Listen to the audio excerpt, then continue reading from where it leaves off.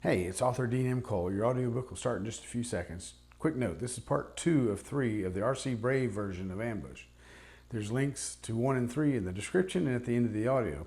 Also, if you'd like to try out my commercial-free and discounted audiobooks, you can get the purchase link either up here or in the description as well.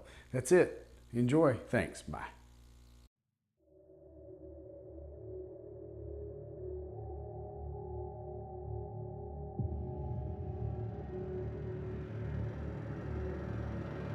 Blue Heron Audio presents Ambush, Sector 64, Book 1, by Dean M. Cole. Read by R.C. Bray. Part 2. In our obsession with antagonisms of the moment, we often forget how much unites all the members of humanity. Perhaps we need some outside, universal threat to make us recognize this common bond. I occasionally think how quickly our differences worldwide would vanish if we were facing an alien threat from outside this world. Ronald Reagan. Chapter 16. "What the hell are they?" Vic asked. "I don't know," Richard yelled over the blaring horn. Stepping to the control panel, Jake squinted at the red dots. Unable to make out details, he placed both hands into the center of the holographic formation with his palms together. Reversing Richard's previous command gesture, he spread his arms. The image magnified, and the red points resolved into an organized collection of irregular shapes. Arranged in a 4x4 diamond formation, 16 rocky bodies cast a red glow across Jake's face. He looked over his shoulder at his two wingmen. "They look like asteroids." "How could asteroids be in formation?" Victor said. Jake shook his head. "They couldn't." Using a reversed pinching gesture, he zoomed in on one of the knobbly bodies. In the magnified image's higher resolution, the selected asteroid resolved into a collection of enormous boulders cobbled together by trusses and superstructures. What he'd mistaken for rocky protuberances jutting from the main body were themselves separate asteroids. Richard looked as confused as Jake felt. "It looks like someone stitched together a bunch of rocks." "They look like ships," Jake said. Wide-eyed, both wingmen nodded. "Are they Argonian?" Jake asked, worried he already knew the answer. Finally finding the correct command, Richard silenced the still-beating klaxon, plunging the ship into screaming silence. He turned to Jake and shook his head. "No." "Has this happened before?" Victor asked shakily. "No, not since Roswell anyway. The Argonians keep a tight lid on planets like ours. No one is allowed to contact us." He paused, running fingers through his hair. "Hell, even our existence is supposed to be a galactic secret." "Not anymore," Jake said. A deep foreboding burned through him as he regarded the turtle's red walls and the red holographic rendering of the alien fleet. "The turtle's response has my short hairs up," Richard said, mirroring his thoughts. "I know," Jake whispered. Each vessel had a common feature at its front. However, at the current magnification, he couldn't quite make it out. Reaching in with another gesture, Jake expanded the lead ship. Stepping next to him, Richard made a rotating motion, and the ominous vessel turned to face them. "Huh?" Jake said. Victor moved to stand on Jake's left. Breathless, the three officers leaned closer. Not believing what he saw, Jake zoomed in again, and the resulting clarity removed all doubt. "Oh shit." All three men took an involuntary backward step. "Oh my God," Victor whispered. Manifested evil glared from the hologram. A chill shot down Jake's spine as any hope for alien benevolence evaporated, and unlike the Argonians, this was truly alien. The bow of the ship was an enormous reptilian bust, the sculpted visage of an alien head. Arranged similar to a human's, it had a pair of eyes that burned with the ferocity of a rabid dog. Instead of a nose, two dark slits formed an irregular V-shaped central orifice. Below that, its mouth sported snarling, drawn-back, scaled lips that looked razor-sharp. By themselves, the exposed teeth would have chilled anyone's blood. However, the source of Jake's horror lay trapped in the alien's mouth. Frozen in the act of consumption, the monster's fangs crunched into an obviously human skull. Clamped in the alien's jaw, the skull hung at an angle. The beast's upper right fang penetrated through the top of its cranium. Cracks radiated out from the puncture. Below, the lower left fang dug into the skull's chin. Judging by the size of the bust relative to the visible ports and catwalks, it was as big as a sports arena, yet constituted the smallest part of the overall ship. Richard broke the shocked silence. Shit! He rushed to the communications panel. Toggling the transit command, he spoke with a shaky voice. Space Control, this is Turtle 1, over. Turtle 1, this is Space Control. We've had a, situation develop. Roger, Space Control, we see it, Richard said, nodding at Jake. Turtle, a few minutes after you passed out of radio range, an unscheduled and unknown fleet exited parallel space approximately 50,000 miles above the planet. All attempts to contact them have gone unanswered. While Captain Allison reported, Jake shrunk the image, bringing Earth's surface into the display. The fleet was closer to the planet. He pointed at the turtle's red walls. Tell them about that. Richard nodded. Space Control, be advised the turtle's computers have identified the fleet as hostile, Richard reported, stress cracking his voice. And judging by their external appearance, I have to agree. Roger, Turtle 1. As soon as we saw the first pics, we came to the same conclusion. The President has been notified. Studying the planet through the view wall, Jake felt his adrenaline ratchet up another notch. Turning to his fellow airmen, he said, They're heading toward North America. Turtle 1, radar reports the formation is splitting up. Can you confirm? Jake turned back to the hologram. Reaching in, he magnified the image. The fleet differentiated into individual ships. He studied the image for a moment. They are. With each ship on a slightly different vector, the alien formation was fanning out. Not quickly, but they have moved apart. Richard forwarded the confirmation. Captain Allison, this is General Tannehill. Thanks for your reports. They're still not replying to our calls. So based on the turtle's reaction and what we're seeing on the front of those damn things, the President has agreed with the Joint Chiefs' recommendation that we attack while the alien formation is still grouped together. The General paused. I suggest you hold back for the time being. Jake couldn't believe how quickly the situation was devolving. In the space of a few minutes, they'd gone from sightseeing over the moon to all-out war with an unknown alien race. Frustration joined the myriad emotions coursing through Jake. I wish this thing was armed. Richard nodded. Me too. He neutralized the turtle's velocity, parking it a quarter of the distance from Earth to the moon. Hopefully far enough out to remain unnoticed, yet close enough to permit safe observation of the coming events. Above the night side of the planet, Jake saw the thin, arcing trail of a missile rising from central North America. A moment later, multiple missile signatures lifted from points all over the globe. Like yearning, skeletal fingers, numerous rocket plumes reached for the approaching alien fleet. Here they come, Victor said with an expectant, breathless awe. While he watched the missiles rise toward their targets, several blindingly bright threads of light bore into the alien formation, yanking Jake from his veneration. With dawning realization, he cheered. Go Star Wars! Goosebumps rose as he witnessed the deployment of a top-secret space-based laser defense system. Officially, Clinton had killed Reagan's Strategic Defense Initiative, or SDI, in the 90s.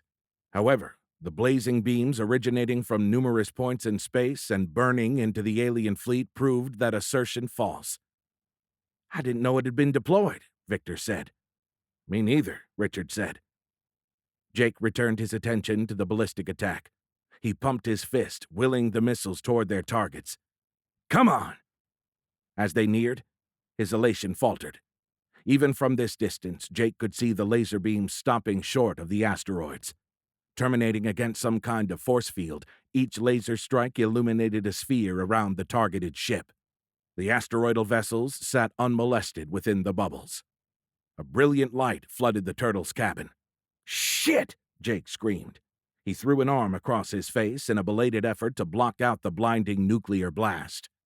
It's okay. It auto-dimmed, Richard announced. Lowering his arm, Jake tried to blink away the afterimage of the nuclear inferno.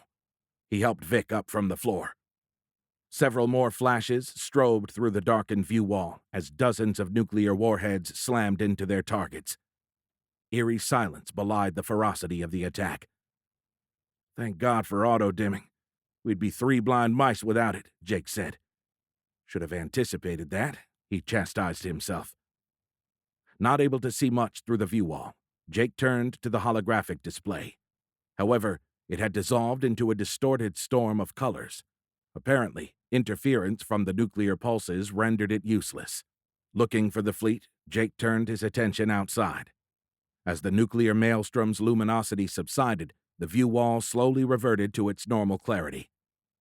Shattering the silence, the radio crackled to life. General Tannehill's voice, full of anticipation, echoed through the ship. "Turtle One, do you have a visual on the target? Can you give us a damage assessment?" Jake toggled the comm panel. "Roger, Control. We're trying to see through the afterglow now." "Good copy, Turtle One. We're standing by." Jake studied the surreal scene. Earth filled the left half of the view wall. On the right, like a tiny new sun orbiting the planet, a roiling plasma ball had replaced the enemy fleet. Over several seconds, the apparent diameter of the radiant sphere shrank to the size of the enemy formation.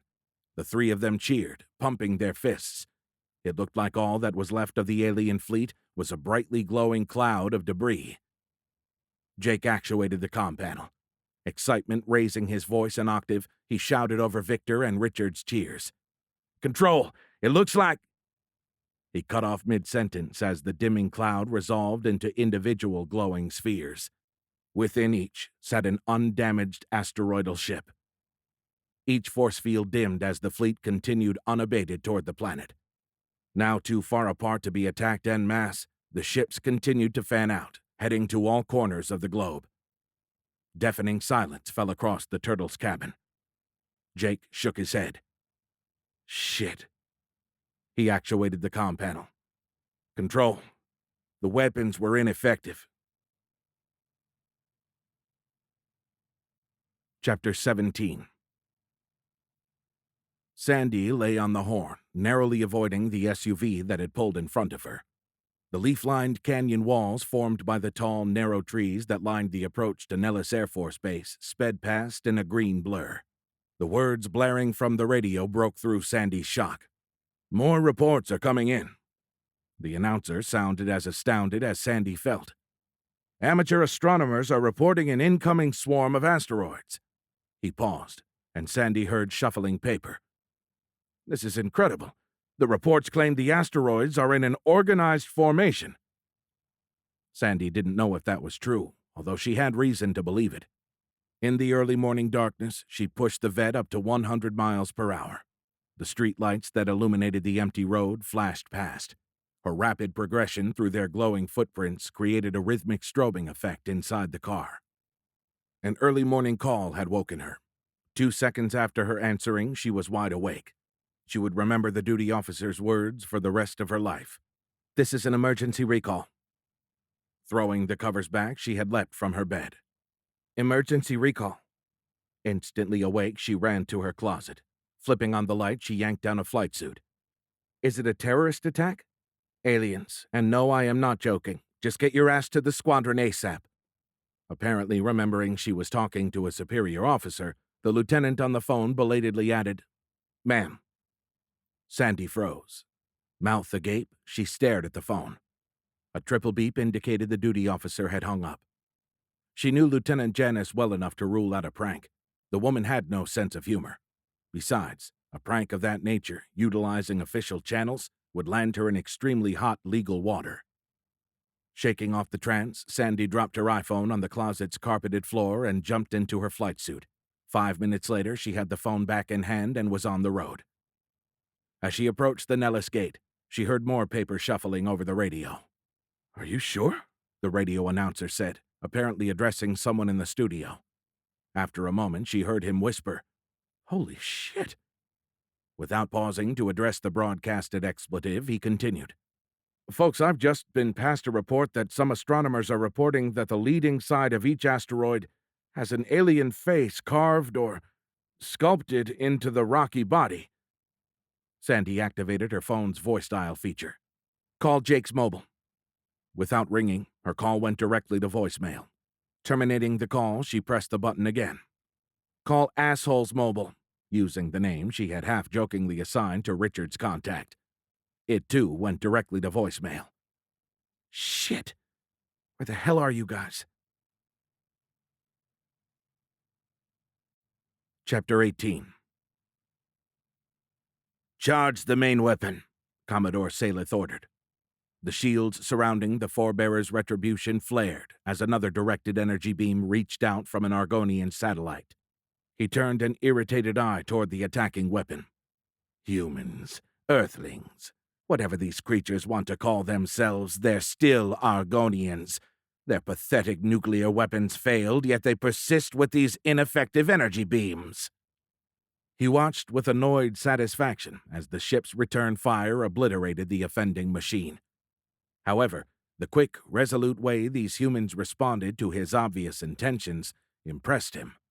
He knew that had the Argonian Defense Forces responded as decisively, the Zoxith's initial attacks would have failed, terminating the war to avenge the Forebearers before its birth. The shields flared again as the ship plowed into the atmosphere, leaving a roiling trail of superheated plasma in its wake. For hundreds of miles along the path to their primary target, a tremendous supersonic shockwave blew over trees and structures. Each of the 16 ships headed toward the planet's largest and most strategically important cities. Major capitals topped the list. For Saleth's ship, this planet's most powerful capital lay ahead. According to their intelligence, this country's government was the first the Argonians contacted. And it will be the first the Zoxith contact, he swore. Chapter 19. Like a scene out of a World War II movie, the pilots of Sandra's fighter squadron burst from their briefing room at a sprint. Running at full speed across Nellis Air Force Base's flight line, each pilot headed to their assigned fighter. Sandy's head was spinning. She still couldn't believe what she'd just heard and seen. An hour ago, a fleet of alien ships had appeared in near space. They had not flown in or approached from the dark side of the moon. They had simply popped into existence 50,000 miles above the equator. A Chilean telescope happened to be pointed at that part of the sky when the fleet had materialized. One moment the astronomer was studying a star above the eastern horizon, the next it disappeared. At first he'd thought a sensor had failed. However, when he checked the telescope's systems, he found all in working order. Selecting a wide-angle lens revealed the obscuring body as one of a group of fuzzy objects. Changing the focal length brought the formation into perfect clarity. Evenly spaced, it was not a naturally occurring collection of asteroids. However, with the exception of their forward section, an asteroid, or more accurately a collection of asteroids, is exactly what each of the 16 objects looked like. It was this military-like spacing, along with the visage sculpted into the forward section of each of the 16 asteroidal ships, that had governments around the globe spooling up their weapons of Armageddon. During the emergency pre-launch briefing, Sandy learned that the aliens batted away every attempt to fend off their advance as easily as a horsetail swats a fly. Even nuclear weapons had not slowed them. Perhaps the most disturbing and incomprehensible part of the crazy events lay in the mouth of the sculpted alien force. While its curved back, pointed ears, scaled skin, and razor-thin lips drawn back to reveal menacing fangs were obviously alien, the skulls clenched in their gnashing teeth were very terrestrial. Amongst the 16 ships, observers had spotted slight variations in the stony alien visages, much like the subtle difference from one human to the next. The faces each had apparently been modeled after specific individuals within the aliens' race.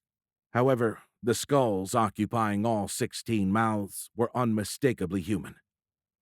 Now one headed toward San Francisco. How could a race we've never met hate us that much? Arriving at her assigned F-22, Sandy scrambled up the boarding ladder. Levering against the stand's top rail, she gracefully slid feet first into the cockpit. Having climbed up behind her, the crew chief helped with the harness, helmet, and oxygen mask. Sandy rushed through the starting checks. All the systems were already online. The ground crews had each fighter hooked up to a ground power unit. The fighters' computers had completed all pre-flight built-in tests. Having passed their BITs, each system displayed a green status. Finishing the few remaining pilot-initiated tests, Sandy gave her crew chief a thumbs up. "Ready to go, Sergeant Ferroni?" The tech sergeant responded with his own thumbs-up signal. Even with much of his facial features obscured by the headset's mouth-covering mic cup, the sergeant looked as nervous and confused as Sandy felt. He extended his right index finger. "Engine 1, clear to start, Captain Fitzpatrick." His voice was uncharacteristically shaky. The senior non-commissioned officer, a veteran of many combat deployments, was the unit's rock. No matter the situation, Sergeant Ferroni always kept those around him calm through his measured, purposeful approach. His obvious shock at the current developments drove home the direness of their situation. "Roger, Sergeant. Starting number 1. In moments, she had the first engine started. She moved to the second engine. "Starting 2. "Clear on 2, Ferroni said, his usual uninflected tone reasserting itself. Going through the regimented procedures had centered him. The air rippled behind the rest of her unit's fighters as her fellow pilots fired up their fighters. Sandy activated the second engine starter. Nothing happened. What the hell?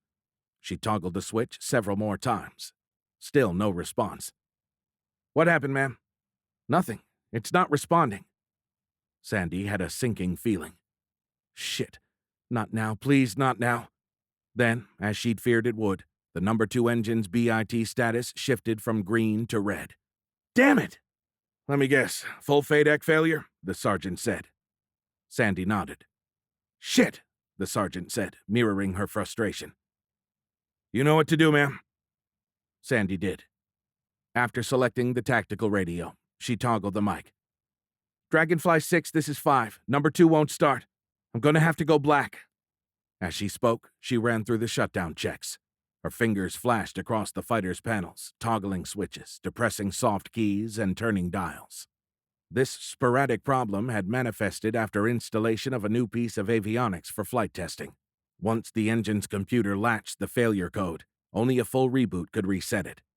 Normally, she'd be happy to discover this type of fault. It was part of the testing group's mission to find and identify system integration issues before they were widely distributed to the field. However, this was not the time for delays. "So the contractor's fix didn't fix a damn thing." "No, sir." Her fighter group, the 28th Test Squadron, was on a precise timeline. In 30 minutes, they were to link up with a vast offensive task force assembled from every combat-ready fighter and attack aircraft within 1,000 miles of the West Coast. Intended to overwhelm the alien ship's defenses, the assault's planned timeline placed each asset on the target simultaneously. Sandy knew what was coming next. "Dragonfly Flight, this is Dragonfly 6, Major Donaldson called to his remaining fighters. 5 is going to be delayed. 4, you'll move to my wing. 1, 2, and 3 form up as briefed. Captain Fitzpatrick, get that piece of shit restarted and catch up as fast as you can." "Yes, sir. Sorry." "No, Captain, it's my fault. I knew the contractor was full of shit, but I wanted them to figure it out. Anyway, I know you'll be right behind us." While the Major and his remaining 4 fighters maneuvered for takeoff, Sandy finished the shutdown procedures and turned off the battery. All instrument lights extinguished as the cockpit went black. Working with modern aircraft was not unlike working with a glitchy personal computer. When Control-Alt-Delete didn't work, you had to reboot. Outside, Sergeant Ferroni disconnected the external power.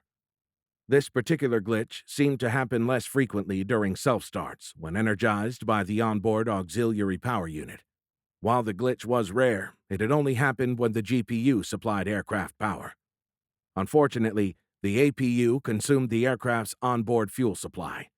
Normally, it was considered negligible. However, for this rapid deployment, they had wanted to save every drop possible for the battle. Having completed the pre-start checks, Sandy had the APU online and all systems ready for engine start. "Clear 2? 2 clear," shouted Sergeant Ferroni. Skipping straight to the problematic engine, she hit the start switch for number 2 and smiled at the high-pitched whine of its engagement. The engine rapidly accelerated to idle. Sandy and Ferroni both cheered, pumping their fists in the air. "Yes!" The other engine started without incident. Sandy completed her before-takeoff checks and received her taxi clearance. Arriving at the approach end of the active, Sandy taxied her fighter onto the runway. "Dragonfly 5, this is Nellis Tower." The controller's voice quivered with nervous excitement. "Clear for takeoff from runway 03.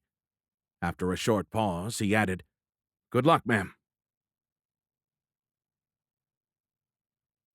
Chapter 20. As he guided his space fighter from the lowest level of the Area 51 underground hangar, Colonel Zach Newcastle finished his pre-flight checklist. The large elevator lifted the last 4 of his squadron to the surface. Zach twisted his head against the spacesuit helmet liner in a vain attempt to smooth a bunched-up tuft of his closely trimmed salt and pepper hair. Damn cowlick. Because of their distinctive flight characteristics and the fiendish bat emblazoned across the unit's logo, the few who knew of the squadron's existence had taken to calling it Vampire Attack. The nickname stuck. Manned around the clock for multiple contingencies, including the current one, the vampires occupied the lowest, most secret level of Groom Lake's underground hangar. As the 4 ships joined the 12 already above ground, Zach opened a private channel to General Tannehill at Space Control. "Space Control Actual, this is Vampire 6. First Space Fighter Squadron is ready for departure. Talk to me, Bryce." "Vampire 6, General Tannehill said, relief evident in his voice. "Your squadron may be our only hope. The lead ship is heading straight for D.C. "Roger, Space Control," Colonel Zach Newcastle replied, his East Texas drawl stretching out the words. "Damn it, Bryce, I wish you would have launched us sooner. Those lost minutes may cost us D.C. Apparently reading his thoughts, General Tannehill said, "Sorry we didn't release you sooner, Zach.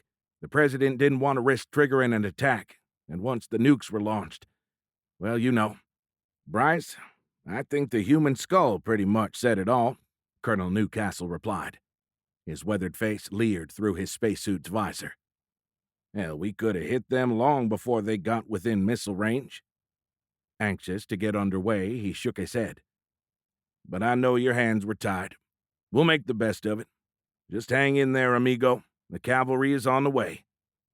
"Godspeed, friend," General Tannehill wished him. The rest of the vampire ships signaled their readiness.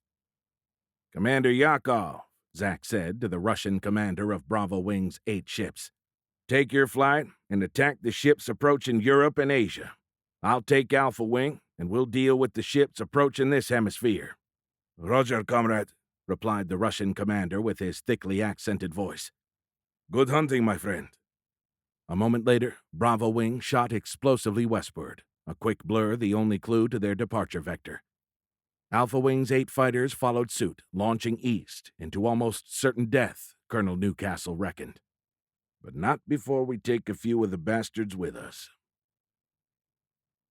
"Is the weapon charged and ready?" Salith growled. "Yes, Commodore. On your order," replied the weapons officer. Ahead, the aberrant city rose into sight. Its green expanses, geometric white structures, and unnatural layout sickened him. The Argonians had forced the forebearers into the same organized culture, a societal grain that abraded Zoxith nature. A nomadic culture, they rose to the top of their galactic neighborhood by imposing their own organized disorganization upon their conquered foes.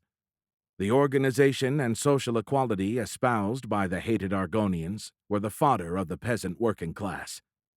In Zoxith culture, societal hierarchy reigned supreme.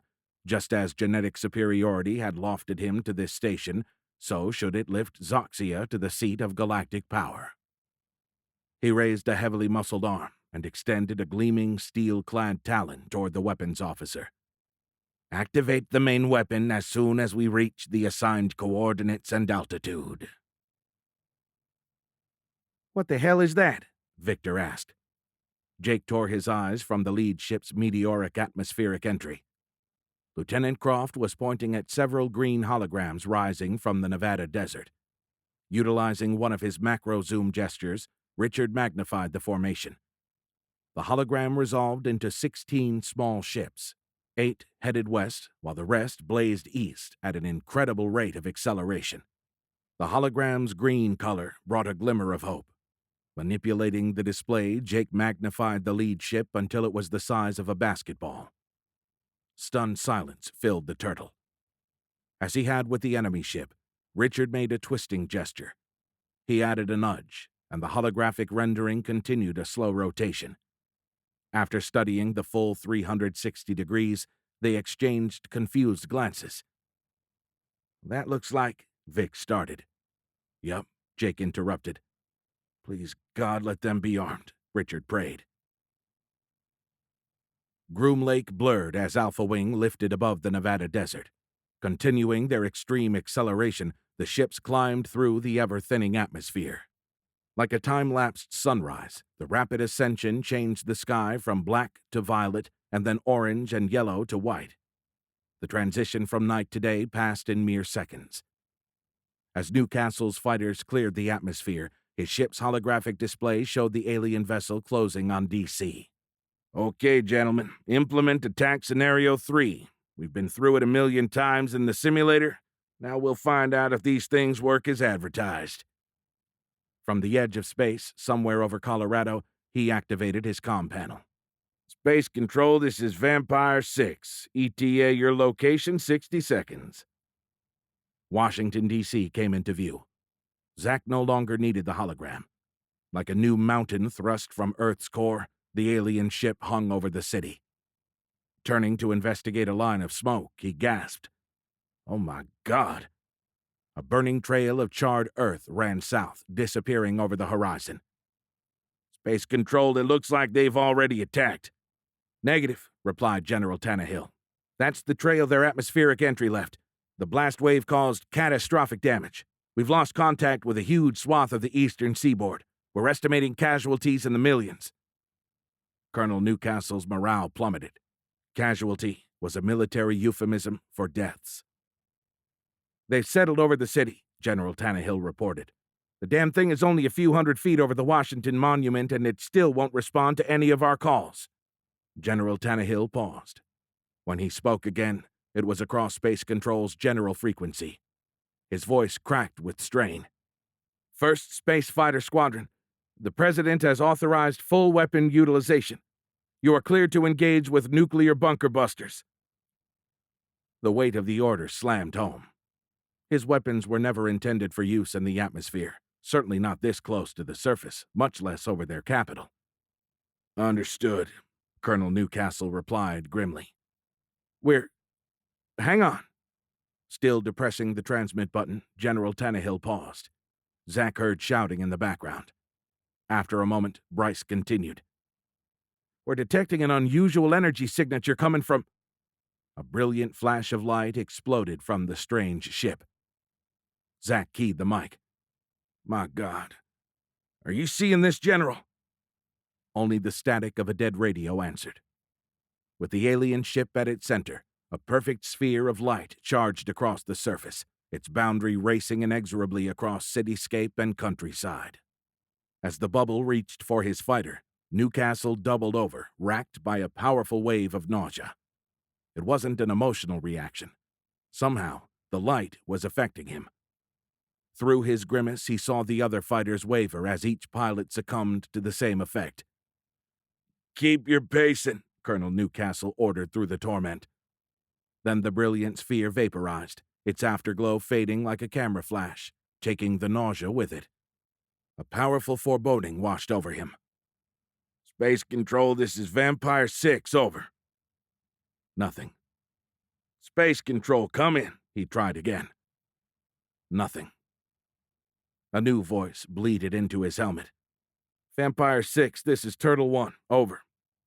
The Turtle? What the hell are they doing up here? Newcastle checked his holographic display. "Turtle 1, I don't see your location. Who is this and where are you?" "This is Captain Richard Allison. Space Control has us parked about 50,000 miles out." He paused. "Do you know what that light was?" "Captain Allison, I know of you. Listen, I think we've lost DC and then some. I know you haven't been briefed about my squadron, but I obviously don't have time to go over it right now. Just stay where you are, and stay clear of those ships." "Roger. We'll stay out of your way." "Good luck, 6."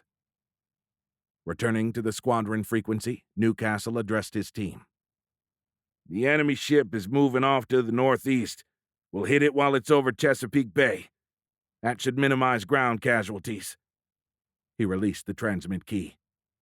"If there's anybody left to save." A few seconds later, they reached the computer-designated release point. "Proceed to your individual initialization points. Once at the IP, engage your tactical autopilots. The computer will control your ingress.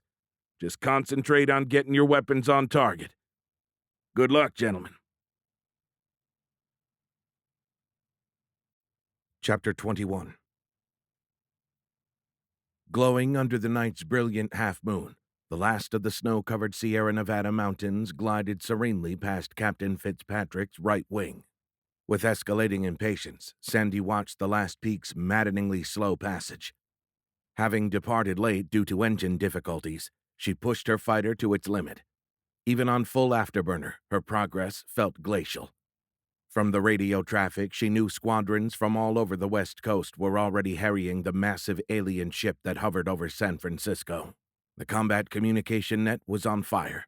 She heard squadron commanders screaming reports and receiving orders. In the 2 minutes since it parked over the city, the enemy ship had remained motionless and silent. However, all hope for alien benevolence had evaporated when their meteoric atmospheric entry and its resultant shockwave had laid waste to a vast swath of the West Coast. Cities and countryside, from Tijuana, Mexico, to just south of Monterey, California, were reportedly blasted and burned. As she departed Nellis, one of the air traffic controllers told her that large, superheated chunks of rock had spalled off of the asteroids that formed the massive ship, extending the destruction beyond the area devastated by the giant ship's atmospheric shockwave. The trail of impact craters and fires left by the red-hot falling debris led all the way to its location over San Francisco. The news hit Sandy especially hard.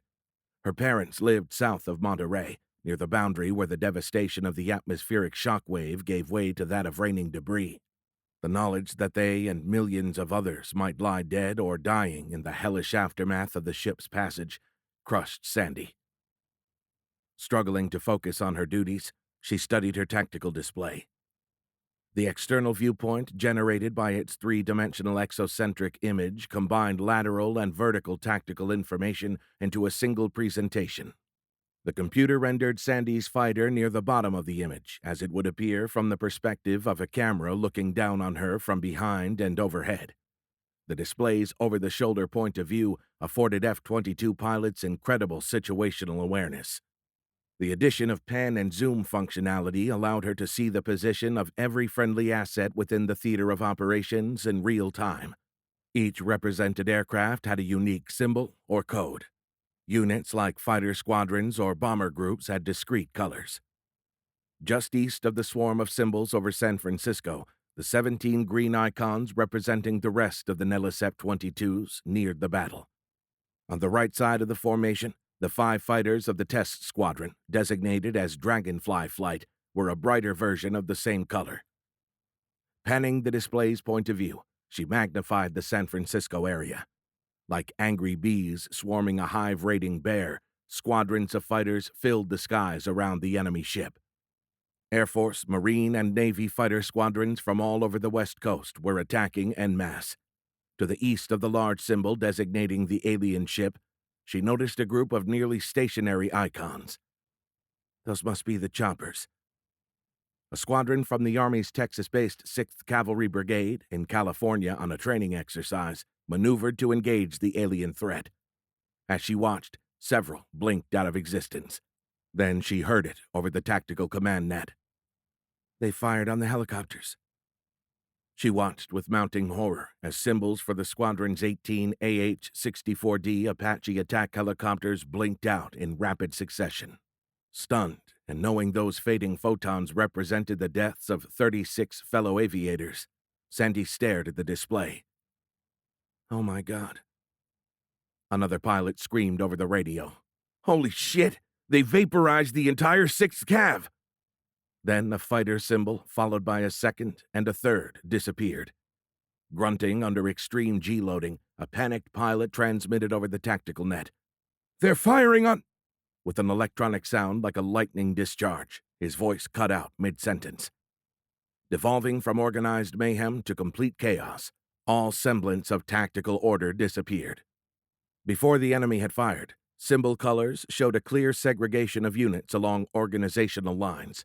Grouped purple symbols in one sector and orange in another represented the coordinated attacks orchestrated by various squadrons. Now the display was a confused mix of colors. Several additional targets vaporized. Ingressing or egressing made no difference. Attacking or fleeing, fighters blinked out of existence. Sandy tried to push her fighter faster, but the firewalled throttles refused to budge. With them at their max setting, and with the massive amount of fuel her fighter was consuming on full afterburner, this was a one-way trip. Whatever the results of the battle, she would be landing somewhere near San Francisco. Over her flight's assigned frequency, she heard Major Donaldson, her flight commander, shout orders. "Direct your fire at the top of that alien head. It looks like a bridge to me." Knowing she should be next to him, Sandy's frustration rose another notch. As the flight's second-in-command, she should be flying next to Major Donaldson as his wingman. Another familiar voice broke squelch. "6, this is 4. I haven't seen any missiles get through. The damn thing has shielding of some sort. Nothing's hitting the sons of bitches." It was her and Jake's friend, Captain Chuck Stanham. After his Afghan tour and with Richard still recovering, Jake had received orders to attend the F-22 qualification course. Fortuitously, Sandy had orders to attend the same class. During training, they befriended fellow classmate, then Lieutenant Charles Stanham. It was a time she remembered fondly. Reunited for the first time since flight school, and without Richard's distracting persona, it was when she and Jake had fallen in love. Sandy keyed her radio and called Major Donaldson. "Dragonfly 6, this is Dragonfly 5, over." She checked her GPS. 150 miles to go. Having just passed the Sierra Nevada mountain range, she saw the city lights of Merced ahead. Entering California's Central Valley region at Mach 2, she was still 6 minutes away from the Bay Area. An eternity in battle. "Dragonfly 5, where the hell are you?" said Major Donaldson. Before Sandy could reply, he transmitted again. "Dragonfly 3 and 4, attack from the south. Dragonfly 1 and 2, I want you to attack from the north. I'll come in from above. Maybe our combined force can punch through this shielding, or whatever the hell it is." Apparently remembering Sandy, he called, "5, what's your ETA?" "I'm at least 5 minutes out, sir." "All hell is broken loose here. I know the delay wasn't your fault, but I can't wait any longer. Get here as quick as you can." Again, before she could reply, he continued. "Dragonfly 2 and 4, the 3 of us are the only ones with bunker busters. So Dragonfly 1 and 3, I want you to lead with your Sidewinder and Maverick missiles. 2 and 4, wait until your wingman's missiles impact before firing your bunker busters. Hopefully it'll soften up their shields. With any luck, our busters will knock a chunk off these bastards. 6, this is 3. Sir, we don't stand a chance against that thing. It's huge. I can't even see the top. If nukes didn't stop it, what chance do we? Lieutenant, there are a few million people down there praying you'll do your best. We don't know that the nukes had no effect. For all we knew, they could be ready to fall out of the sky the second a damned pigeon lands on one of them." In the images taken just after the failed nuclear assault, the ship had looked like hammered shit. But that might be its normal appearance. Its ability to hover that much mass above the city told her it would take a lot more than a flying rat to knock it down. However, she knew Major Donaldson was right. Considering the stakes, they had to exhaust all efforts. A new voice entered. After a moment, Sandy realized it was coming from the command net. "I repeat, we've lost DC." Sandy's hastily eaten breakfast of greasy fast food threatened to come back up. An authoritative voice came over the radio. "Last station calling. Say again." It was General Pearson, the Nellis Air Force Base commander. "Roger, Nellis Actual. We've lost all contact with Washington. SATCOM is reporting a brilliant energy discharge over the city, possibly nuclear in origin." After a slight pause, General Pearson's now grim voice returned. "I want all units attacking that target right now. Hit it with everything we have." Major Donaldson transmitted on the flight's frequency. You have your orders. Sandy listened as the fighter pilots acknowledged. In their oxygen mask-muffled voices, she heard fear and nervousness. He added, "We may only get one chance. Make it count." Trying to will her fighter faster, Sandy pounded the engine levers. "Come on!" Looking up from the throttle quadrant, she froze, her breath catching in her throat as the alien ship finally came into view. Having descended to 10,000 feet, her F-22 broke through a layer of haze and began skimming across the top of widely scattered billowy cumulus clouds. Finally visible, the alien ship dominated the distant horizon, extending above the Bay Area like a floating mountain. The lower half of the asteroidal vessel faded into atmospheric murk. Illuminated by thousands of streetlights, the visible portion of its bottom glowed orange. Extended well above the cloud tops, the moonlit upper half stood in stark clarity. Its jagged gray edges contrasted sharply against the backdrop of scintillating stars. As evidenced in the photos she'd seen during the briefing, the ship was a collection of asteroids strung together with a patchwork of trusses and plating. However, the pictures hadn't conveyed the true scale of those structures. They were huge. Even from more than 100 miles, the crisscrossing beams that stitched sections together were visible, while the buildings of San Francisco's downtown skyline were too small to see, even if the air had been crystal clear. Sandy saw her flight's 5 bright green symbols split into 2 pairs and 1 solo. As planned, Dragonfly 1 and 2 diverted south, while 3 and 4 went north. Flying straight up, Major Donaldson maneuvered his ship to attack from above the target. Reaching their initialization points with well-practiced synchronicity, the fighters turned inbound as one. "Dragonfly 1, Fox 1, Fox 2!" Lieutenant Palmer shouted as he fired Sidewinder and Maverick missiles at the enemy ship's apparent bridge. Sandy saw missile icons streaking from his fighter's symbol. "Dragonfly 3, Fox 1, Fox..." Targeting Dragonfly 1 and 3, 2 green lasers burned through the night air. An instant later, rapidly expanding vapor clouds were all that remained of Lieutenants Jackson and Peters and their fighter jets. "Jesus!" Sandy's friend, Captain Stanham, yelled. "Chuck!" she cried, involuntarily squeezing the transmit button. "See you on the other side, Sandy," Chuck said. Then he yelled, "Dragonfly 4, Fox 1!" Simultaneously, the other 2 bunker buster armed fighters, Dragonfly 2 and 6, also fired their missiles. 3 green lasers, 1 for each fighter, burned through the night sky. Of the 28th Test Squadron's 6 F-22 symbols, only Sandy's remained. However, icons for 3 GBU-28 bunker busters still raced toward the alien ship. Tears streamed under her clear visor. Refusing to turn back, Sandy armed her missiles. 4 tiny flashes signaled the arrival of the first wave of missiles. As they struck the target, a translucent blue sphere strobed into existence. It appeared to encase the entire enemy ship. With no way to know if the barrage of Sidewinders and Mavericks had weakened those shields, she could only wait as the bigger missiles closed on the enemy ship. She checked her GPS. 110 miles to go. The bunker busters appeared to pass through the shield's barrier. An unrecognizable voice shouted over the tactical command frequency. "They're getting through!" Then, all 3 GBU-28s slammed into the enemy ship. From more than 100 miles away, Sandy saw the flashes of impacts. Seeing the ineffectual size of the detonation, her momentary elation evaporated.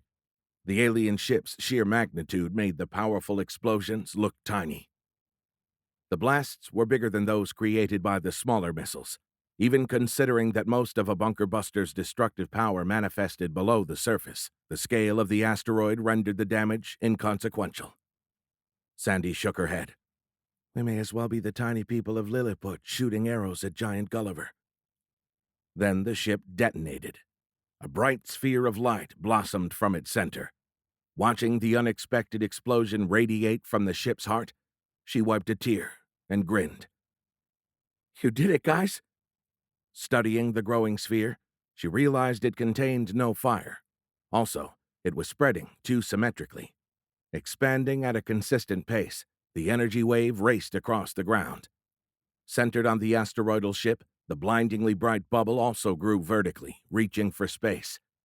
Absent fire, the incredibly intense light wave grew in all directions. Rushing toward her, it soon filled her field of view. As it approached, Sandy felt an internal fluttering.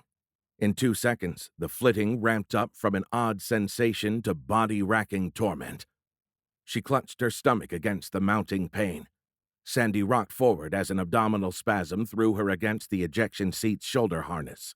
Pressing against the straps, she clenched her fists in agony. "Oh, God!" Through pain-squinted eyes, she saw the wave closing on her. Its silent advance unrelentingly enveloped hills, farmland, and then a city she belatedly realized was Merced. Like a million cockroaches trying to dig their way out of her abdomen, the boiling sensation overwhelmed Sandy. Like the surface of a small sun, the energy waves advancing front now filled her field of view, so big that its curvature was no longer evident. Along the vertical plane, above, left, right, and below her, the expanding sphere of energy created new horizons. For a moment, it generated the impression Sandy was tunneling straight up from some dark depths to emerge into a white-gold sky. Then the illusion reversed. It appeared she was plummeting nose first into a star's surface. When the intensity of the light grew unbearable, Sandy threw an arm across her face. The ubiquitous light rendered flesh translucent. Even with her eyes squeezed shut, the shadows of her right forearm bones were clearly visible. Air Force Captain Sandra Fitzpatrick screamed in horrified agony. Chapter 22. In an instant, the all-consuming light and its attending agony vaporized. As if cast from an X-ray binary's brilliant star into its paired black hole, Sandy plunged into impenetrable darkness. In the radical reversal of sensations, she felt as if she'd fallen into a sensory deprivation tank. A scream echoed through the black void. Sandy gasped for air, and it stopped. Panting, she probed her surroundings. Her right hand fell on hard surfaces familiar to her touch. No longer masked by her screams, the surreally normal sounds of her fighter's cockpit reasserted themselves. Blinking furiously, her eyes darted left and right in a desperate search for visual input. A moment before, she'd flown toward a blindingly bright energy wave. Now she couldn't see. Sandy's elation at still being alive ebbed as a new horror gripped her soul. Am I blind? A few panicked seconds later, the cockpit's instruments and then the city lights below came into focus. What the hell was that? A quick scan of the instruments showed all aircraft systems functional. She still rocketed toward the enemy ship at Mach 2. Sandy looked down. Without realizing it, she'd placed a protective arm over her abdomen when the wall of light had approached. Somehow she knew the baby was okay. She didn't know how she knew it, but she did. After a moment, she lifted the arm and manipulated the tactical display. On its surface, symbols of hundreds of her fellow aviators still rocketed in every direction. However, something was wrong. All communications had ceased. The previously manic radio chatter had evaporated. Knowing she would receive no reply, but needing to check anyway, Sandy tried to reach one of her flight members. Any Dragonfly assets, please check in. Nothing but deafening digital silence. She wiped a tear from her cheek. Damn it, Chuck. Major Donaldson. I'm so sorry I couldn't help you.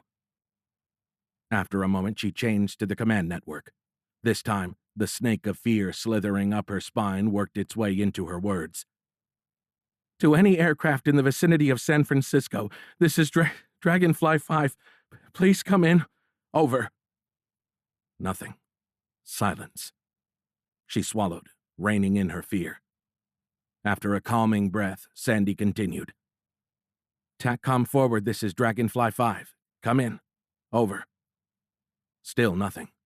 Only the normal clicks and ticks generated by cosmic rays and the secure radio's frequency-hopping algorithms came through her helmet speakers. She looked at the tactical display again. It still showed hundreds of aircraft over San Francisco. Looking outside, she glared at the giant alien ship 75 miles ahead of her fighter. Even from this distance, it was huge. What the hell did that light do? A yellow flicker drew her attention. On the ground, near the bottom of the mountainous ship, the bright flash of a small explosion blossomed along her line of sight. Checking the tactical display, she saw a purple icon disappear before she could read its identifier. No laser had fired. It looked as if the aircraft had simply flown into the ground. Scanning her instrument panel, Sandy's tear-muddled eyes kept gravitating to the tactical display. Something was odd. She couldn't put her finger on it. Except for the ones lost in the lead-up to the light, hundreds of aircraft symbols still flooded her display. Represented by every color of the rainbow, all the ships continued on various vectors. Vectors? The word triggered something. Sandy felt an insight trying to percolate to the surface. She jumped as the hauntingly silent radio sparked to life. TACOM, this is Nellis Actual. What is your status? Over. Again, Sandy recognized the voice as General Pearson's. He was calling from Nellis Air Force Base's command center. The general received the same silence that had greeted her efforts. TACOM, this is Actual, General Pearson said with irritated impatience. What is your status? Your data stream is flatlined. Flatlined. The word triggered an epiphany. Sandy looked at the myriad fighters flying across the tactical display. The elusive oddity snapped into perfect clarity. Its message struck Sandy like a slap in the face. Oh God, she whispered. After a hard swallow, she selected the tactical command frequency and toggled the mic button. Nellis Actual, this is Dragonfly 5, over. Dragonfly 5? What in the hell is going on over there? Have any missiles hit the enemy ship? Nellis Actual, the target was successfully engaged with at least 3 GBU-28s. Great. How'd they work? I was still pretty far away, sir, but they looked ineffectual. We may as well have thrown firecrackers against a tank. The general paused, apparently taking in what she had said. When he spoke again, the impatience had returned. Roger, Dragonfly 5. What happened after that? Why can't I raise TACCOM? Sir, when our missiles hit their ship, I think they fired some kind of main weapon. Something we hadn't seen before. Closing to within 50 miles, the alien ship now towered above the horizon, its top obviously higher than her fighter. I think we lost everyone. Everyone? The general sounded dubious. Dragonfly 5, I'm not talking about your squadron, I mean TACCOM. Why have all the data streams flatlined? Why can't I get a hold of anybody? Sir, I don't mean my unit. I think we lost everybody within 100 miles. After a moment, she realized she wasn't getting any closer to the alien ship. Even at Mach 2, it appeared to be shrinking. Checking her tactical display, she realized the ship had already moved north of San Francisco Bay. The general was still chewing on her ear. What in the hell would make you think that? Sandy ran a hand across her abdomen. General, whatever that weapon was, it almost killed me too, and I was still over 100 miles away. Dragonfly 5, I said the data had flatlined, not died. I'm still getting feeds. They're just not doing anything. Everybody hasn't been blown from the sky. I don't know what you think you saw, but I still have a few hundred aircraft out there, and I need to talk to them. He shouted the last part, the staccato sound of a hand slapping a desk accompanying each word. General Pearson had touched on the oddity that had tugged at her subconscious. Sir, when our aircraft lose all pilot input, they default to straight and level flight. If you check your data stream, you'll see that all of them are now doing just that. After a pregnant pause, the general said, Oh my God. The enemy ship was gaining speed. Even at this distance, she could see it shrinking in apparent size. Nellis Actual, the alien ship is moving north. Falling behind at Mach 2, Sandy cut the fighter's afterburners. Retarding the throttle, she set the autopilot to maintain 250 knots. Looking northwest, she watched in horrified amazement as it plowed through the atmosphere. A supersonic shock wave haloed the massive ship. A few seconds later, the monstrous vessel disappeared over the horizon. A computerized voice snapped Sandy out of her trance. Traffic, traffic.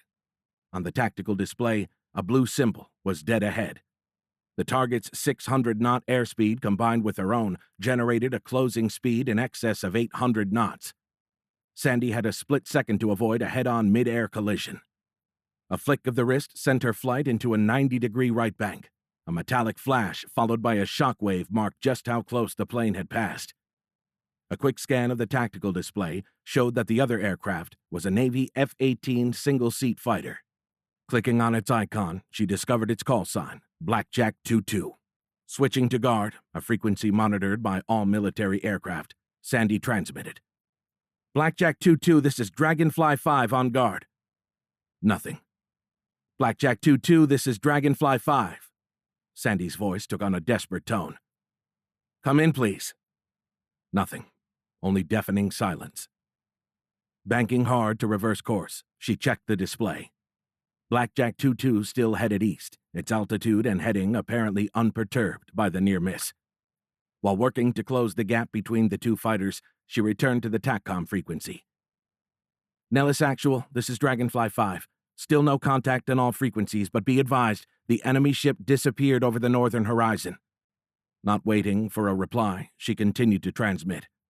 I just had a near miss with a naval F-18, Blackjack 22. He's not responding on guard. I've turned to intercept. I'll try to visually verify the pilot's condition. Roger, 5. We monitored the ship's departure. That's a good plan. I need to know what the hell happened to our people. Check out the F-18 and report back. Nellis Actual out. Roger, sir. 5 out. She was already closing on Blackjack 22. In tactical mode, it was running dark with position and anti-collision lights off. However, her forward-looking infrared scope had no problem picking out the small, twin-engine aircraft. Locking onto its IR signature, she programmed in an intercept vector. Taking over, the autopilot guided her fighter into gun range. Designed to keep the fighter's nose oriented on a potential foe, the system commanded the autopilot. Using fire control computer data, coupled with the target's infrared signature and fine-tuned with laser ranging and predictive algorithms, the system only required an F-22 pilot to pull the trigger to engage a tracked object. While the autolock feature wouldn't bring her into formation with the F-18, it was bringing the Navy fighter into gun range. She had no intention to fire on the fighter. However, the resultant position would expedite the night link-up. Indicating target in range, the symbols bracketing the F-18 changed from red dashed lines to solid green. Silhouetted against the snow-capped Sierra Nevada mountains, the fighter glowed in the monochromatic light of the half-moon. Sandy turned on her landing lights. The beams were invisible in the arid desert atmosphere. However, the sleek, gray, twin-engine fighter looked white in their brilliance. Hoping to get the pilot's attention, Sandy toggled the lights on and off several times. Blackjack 22, this is Dragonfly 5. Please come in. Over. Nothing. Wondering what horror awaited, Sandy shuddered as a chill ran down her spine. The landing lights didn't work as a searchlight. She wouldn't be able to slew them sideways to inspect the fighter's cockpit. To preserve her night vision, she killed the lights. Moving her fighter forward, Sandy narrowed the gap. Approaching the naval F-18 from the left rear, she studied the airplane's moonlit surface. Its iconic, slanted twin tail fins emerged from the darkness. Stenciled on the nearest vertical stabilizer, an uppercase S sat above an uppercase D. As she drew alongside, the wing and the rest of the gray fuselage came into view. Just forward of the cockpit, 22 was stenciled on the left side of the F-18 nose. In a flowing font, the pilot's name adorned the area below the canopy's bottom edge. Major Gregory Stilson. Studying the fighter's transparent, bulbous canopy, she shook her head. What the hell? The moonlit far horizon glowed clearly through the transparent enclosure. Nothing occupied the space between the ejection seat and the instrument panel. Held up by seatbelts and shoulder harnesses, even an incapacitated pilot should be visible. She keyed the mic. Blackjack 22, Major Stilson, this is Dragonfly 5. Come in, over. Still nothing. Shit! From this angle, there wasn't anything to see.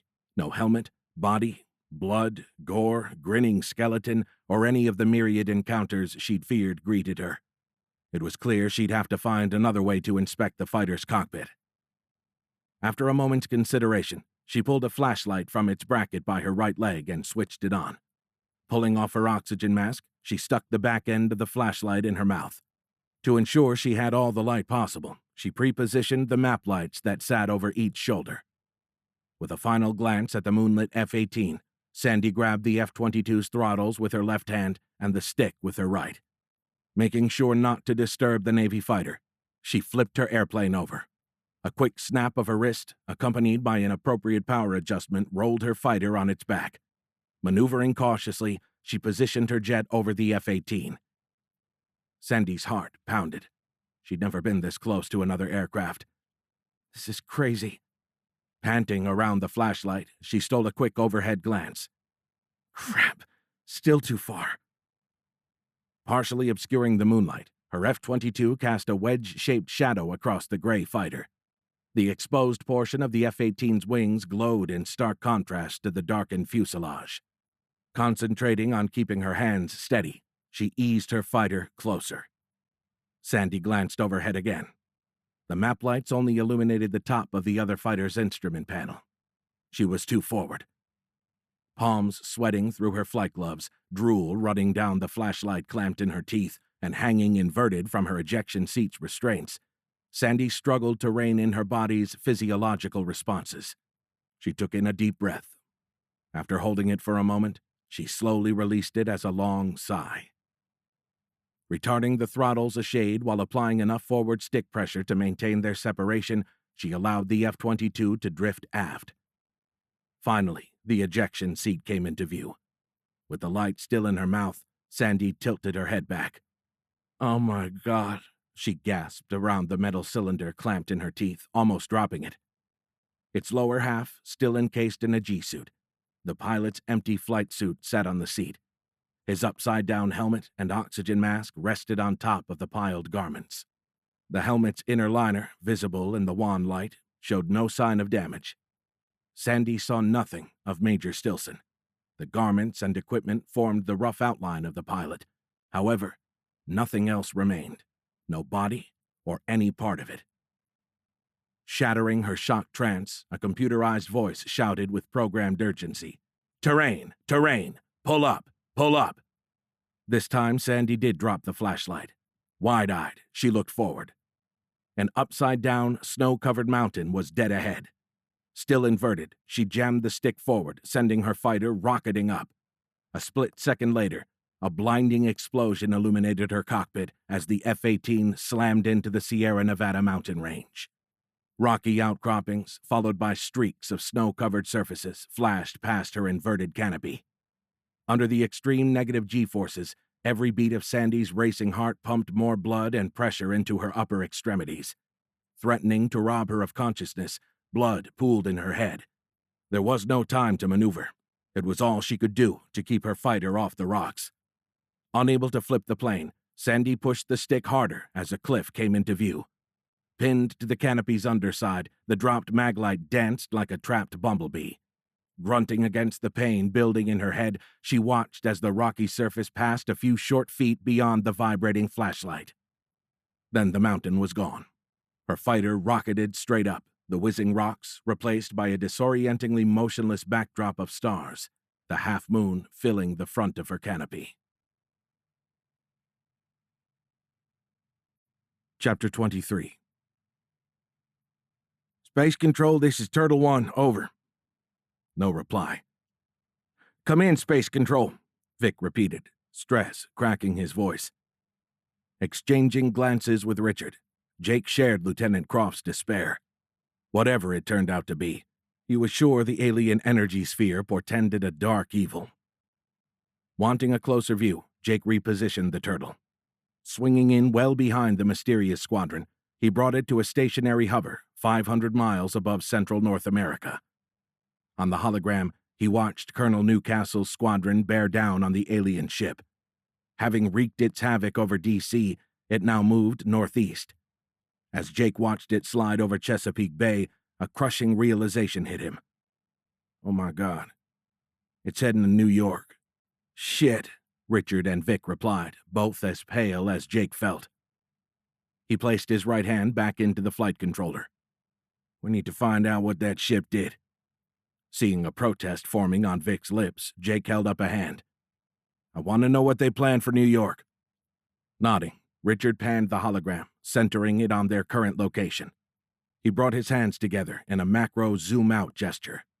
The ground fell away, and the enemy ship shrank.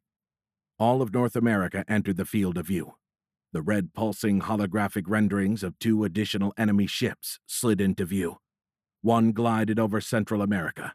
Over California, the other accelerated northbound, a trail of destruction and the San Francisco Bay Area in its wake. With a grim face, Richard pointed at the other 2 ships. And the rest of the world, for that matter. Jake barely registered the comment. The image of the West Coast destruction and the apparent attack of the San Francisco area hit him like a freight train.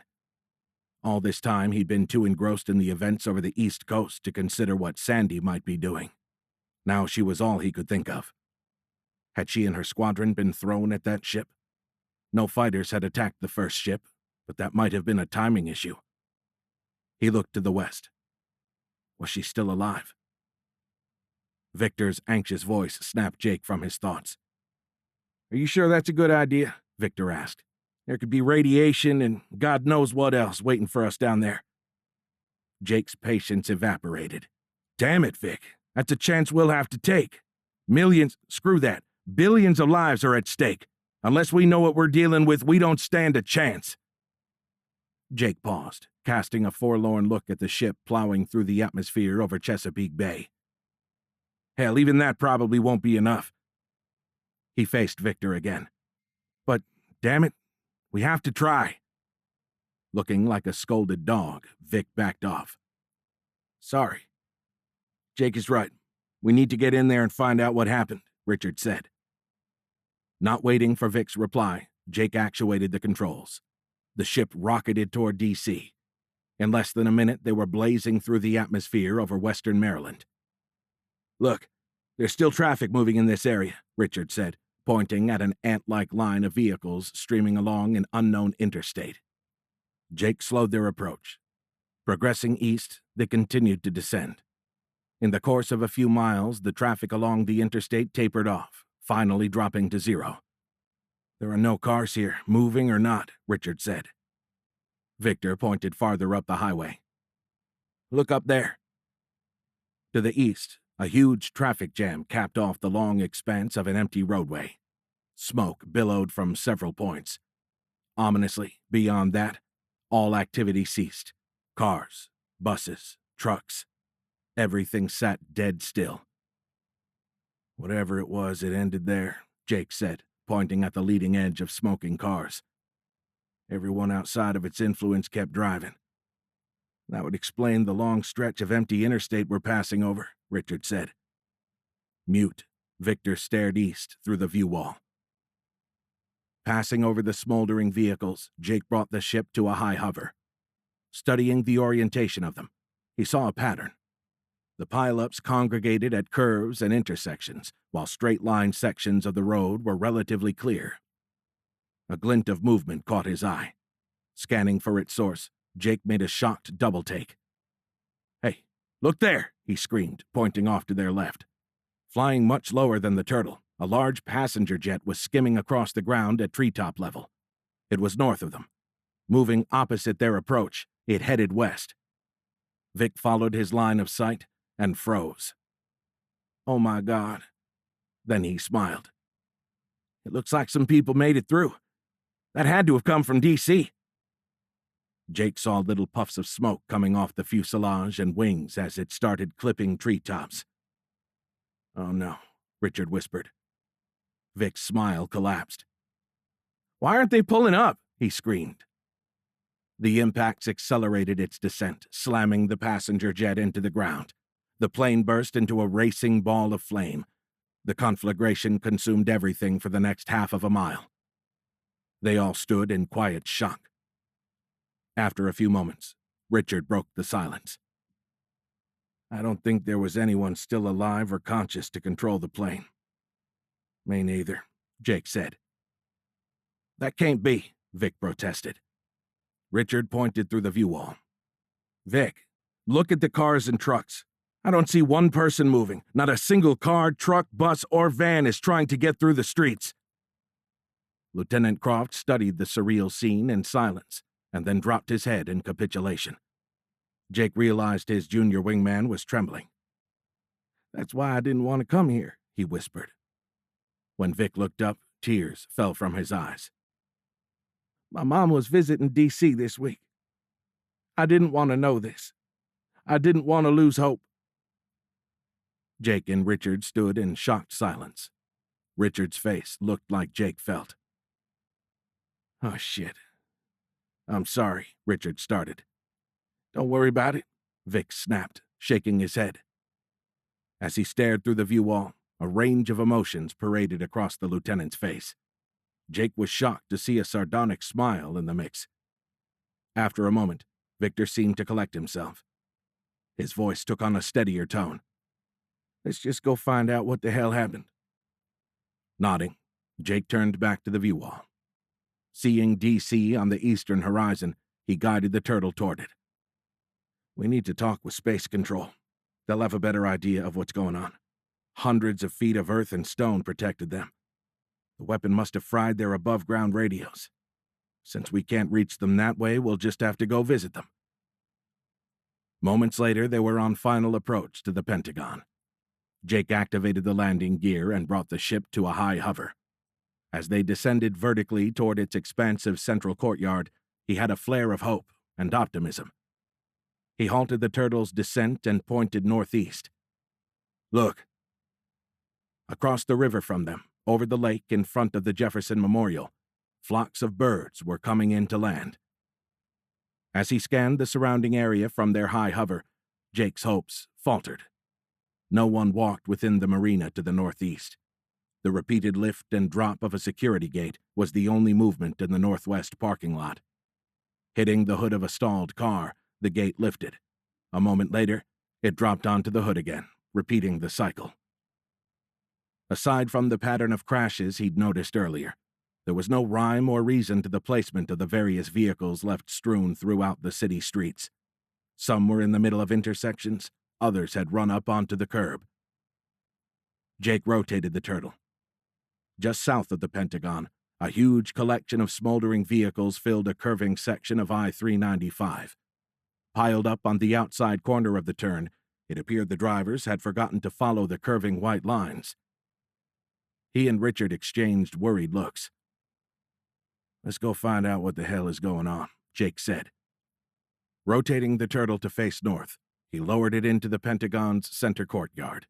A moment later, they landed in a clearing between the Ground Zero Cafe and the northern courtyard entrance. Shutting down the ship, Richard secured all of its systems. Each lost in thought, they wordlessly proceeded to the airlock and exited the ship. Passing through the outer door, an unexpected air of normalcy struck Jake. "Do you hear that?" Richard asked. "I don't know what I expected to hear, but it wasn't this." Jake nodded. To his surprise, everything sounded and looked perfectly normal. Over the ever-present sound of urban machinery, he could hear birds chirping, the sound periodically dampened by rustling leaves as a light southerly breeze blew through the trees. Somewhere, elevator music droned from a loudspeaker. "Look, by the entrance." "Are those bodies?" Vic asked. He started jogging toward the north end of the courtyard. Exchanging confused glances, Jake and Richard followed. With mounting unease, Jake studied the dark shapes scattered about the stairs.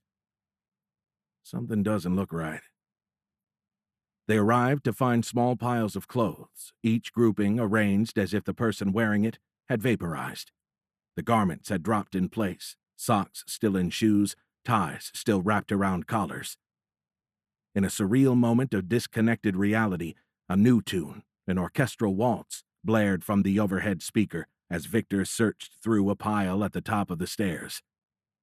He stood up, holding a ring. Jake saw the single-star rank insignia of a U.S. Army Brigadier General on the uniform's epaulets. After studying the ring for a moment, Vic handed it to him. "It's a West Point class ring." Jake turned it over in his hands. "Class of 1986. Richard stood from his investigation of a separate pile. "There's nothing. They're just gone. Like an icy snake seeking a warm shelter, a shudder slithered up Jake's spine and wrapped around his throat. Turning from the two, he walked to the main doors of the north courtyard entrance. Let's get down to command. They passed into the foyer. As they moved beyond the range of the courtyard's surreal, melodic cacophony and into the silent interior, their footfalls echoed off the walls. Walking down the long corridor, they checked each office. Collections of uniforms, dresses, and suits congregated below every exterior window. Jake nodded at a particularly large pile in front of a wide briefing room's window. They must have been watching the ship hovering overhead. The other two nodded in reverent silence. Turning from the room, they continued the emotionally onerous search. Jake felt overwhelming despair tugging at his chilled heart. What happened to everyone? Where did their bodies go? Victor slipped, arms flailing as he fought to catch his balance. Water sprayed from his surging feet. Grabbing a door jamb, he arrested the fall. Over his panting, Jake heard the sound of splashing water coming through the doorway Victor was clutching. Seeking the source of the sound, all three peered into the room. It had vending machines along one wall and a kitchenette along the other. It was a break room. Half-eaten meals sat on the room's two dining tables. The same mixed group of clothes lay in crumpled piles in front of the exterior window, although these sat in a pool of water. Turning to the source of the noise, Jake saw a blouse draped over the edge of the kitchenette sink, its arm hanging over the faucet's lever. A skirt, undergarments, and heels sat beneath the miniature waterfall cascading over the sink's front. Having flooded the entire break room, the water now flowed into the hallway. Victor walked to the sink and shut it off, staunching the flow. He stood there, unmoving, head down, studying the blouse. Standing in the doorway, Richard gave Jake a meaningful look. Jake nodded. Walking up to Lieutenant Croft, he placed an arm around his shoulders. Come on, buddy. We have to get... They're all gone, Victor said, crumpling to his knees on the flooded floor. They're all dead, he screamed through his hands, voice cracking with the weight of it. Knowing Victor was thinking of his mom, Jake squatted next to him. We don't know that, buddy. Who knows, maybe they've just been moved or transported away. Hell, maybe your mom wasn't even here. For all you know, she got sick and headed home early. I don't think so, Victor said through his hands. She never got sick. In spite of Vic's words, Jake heard a slight change in his tone as he appeared to consider it. Honestly, I don't know either. But we have to get some answers, Jake said. Standing, he placed a hand under his wingman's elbow. Come on, Vic. Let's go find out what we can. Wiping a sleeve across his face, Victor nodded and stood. Again, Jake glimpsed a fleeting, sardonic grin on the young lieutenant's face. Appearing to collect himself, he cast a contrite glance at the two of them. Sorry. It's okay, we understand, Richard said, not quite hiding his impatience. Jake turned to him. How much farther to your wing? Richard pointed back into the hallway. Just around the next bend. Nellis Actual, this is Dragonfly 5. Sitrep, over. Nellis Air Force Base Commander General Pearson returned her radio call. Dragonfly 5, send your situation report. I intercepted Blackjack 2-2. After narrowly avoiding the mountain, she had leveled off at 20,000 feet. Now, heading west over California's Central Valley, she set her fighter's altitude pre-select for 5,000 feet and programmed the F-22's autopilot to descend. The pilot, Major Gregory Stilson, was gone. Sandy paused, struggling with what to say. Before she could continue, the general interrupted. Gone? Was he dead? No, sir. Gone, as in no longer in the cockpit. So he ejected, the general stated as a matter of fact. Sandy grew frustrated with the direction of the conversation. Negative, sir. The cockpit was intact. The canopy was still in place. Not wanting to allow time for more questions, she continued. His flight suit and G-suit were still there, too. They were still in the shape of the pilot, but empty, and Major Stilson's helmet was sitting on the ejection seat. Hell, sir, his oxygen mask was still attached. I even saw inside it for a second before It... Sandy paused. Apparently digesting her words, Pearson didn't interrupt. After all she'd been through, Sandy didn't care to mince words. Far beyond worrying if she would anger the general, she didn't pull her punches. Anyway, there was nothing left of him. Nothing. From what I could tell, his clothes weren't even wet. For Christ's sake, there wasn't even any blood. Stress cracked her words. Mercifully, the general didn't interrupt. She batted away another tear and took a deep breath. Calmer, she keyed the mic again. I know it sounds crazy, sir, but I think those assholes may have vaporized every human in the Bay Area. A long silence greeted her report. To her surprise, when his voice returned, Sandy heard a shade of sympathy. I understand. I can't imagine what you've been through and seen. Thank you for your report and your candor. Good work, Captain Fitzpatrick. There's nothing else you can do there. Return to base. Nellis Actual out. Negative, sir, Sandy said. I don't have enough fuel to make Nellis. I'm heading to San Francisco Airport. After a brief pause, the general returned. Roger, Captain. He sounded exhausted, as if Sandy's report had taken a physical toll. I'll instruct Omaha 44 to coordinate your arrival with SFO air traffic control. The general took a deep breath. Hopefully there'll be somebody there to answer. From your lips to God's ears, Sandy said without transmitting. In the meantime, I see you're already descending into the Bay Area. Give me a report before you land. After a brief pause, he added, Once you're safely on the ground, let us know what you're seeing there, too. Will do, sir. Dragonfly 5 out. Studying the hundreds of ships scattered across her tactical display, Sandy shook her head. Some were heading out to sea. Many symbols had already drifted off-screen. Ahead, illuminated from below, a cloud bank glowed with the orange radiance of a city's worth of sodium vapor street lamps. As she descended through 10,000 feet, the first fingers of the wispy cloud tops reached for Sandy's F-22. Passing in and out of their amber, diaphanous obscuration and still east of Oakland, Sandy thought about her parents. To her survivor's guilt, she added remorse for worrying about them when so many millions may lie dead beneath her. A haunting epiphany sent a chill slithering down her spine. Considering what she'd seen, or not seen, in Major Stilson's cockpit, there were likely no bodies below her. Only a vast ghost town awaited. Turning her head right, she glanced down, casting a forlorn look at the intermittent glimpses of countryside. Mom, Dad, Chuck, Major Donaldson. Damn it! She wanted to cry. She wanted Jake. Sandy struggled not to cry. Where are you, baby? Returning to the tactical display, she studied its myriad symbols. Please don't be one of those. In spite of her determination not to shed another one, Sandy felt a tear trickle down her right cheek. Angered at feeling so hopeless, she brusquely batted it away and snapped her oxygen mask back in place. Sandy selected the radio frequency for Omaha 44. Popularly called AWACS, the Airborne Warning and Control System aircraft was easily recognizable with the black and white disc-shaped radome rotating over its fuselage.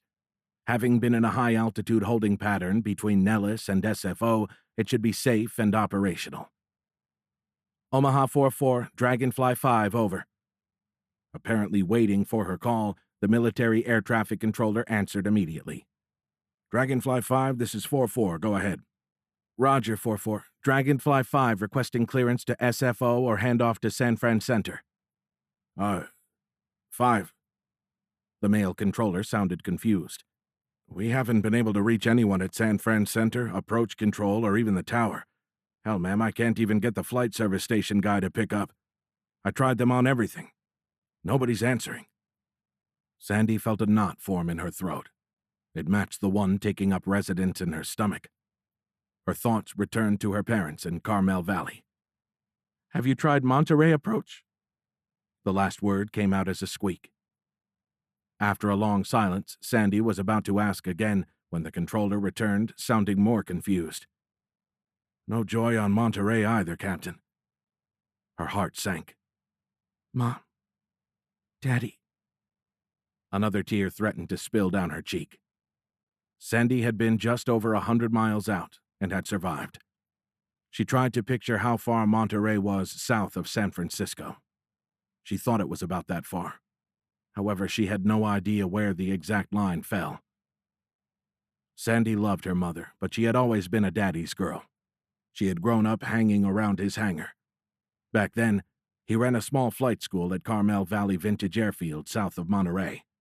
All of her best childhood memories centered around that hangar. She'd grown up there. As an 8-year-old, she'd held an airplane yoke for the first time. That first flight had hooked her for life. Many an afternoon she had hovered over her daddy as he overhauled an airplane engine.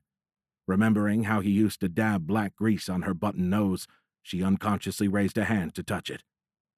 As it landed on the oxygen mask, she could hear his laugh. It was a sound that always made her smile.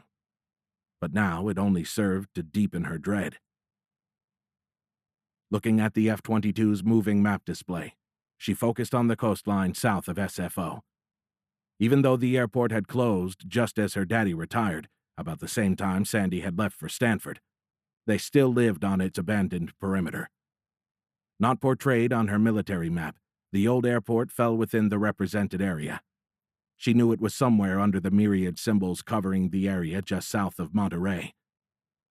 Please let them be okay. Dragonfly 5, we do have contact with Fresno approach. Would you like radar vectors? Sandy cast a wary glance at her fuel gauge. Negative 4-4. I barely have enough fuel to make SFO. Between her afterburner-assisted sprint to catch up with her flight and intercepting a 600-knot Blackjack 2-2, she was already well into her emergency fuel reserve. Finally breaking through the bottom of the clouds blanketing the Bay Area, Sandy gasped. Interspersed with the city lights, a spattering of fires littered the landscape. Descending through 6,000 feet, she looked down on a crowded interstate as it streamed through her line of sight. While the inbound lanes were lightly populated, the outbound easterly lanes were full. However, no traffic moved. Pile-ups marked each bend in the highway. Is everybody dead? She looked at the cityscape.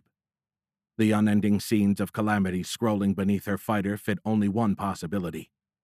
Simultaneously, everyone had either been killed or incapacitated, or vaporized. With no one left to control the vehicles, they had crashed at the next turn or intersection. She'd been holding out hope that the aliens had only vaporized the attacking pilots, but now even that self-delusion faded. Sandy jumped as her radio blared to life. Dragonfly 5, this is Omaha 4-4. Turn to heading 270. This will be vectors for ILS runway 19 left. Then, an anxious computer-animated voice demanded her attention. Check fuel. Keenly aware that one way or another her flight would end in 10 minutes, Sandy punched a button, canceling the alert. Knowing the instrument landing system's extended approach path would take her too far off the direct route to the airport, Sandra keyed the radio transmit mic. Negative, Omaha 4-4. I need to proceed direct to the approach end of the runway. I don't have enough fuel to fly the entire procedure. Dragonfly 5, I still don't have contact with San Fran approach, the controller said, with evident frustration. I understand, 4-4. After a calming breath, Sandy continued. Listen, I'm clear of the clouds, and it looks like I will be all the way into SFO. I'll maintain visual separation with any and all traffic. Consulting her display, she didn't think that would be a problem. In the 20 minutes since the enemy ship had disappeared, the Bay Area's once full skies now seemed devoid of all traffic. Not that her display was empty. Hundreds of icons still populated its screen. However, maddeningly, they continued toward what she now believed would be their ultimate demise. Having cleared the local airspace, all persisted straight and level. Half were heading out to sea. Scanning east, she saw another icon blink out of existence as it too met the tightly grouped contour lines of the Sierra Nevada's western slope. Roger, Dragonfly 5. Turn to heading 246. That should set you up nicely for a left base into runway 19 left. Thanks, 44. I'll take it from here. Swapping frequencies, she tried to call the airport directly. San Francisco Tower, this is Air Force 790 Papa, over. She tried several more times, but utilizing her aircraft's FAA registration number yielded no better results than had her tactical call sign. The little voice of dread that she had thus far managed to keep tamped down blossomed into full horror.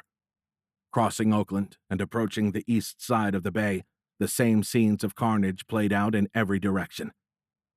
The thought reminded her about the general's last instructions. Selecting the tactical radio, she keyed the mic. Nellis Actual, this is Dragonfly 5, over. Sounding worried, the general's gruff voice came back instantly. Talk to me, 5. What are you seeing out there? Sandy described the unending scenes of abandonment and destruction scrolling outside her canopy. Also, sir, I'm Bingo Fuel. I'm only a couple of minutes outside of SFO. I'll try to contact you once I'm on the ground. The general relayed his personal mobile number. Recon the ground situation and give me a call. Good luck, Captain Fitzpatrick. Still transmitting, he paused. Don't take any chances. If you can't assure a safe landing on a damned clear runway, then point that fighter toward the bay and eject over the airport. I don't want to lose anybody else today. Yes, sir. Dragonfly 5 out. Like a black void, the inky waters of San Francisco Bay passed beneath her F-22 fighter. Brilliant light flared over her right shoulder. Snapping her head in that direction, she watched a fireball rise into the night sky from behind Mount Diablo. An apparent firestorm raged on its far side, illuminating the atmosphere and silhouetting the dark mountain with an eerie orange glow, while the city lights beneath it reflected off the bay waters with surreal tranquility. Sandy dragged her eyes from the scene. San Francisco Tower, this is Air Force 790 Papa calling in the blind. Using the standard radio procedure for suspected loss of communication, she continued the advisory call. Mayday, Mayday, Mayday. Air Force 790 Papa is declaring a fuel emergency. Any traffic in the vicinity of San Francisco Airport, I am 5 miles to the east on a left base for landing to the south on runway 19 left. Her voice cracked as she eyed her nearly depleted fuel level. Any traffic, please advise. Scanning the skies over the rapidly nearing airport, Sandy saw no aircraft lights. Nothing moved against the stationary backdrop of nocturnal cityscape. Blindingly bright and peppered with flames, the city beyond the airport perimeter contrasted starkly against the relative darkness of the airport's maneuvering area. The night vision preserving dim lights of the runways and taxiways made the field only slightly brighter than the surrounding bay waters. Ahead, the ocean of twinkling city lights crashed against the peninsula's night-darkened central ridgeline, their steep sides only sporadically interrupted by errant lights. Turning her attention back inside, Sandy felt her stress ratchet up another notch as the last sliver of yellow on the number 1 engine's fuel gauge faded to black. A moment later, the other engine's fuel gauge also tripped empty. Outside, the airport's runway started to come into alignment. Being careful not to slosh the tanks and risk an early flameout, she started a smooth left turn. San Francisco Tower and any traffic in the area, Air Force 790 Papa is turning left base to final for runway 19 left, over. Suddenly, her fighter's engine noise halved as blossoming red and yellow lights and screaming horns announced the obvious. Her number 1 engine had flamed out. Oh, crap. Looking at her last engine's empty fuel gauge, she was reminded of an ancient aviation axiom.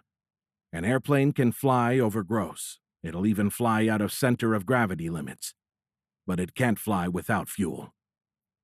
Not for long, anyway. As the bay waters scrolled under her fighter, the runway slid into alignment. Sandy breathed a sigh of relief. From this position and altitude, she could glide to a landing if needed. She eyed the landing gear lever. Dropping the gear would decrease that glide distance. With so little margin for error, she was loath to extend them just yet. With one engine running, she could still lower them with the utility hydraulics. However, if the second engine flamed out, she would have to activate the emergency blowdown lever. A new light yanked Sandy from her internal debate. Dead ahead, in the bay waters between her fighter and the runway, a flame flickered to life. In the fire's rapidly growing light, she discerned the aft half of a large jet protruding from the waves. A wing, cracked open mid-span like a leg bent at the knee, jutted from the left side of the fuselage. Lightning fast, the fire spread from the jet's right side to its left. Then a blinding, roiling fireball exploded from the airplane. Sandy yanked her fighter hard left, narrowly avoiding the hellish conflagration. The horrible silence of a second engine flame-out rewarded her efforts. Passing the expanding fireball, but now out of alignment with the runway environment, she set her flaps for max glide distance. Uttering a short prayer, she fingered the ejection handle. Reconsidering, she released it and gripped the fighter's control stick with one hand and the landing gear lever with the other. "I'm not done with you yet." Passing over the seawall and panting, she watched the runway's near left side slowly slide toward her fighter while the ground grew closer. Her breath hitched as directly in her flight path, twisted wreckage of two airplanes loomed out of the darkness. "Oh, shit!" She yanked the control stick left and slammed the emergency landing gear actuator. 3 squibs detonated. Their report and the high-pitched whistle of streaming, compressed air along with the mechanical actions of the gear were uncharacteristically loud against the deafening silence of the dead engines. Only a few short feet separated her fighter's belly and the airport's sod. Just as the near edge of the runway's left side rolled under her F-22, the 2 main landing gear indicator lights shifted from red to green. She rolled wings level, and the rear 2 wheels barked in protest of a rough landing. Roaring down the runway at incredible speed, Sandy held the nose of the fighter off the ground, buying time for the aircraft's longest landing gear strut to complete its extension. She looked at its indicator light. The bulb formed the top of a triangle of 3. Fortunately, the main gear's lower 2 lights remained solid green. However, indicating it had not reached the lock detent, the nose gear light stubbornly remained red. "Come on!" Losing speed, the aircraft's nose started falling. Futilely pulling against the aft control stop with all her might, Sandra tried to hold it off the runway. However, the tail was in full stall. The drop accelerated. She cringed in anticipation of the gear's imminent collapse. Falling from the unusually nose-high attitude, the gear slammed into the runway with a loud, jolting crash.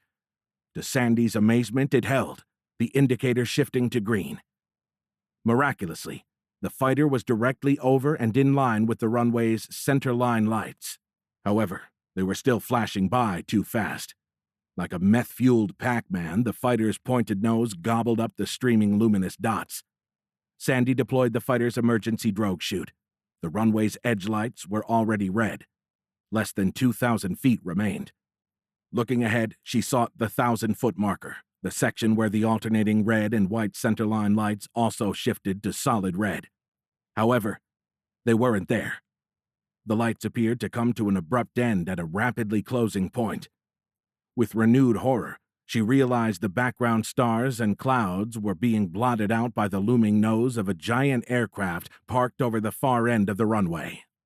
Captain Fitzpatrick jammed in full right pedal, but the fighter didn't respond. Inexorably, it persisted on its collision course with the huge airplane. "Shit!" Realizing the problem, she smacked the drogue chute's jettison lever. Released from the device's inline drag, the fighter shot diagonally off the runway, narrowly avoiding the double-decker Airbus A380. Its nose gear and then its left engine passed just off her left wing. The last of her momentum carried her across a strip of sod and fortuitously onto a section of tarmac. Pressing the toe brakes with all her might, she finally brought the F-22 to a full stop, nose to nose with a stationary Learjet. Holy shit! Chapter 24. Following the weapon's deployment, Commodore Salith scanned the displayed surface images, verifying the weapon's effect. The results mirrored those seen during the test against the Argonian refugees. Exposing dripping fangs, a dark grin spread across his face. Lord Thrax will elevate me above all others. On his command console, he watched the planet's radio traffic spike as panicked communiques raced to every corner of the globe. These Argonians are sniffing their fate, he gloated. Yanking him from his exaltations, the weapons officer yelled across the bridge. Commodore Saleth, we have several ships inbound from port.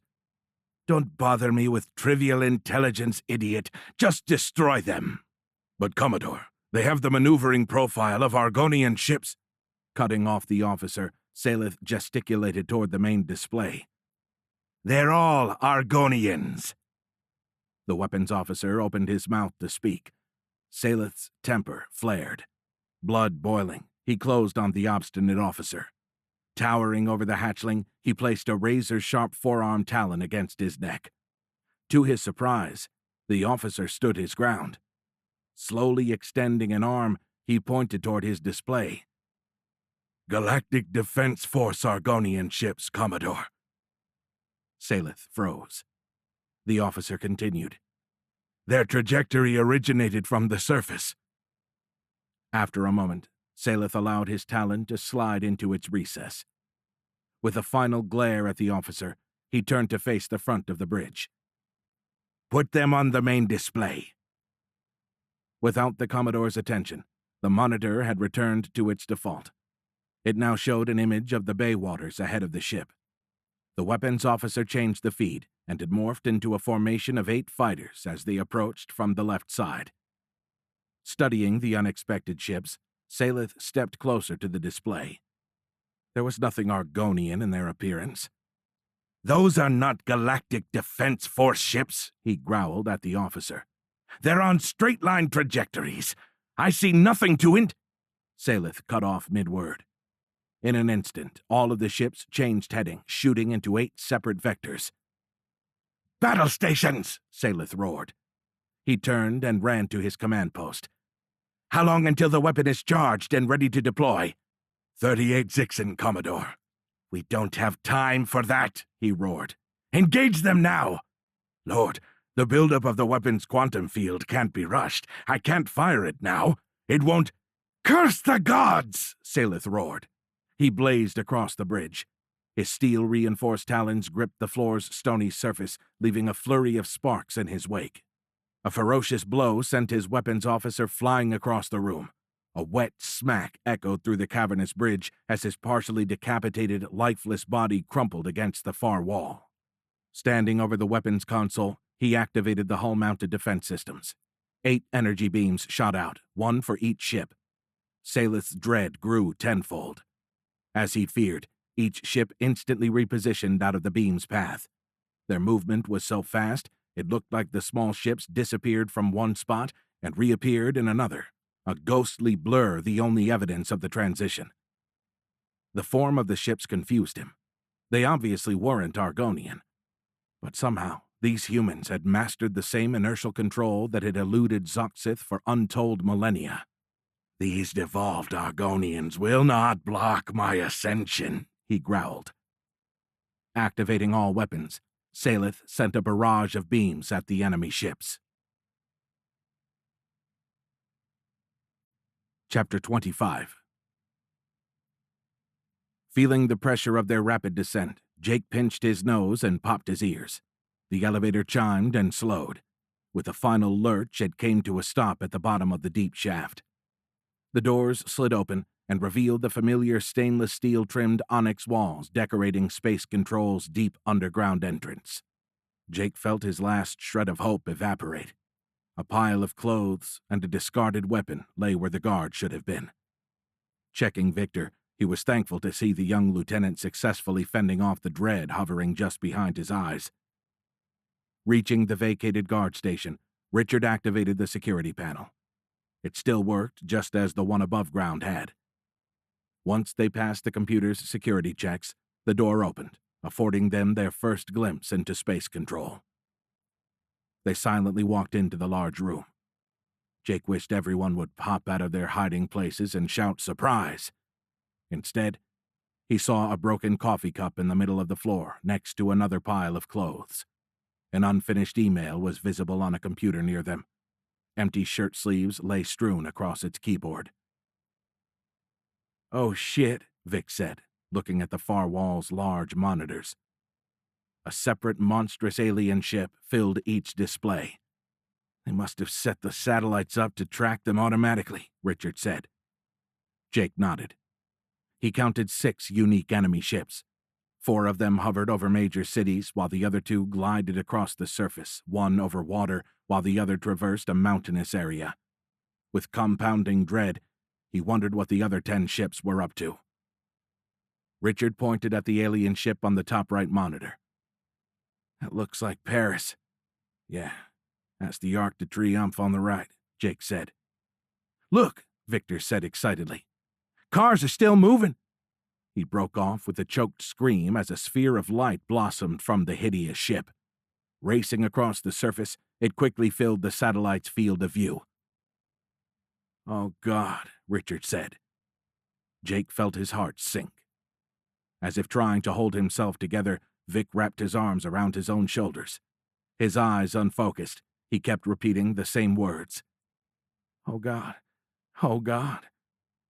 Knowing they needed something to focus on other than the televised hell filling Space Control's walls, Jake moved to stand between his wingmen and the monitors. Placing a hand on Vic's shoulder, he tried to shake the young officer out of his catatonic state. "Listen, guys. Let's get out of here." Richard tore his eyes from the displays. After a moment, he nodded. Jake nudged Victor again. Sluggishly, he focused his eyes and also nodded.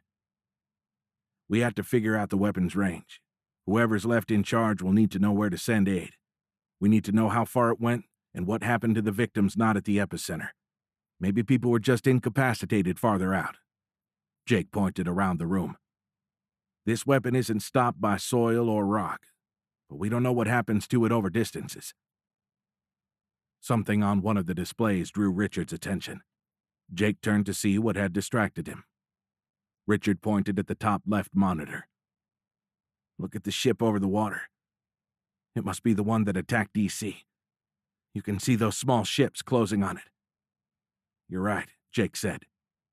Glimpsing his first clear image of them, he studied their shape on the high-definition display. "They look like smaller, low-profile versions of the Turtle." "Yep, like a fighter version," Victor said. Suddenly, a barrage of laser beams shot out from the alien ship. Somehow, the fighters evaded them. A few seconds later, an intensified laser attack streamed from points all over the enemy ship. Fired in an enveloping strategy, they appeared to cage each fighter in brilliant beams. Again, the small ships dodged the attack, each leaping out of the path of the laser aimed at their central mass. However, one jumped into the path of another beam, instantly transforming into a brilliant vapor cloud. "No," Vic whispered. "Look," Jake said, pointing at the screen. "The lasers won't be enough. They're almost to the ship's shields." Richard nodded. "I hope they have a way to get through. Otherwise—" Jake's optimism sprang anew as the ships made another rapid hop, safely emerging within the alien ship's force field. "Yes!" He pumped his fist. "Get some!" "Who are these guys?" Victor wondered aloud, a glimmer of optimism edging the dread from his words. A moment later, a familiar voice blared from a radio speaker. "We're in, gentlemen," Colonel Zach Newcastle said to his space fighters. "Let's not waste Major Pell's sacrifice. Make it count. Go to your attack vectors. Launch your weapon at the assigned time. Once it's away, get the hell out of there. We'll rendezvous just as we've trained, assess the situation, and God willing, move on to the next targets." He looked down at the narrowing bay, wishing it was open ocean. He never imagined a scenario where they deployed these dreadful weapons this close to the planet, much less a population center. The weapon, a secret asteroid buster, was a 2-stage double nuclear penetrator. A special chamber encased the first stage nuke. For the initial nanosecond of its detonation, the energy from the exploding atom bomb focused in one direction, generating an intensely powerful X-ray laser beam. Even though the nuclear detonation obliterated the device a fraction of a millisecond later, the initial powerful beam disrupted molecular bonds deep into the target. To preserve the integrity of the second nuke, The same focusing physics diverted a significant portion of the first nuke's energy away from the trailing stage's hardened nuclear weapon. Shedding sacrificial layers of carbon steel, the second nuke bored through the resultant blast and into the tunnel of plasma state matter. Even without the nuclear laser assist, the second stage slammed into the target with enough kinetic energy to go through 120 feet of reinforced solid concrete. Theoretically, the combined effect could drive the second nuclear device 10 times that depth, up to 1,200 feet, into solid rock. Set prior to launch, a collapsing capacitator timer detonated the second nuclear device when it reached the center of the target. It was rumored the design came from a weapon initially drawn up as a bunker buster for use in an all-out nuclear war. However, this will be the first full-scale above-ground deployment of the device. When General Tannehill called with a brief description of the alien ships and the apparent threat portended by their silence and appearance, Colonel Newcastle had framed a quick battle plan. He decided to attack the first two targets, one in D.C. and one in Moscow, with 8 simultaneously fired missiles.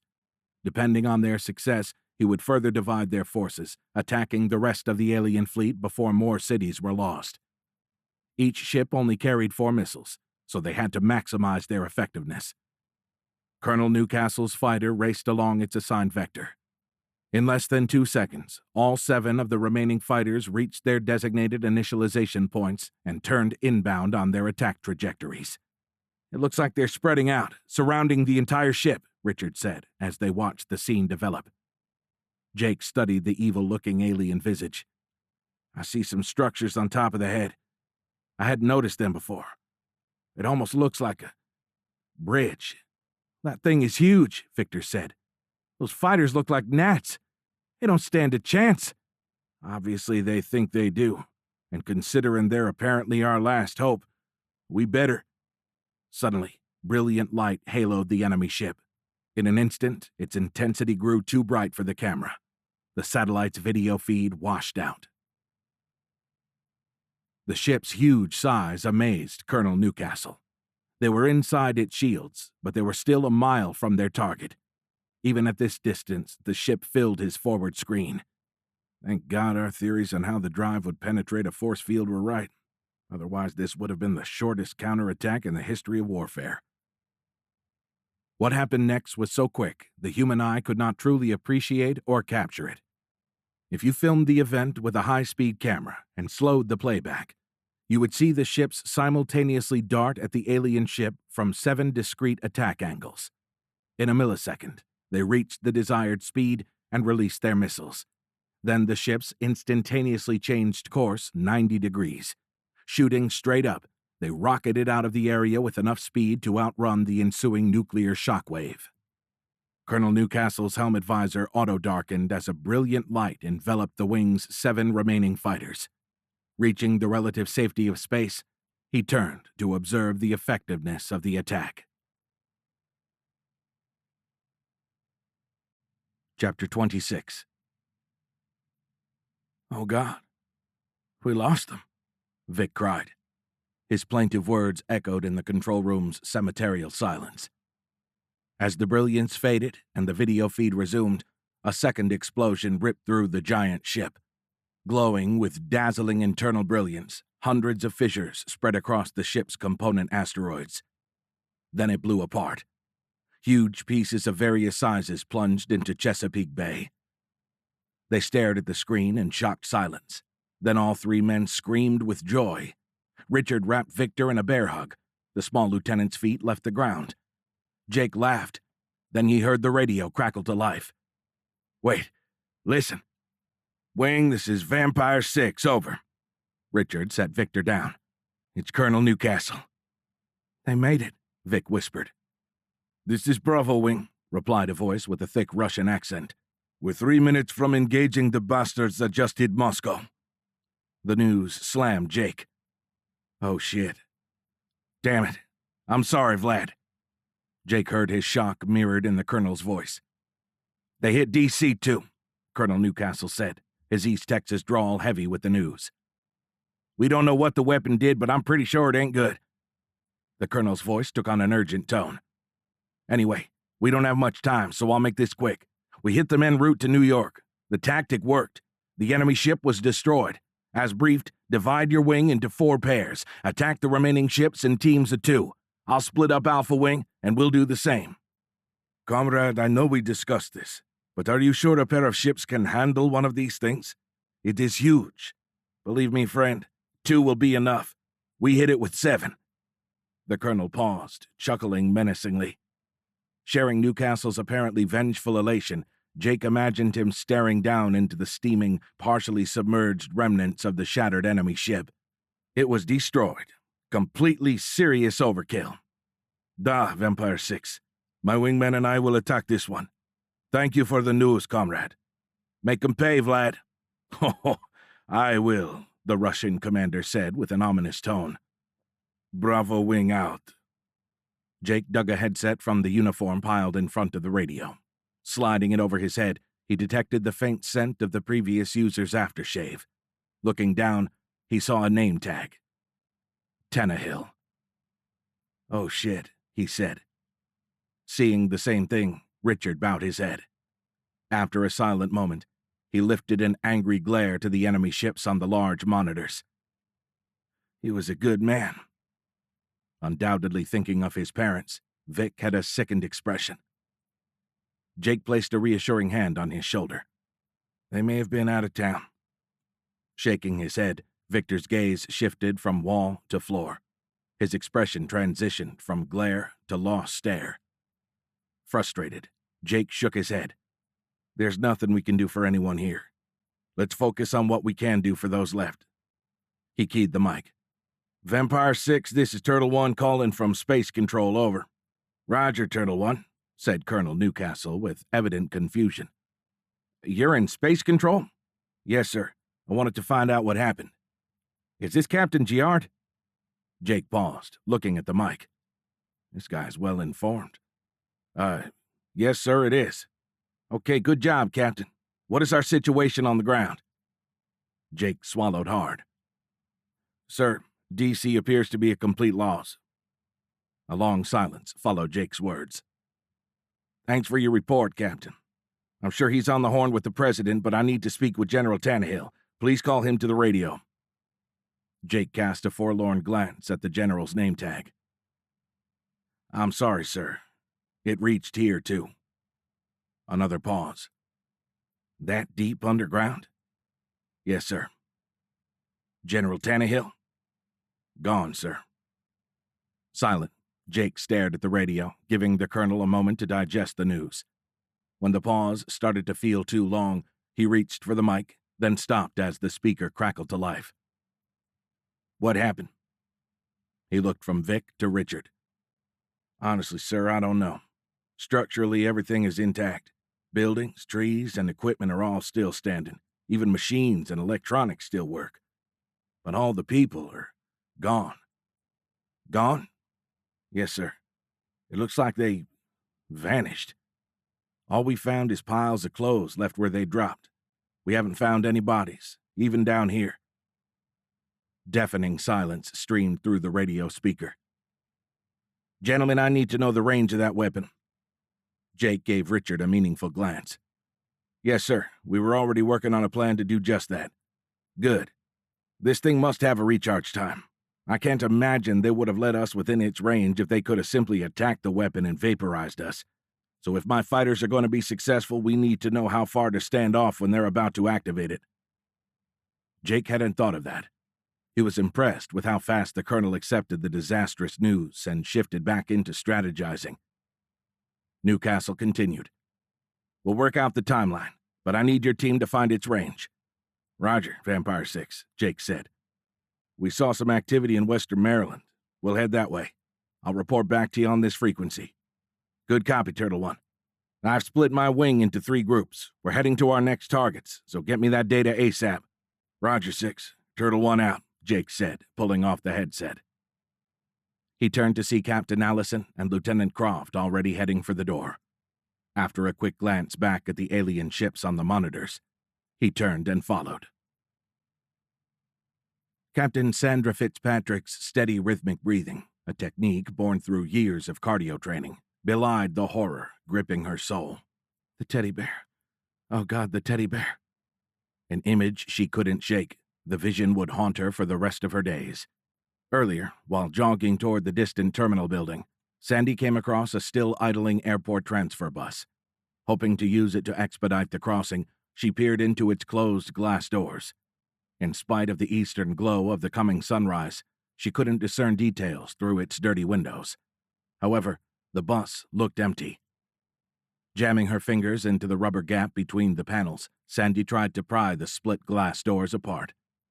After a fruitless half-minute struggle, she finally noticed a backlit, recessed emergency release button left of the door. Activating it, Sandy heard a short blast of compressed air. She jumped as the doors popped 2 inches out of their opening and then parted, each sliding in opposite directions. Hello?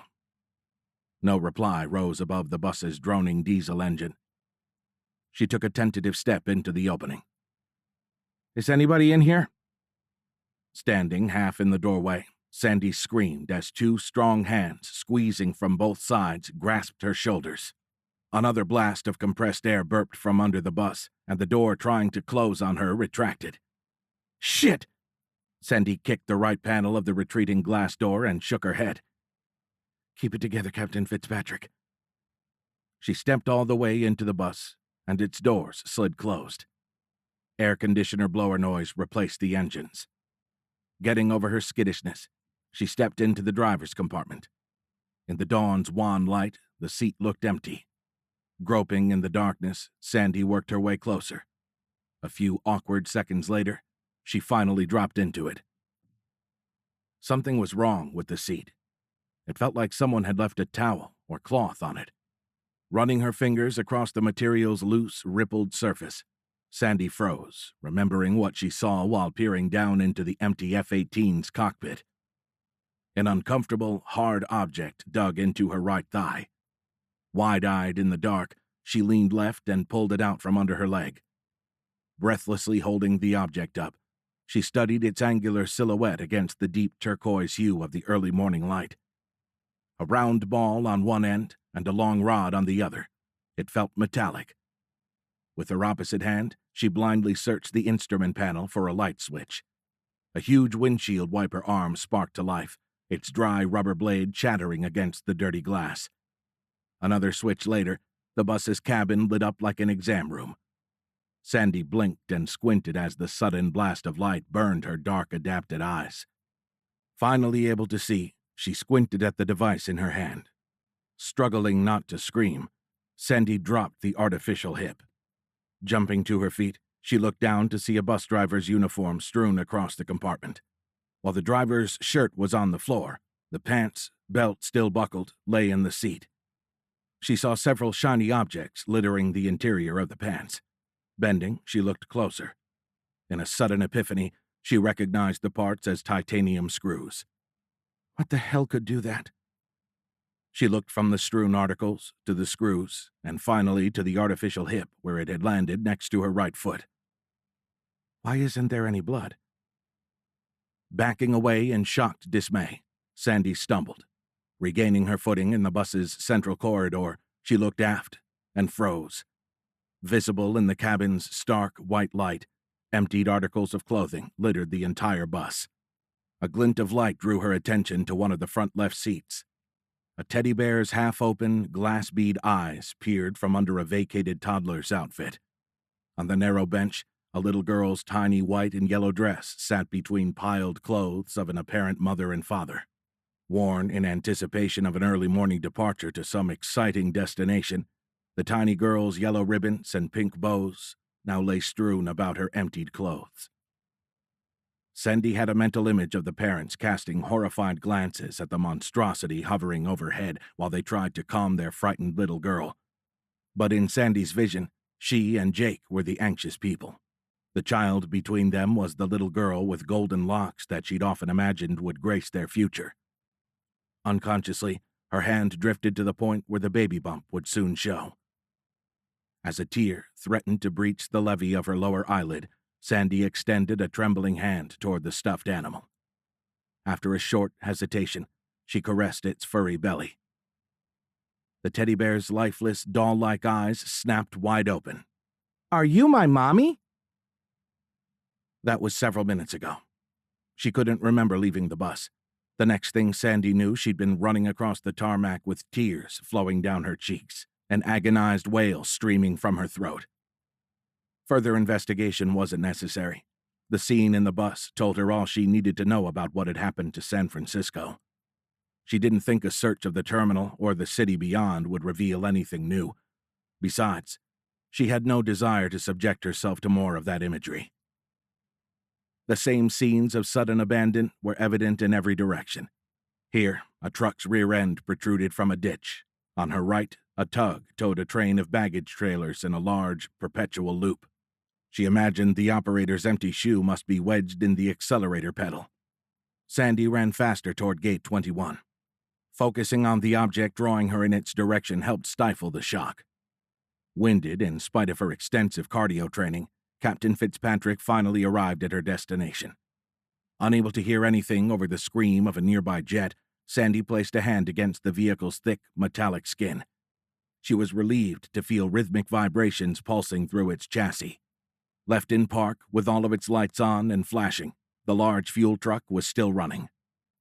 Only 50 feet away, a massive pile of shattered safety glass surrounded the large, black tires of a Boeing 777 nose landing gear. Convulsing under the unrelenting thrust of its massive, screaming turbofans, the wide-body jet was jammed into the expansive glass wall of Gate 21. A windstorm blasted across Sandy as she opened the driver's door of the fuel truck. Flowing across the cab from the open passenger window, air rushed to fill the void created at the turbine inlet only 20 feet behind her. As Sandy climbed into the seat, a loose strand of blonde hair whipped across her eyes. She pinned it behind an ear and scanned the gauges. The tanker only had 600 gallons of Jet A fuel. That will have to do. The fighter's landing gear blowdown feature only works once. Afterward, the gear stays locked down until a mechanic resets the system, a process requiring tools and equipment not at Sandy's disposal. The resultant high drag and slow speed meant a flight to Nellis required more than 600 gallons. However, it was sufficient for the trip she had in mind. Sandy knew plenty of fuel waited at her next destination. Depressing the truck's heavy clutch, she dropped its transmission into gear. Releasing the pedal caused the vehicle to lurch into motion. Running through the gears, Sandy coaxed the heavy truck up to speed, gradually pulling away from the noise of the Boeing's roaring jet engines. After a few moments, a new sound supplanted the turbine cacophony. Surreally, Barry Manilow's Copacabana blared from the truck's speakers. Following a cable extending from the radio's face, she found the music's source. The driver's iPod sat on the center console. The sight reminded her about the phone in her flight suit's leg pocket. Digging it out, she pressed the power button. Returning to West Maryland, the Turtle screamed past the raging inferno of the crashed airliner. Jake pointed through the view wall. "Keep an eye out. We're nearing the area now." After making their way back to the Turtle, they had departed D.C., heading toward Western Maryland. Richard was at the controls. "I'm keeping it slow enough so we'll see if anything changes between here and the edge of the blast area. Hopefully the weapon's effect drops off at a distance." An unending panorama of carnage scrolled across the view wall. Jake's horror mounted as every passing mile brought additional signs of sudden abandonment. Uncountable columns of smoke stretched to the horizon. Blazing pile-ups clogged corners and intersections. Homes burned as their untended heat sources found additional fuel. Shaking his head, Jake said, "It hasn't changed yet." As they neared the Appalachians, dark shadows coalesced from the smoky haze to form the mountain range's foothills. Nestled among them, a small town materialized. Pointing, Jake said, "That's the last place I remember seeing movement." Richard slowed the ship. They crossed the town's eastern edge at 1,000 feet above ground level. "You're right," he said, pointing to the community's far side. "From up here I can see some activity on the town's west end." Looking at the motionless urban scenery beneath the Turtle, Vic shook his head. "Yeah, but it's still dead on this side," he said somberly. Jake gestured toward the grassy slope of an open-air park just east of the town center. "Let's land over there." As Richard extended the landing gear, he said, "Good thing the locals haven't ventured over here yet. They'd take one look at this ship and assume we're the bad guys." Jake's iPhone started ringing. Digging into his leg pocket, he said, "I forgot I had this." Pulling it out, he saw Sandy's picture on the screen. A swipe of his finger connected the video call. For a moment, Jake couldn't tell what he was seeing. Then a light illuminated, and he saw Sandy's beautiful face. It looked like she was in the cab of a truck. Barry Manilow's nasal crooning erupted from the phone's speaker. Copacabana. "Sandy? Jake? Oh, thank God," Sandy yelled over the crazy music. "Shit, hang on." Barry's voice died mid-copa. Then Jake heard her grunt as he saw her throwing something through the truck's open window. "Enough of that shit. Baby, are you okay?" he said. She looked into the phone's camera. "I'm a long damned way from okay, but I'll live. What about you? Where are you?" "I'm okay so far. I'm with Richard and Vic." Turning to his wingmen, he mouthed, "Let's go." With a final look at the panorama of carnage visible through the ship's view wall, Jake turned and walked toward the airlock. "I won't be able to talk much longer, baby." "Where are you?" she asked again. After a quick glance at the alien ship's strange interior, Jake shrugged. Considering the day's events, the program's secret status was a moot point. "I'm in Western Maryland, in a spaceship." On the screen, Sandy's face froze as she stared unblinkingly back at him. After a few seconds, her eyebrows raised in a go-on gesture. "A galactic government loaned it to us." She still didn't respond, so he continued. "It's part of what I've been doing since the, accident. Anyway, we're assisting the fighters that destroyed the enemy ship over Chesapeake Bay." From across the continent, Sandy stared through the phone's screen as the news left her speechless. A diesel engine droned over the speaker. A moment later, she found her voice. "Oh no. Oh my God. One hit the East Coast too?" Then, apparently registering his last words, she raised sanguine eyes. "We killed one?" "Yeah. Wait. Where are you?" "I'm in San Francisco." Joining the other two in the airlock, it was Jake's turn to freeze as fear gripped his soul.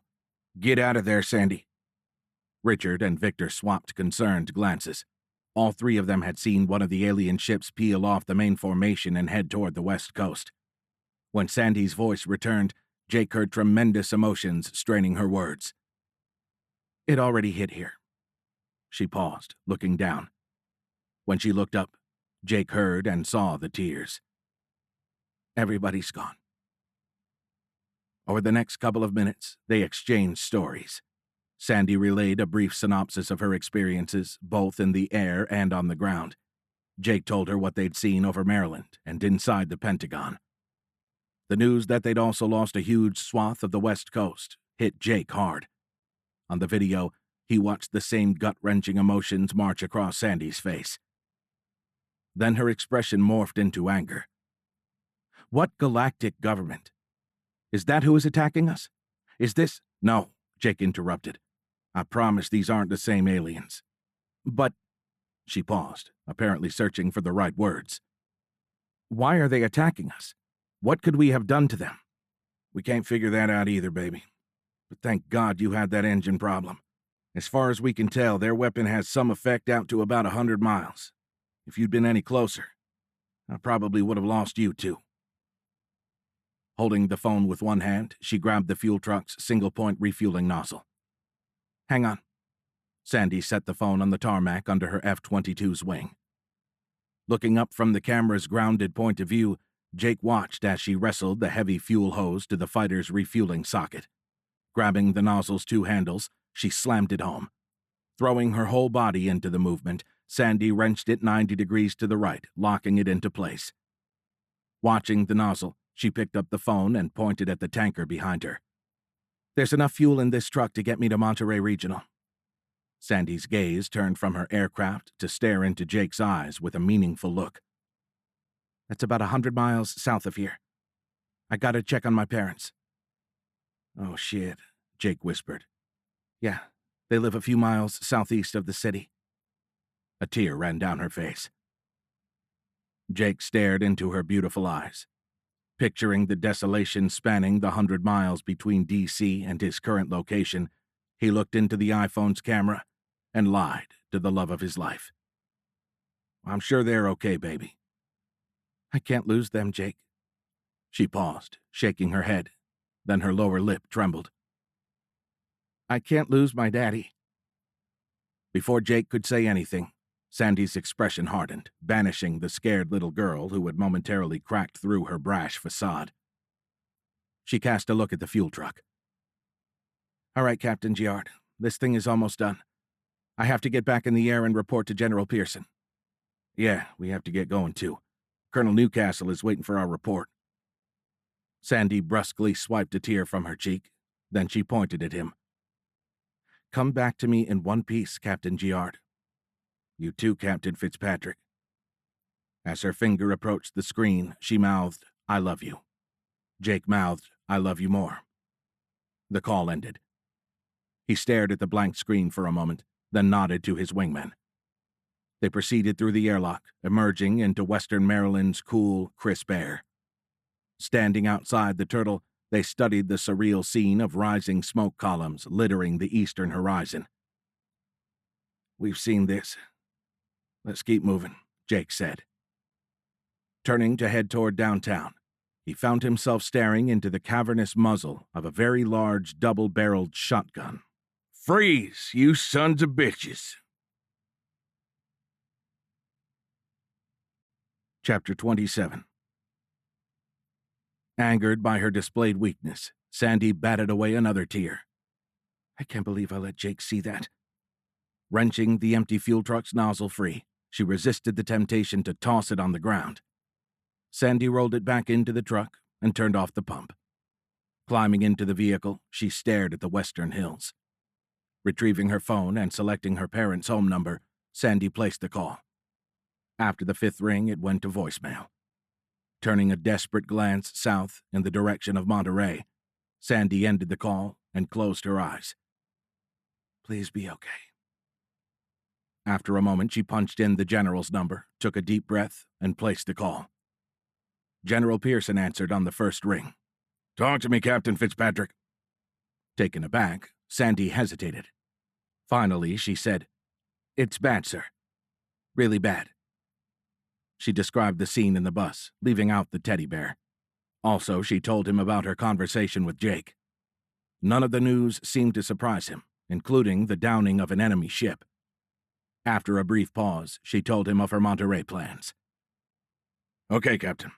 Go there and let me know what you see on the ground, but continue on to Nellis as soon as you get refueled." Expecting this, Sandy countered. "Sir, on the ground I can travel to the weapons boundary and find out what's happening there." "No, Captain." His tone brooked no compromise. "Colonel Newcastle is forwarding Captain Giard's reports.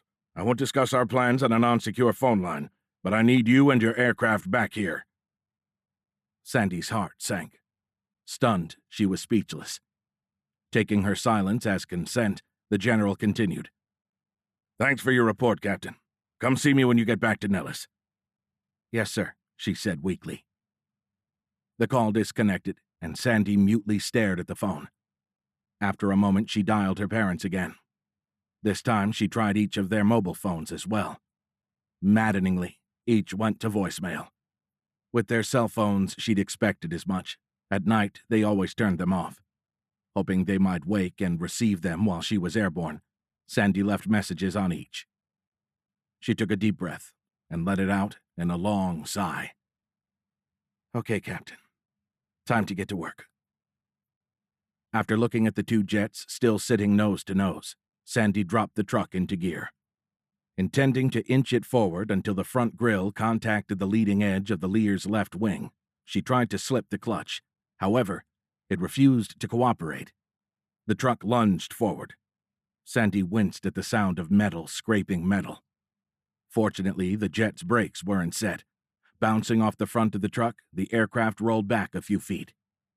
She nudged the Learjet a few more times, cringing and saying sorry after each impact. Several crunches later, Sandy finally cleared enough space to maneuver her F-22. Hopping out of the truck, she sprinted to her waiting F-22. Without a boarding ladder, she used the fighter's built-in steps and hidden handholds to scramble into the cockpit. In clear violation of regulations, Sandy left her phone turned on and clipped it to her approach plate chart holder. The position would allow her to see the screen should her parents call while she was en route. Sandy planned to stay at an altitude low enough to permit cell phone reception. Finally buckled into the ejection seat, she ran through the start checks. A couple of minutes later, both engines were running and all systems were online. Ready to taxi, Sandy pressed the F-22's right toe brake and eased the left throttle forward. Responding to the asymmetrical forces of differential thrust and braking, the fighter pivoted about its right main landing gear. As the nose swung through north to point east, yellow light flooded her cockpit. The blazing sun was rising over the San Francisco Bay and the backdropping Oakland Hills. While the towering storm cloud hid the golden orb from direct observation, the calm bay waters acted as a mirror. From behind the cloud, the sun's reflection burned a fiery trail across the bay. Like spokes attached to a hidden hub, its radiating golden beams framed the cloud in wasted beauty. Ominously, a lightning bolt shot out, striking a grounded tanker ship. Sitting on a rock jetty, the badly listing vessel appeared to have broken open when it ran aground. Leaning to the right or starboard, the massive ship sat in a spreading pool of crude oil. Suddenly, light Sandy mistook for the lightning strike's afterimage blossomed into a rapidly growing fire. Its luminosity soon eclipsed the sunrise. Thick black smoke roiled from the ship's surface. Within seconds, the water itself was on fire. It was insanity. And utterly beautiful. From the F-22's cockpit, Sandy watched in amazement. Craning her head left and right, she realized the entire horizon was dotted with columns of smoke. The burning jet at the runway's north end and the tanker to the east were only two of what appeared to be thousands of uncontrolled fires. San Francisco traffic, this is Air Force 790 Papa. I am departing runway 01. Any traffic in the area, please advise. Dragonfly 5, this is Omaha 44 on tactical. Sandy selected the appropriate radio. Go ahead, 44. I copied your San Fran radio call. Be advised, we still have no traffic in your vicinity. All inbound commercial flights have been diverted. As before, I'll be your air traffic controller. What are your intentions? The controller's steady, uninflected monotone voice was in stark contrast with Sandy's internal conflict and the apocalyptic panorama confronting her. Taking a deep breath, she willed herself into a calmer state. Omaha 44, I only have enough fuel to make Monterey Regional. I should be able to get more there. 5, be advised, I still can't raise Monterey approach. Sandy's thoughts returned to her family. She looked south again. Daddy. Dragonfly 5, this is Omaha 44, did you copy? Yes, I copied, she said weakly, unable to keep despair from her voice. Raw emotions melted through the controller's disconnected monotone. What did they do? The Air Force airman paused. Sandy could tell by the background noise that he was still transmitting. He still had his mic key depressed. I'm from the Bay Area. I have a sat phone, but I can't get anyone to answer. Is everyone all right? Are they? He stopped, unable to finish the question. Sandy was speechless. She'd been completely immersed in her potential loss and the apparent real loss of all the people who a few hours previous had occupied the clothes, buses, airplanes, terminals, West Coast and East Coast. Now she realized at a personal level, this would hit everyone. If anybody is left alive. She had no reason to think the aliens would stop before every man, woman, and child on the planet was dead. She didn't understand why they had attacked Earth without provocation. How could their hate for us be so ingrained that they would build massive ships with a plainly human skull depicted so grotesquely? While she couldn't understand the hate, it was overtly manifest in their ships and actions. Considering all of that, it was hard to imagine them not using a weapon this effective to its final conclusion. 5, are you still with me? Sorry, 44. I don't have any good news for you. It looks like everybody is gone. I'm sorry, I have to get going. Can't tell you more right now. She took a deep breath, steeling herself for the work ahead. She would go to Monterey, get some fuel, and only stay long enough to verify the weapon's effect on the area. Colonel Newcastle's forces had proved the aliens could be defeated. She needed to get back to Nellis as soon as possible. An apparent plan was in the works. In the long term, the best hope for her parents and the rest of the world was for a military victory. She would try to call her parents again from the ground in Monterey. After that, she had to follow the general's orders. Not waiting for more questions, Sandy called the controller, shifting back to standard radio protocols. Omaha 44, Dragonfly 5 on runway 01, ready for departure. For a final recon, I'll make a low pass over the city before turning south for Monterey. A long pause followed her radio call. The man's voice returned, choked with emotion, but he resumed standard radio protocols. Roger, Dragonfly 5. Cleared for departure. I have no other traffic in your area. Following your recon. Cleared direct to Monterey Regional. Through a stifled sob, he added, Godspeed, Captain. Thank you, 44. Dragonfly copies cleared for takeoff. Will advise when I turn direct Monterey. 5 out. Taxiing past the massive double-decker Airbus at the runway's south end, Sandy studied its inflated emergency slides.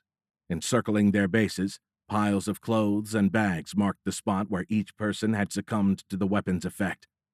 2 widely dispersed trails of clothing streamed away from the aircraft. One led toward the bay to the east, the other toward the nearest terminal building.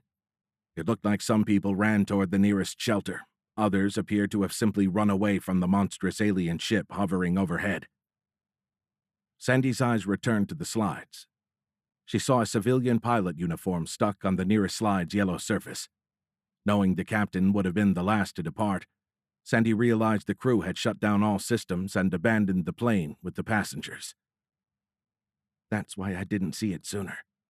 There were no lights left on. Clear of the Airbus, Sandy steered her fighter to intercept the runway's centerline. Ready to put the airport and its teddy bear behind her, Sandy firewalled the throttles. Pressed deep into her seat, she watched the withering column of smoke rising over the burned-out, partially submerged fuselage to the north. Judging by the fuel required for a fire of that intensity and duration, the wide-body 747 had probably been en route to Tokyo or some other Far East port of call. However, its journey had ended far short of that. The weapon's energy must have hit just as the pilots started an emergency takeoff. If not, the 747 would have crashed well beyond the departure end of the runway, perhaps hundreds, if not thousands of miles later. Captured like a macabre snapshot by the energy wave's near-simultaneous eradication of all life, the positions of the A380 parked at the south end and the burned-out 747 at the north end painted a picture of escalating chaos in the minutes before the hovering ship deployed its main weapon. As her fighter accelerated through takeoff speed, Sandy applied aft pressure to the control stick. Her F-22 rose gently from the runway. Initially banking right to avoid the smoke billowing from the Boeing, she then banked left as the burning tanker, its fire still growing, passed to the right. Turning slightly left toward downtown, Sandy throttled back, wanting to stay low and slow. Any traffic in the San Francisco area, Air Force 790 Papa is 5 miles southeast. We'll be crossing downtown at 1,000 feet AGL. Any traffic in the area, please advise. As expected, the radio remained silent. With the exception of Omaha 44's symbol, her F-22's tactical display was void of air traffic. The last of the empty aircraft had either crashed or continued flying straight and level beyond the sensor's range. As far as Sandy could tell, nothing bigger than a large bird was airborne within 100 miles of San Francisco Bay. She wanted to check the city center. Reasoning the efficacy of the alien weapon might attenuate when the target's density rose above a certain level, Sandy hoped to see signs of life. If the weapon's effect could be overloaded by a dense population center, what better place to look than downtown San Francisco? Crossing over the eastern edge of the area, she turned her fighter. Flying low in a left bank, she studied the motionless streets as Transamerica's iconic 1,000-foot pyramid passed on her left, its pointed peak rising higher than her current altitude. Sandy strained to see through the exceptionally smoky air clogging the atmosphere over this part of the city. She gasped as the source of the obscuration came into view. The slopes of Telegraph Hill on her right, as well as Nob Hill and Russian Hill to her left, were ablaze, reminiscent of photos she'd seen of the immediate aftermath of the great earthquake of 1906. Whole blocks were involved. With no one to fight them, the fires were spreading from house to house. Flames leapt hundreds of feet above the homes, framing Russian Hill's crooked Lombard Street. Stacked at the bottom of the street's switchbacked section of road, several cars burned in a Detroit-fueled bonfire. Devoid of their controlling occupants, the cars had left a trail of destruction in their wake. As they careened down the steep hill, they had crashed straight across the center of Lombard Street's retention walls and flower beds. Ubiquitous fires littered the scene. The speed with which untended technologies ran amok amazed Sandy. She knew crashed cars caused many of the fires. However, flames also leapt from buildings in the middle of roadless blocks. She envisioned a flaming stovetop with a spatula's plastic handle melted into a puddle. Completing the imagined scene, a wedding ring sat in the middle of the bubbling plastic, still lying where it had dropped from a vaporized hand. Sandy shook off the unbidden vision. Ahead, Fisherman's Wharf emerged from the haze in stark clarity. A strong northwesterly wind blew the smoke inland. Several businesses burned, but the onshore breeze quickly carried the smoke away. Banking her fighter hard right, she circled back around. Extending her flaperons, Sandy slowed to a velocity just above the F-22's gear-down stall speed. In a few moments, the wharf was back in front of her. Craning her neck for a better view, she saw the movement again. Having grown up in Northern California, Sandy had visited the Bay Area on many occasions. So when she saw the location of the moving bodies, she instantly realized what they were. How are you guys still alive? Somehow, the energy wave hadn't affected the famous Pier 39 sea lions. Apparently startled by the roar of her passing fighter, several of the sunbathing beasts rolled off their floating docks. Their huge mass cast jets of salt water onto the buoyant panels. Additional movement on her other side drew Sandy's attention. She banked hard left. It was a horse-drawn carriage. Apparently panicked by the fires or Sandy's fighter, a frightened horse was galloping down a street bordering the waterfront. A loose collection of clothes was all that occupied the carriage's front bench. How could it only affect humans? Angry and confused, Sandy shook her head. Screw it. Retracting the fighter's flaperons, she shoved the throttles forward and banked the fighter. Setting the GPS to Monterey Regional Airport, Sandy engaged the autopilot. As the aircraft climbed above the Presidio, she checked out the Golden Gate Bridge on her right. Another vehicular bonfire was growing on the near side of the central span. A tanker truck on the edge of the conflagration suddenly detonated. Cars and debris shot in every direction as the mushroom cloud exploded skyward. Water fountains sprung up beneath the bridge as smoldering chunks rained down from above. The apocalyptic scene mercifully faded to gray as her fighter rose through a cloud bank drifting in from the Pacific. No longer able to hold back the rising tide of emotions tearing at her soul, Captain Sandra Fitzpatrick sobbed uncontrollably. Staring into the cavernous maw of a very large double-barreled shotgun, Victor froze mid-step, slowly raising both hands. Captains Giard and Allison did the same. From the other end of the cannon, a huge sheriff glared down the weapon's sights. "Who the hell are you?" he asked. Without taking his eyes or the gun off Jake, he nodded toward the turtle. "And where in the hell did that thing come from?" Intelligent eyes peered from the deputy's confused face. The man had the haggard look Victor often saw in the eyes of pilots returning from Afghanistan. He thought it came from seeing more hell in a single deployment than most people experienced in a lifetime. The officer's eyes darted to Victor, then Captain Allison, and back to Jake. Apparently registering their uniforms, his evident confusion doubled. "Well?" he demanded. Richard held his hands in front of his shoulders, palms facing the deputy. "We're from the Air Force." Without lowering his arms, he pointed an index finger toward Washington, D.C. We're trying to find out how far that weapon reached and what it did." Still aiming the shotgun at Jake's face, the deputy nodded toward the turtle again. "That doesn't look like any Air Force ship I ever seen." Jake nodded. "Suffice it to say, the government still has a few secrets." Slowly, very slowly, he offered his right hand. "I'm Captain Jake Giard." After a few tense seconds, the deputy relented, his expression and stance softening. Lowering the shotgun and shifting it to his left hand, he shook each of theirs. "I'm Sheriff Larry Biggs." Fitting name, Victor mused as he glanced down. His mother's voice chimed in. "I can't believe you didn't piss yourself." "Shut up," Victor muttered. All of the men looked at him. He shook his head. "Sorry." After an awkward silence, Sheriff Biggs turned his confused look on Captain Giard. With an Appalachian accent thicker than Victor's, he said, "I sure hope you boys can clarify what the hell's been going on. The news on the radio's crazy.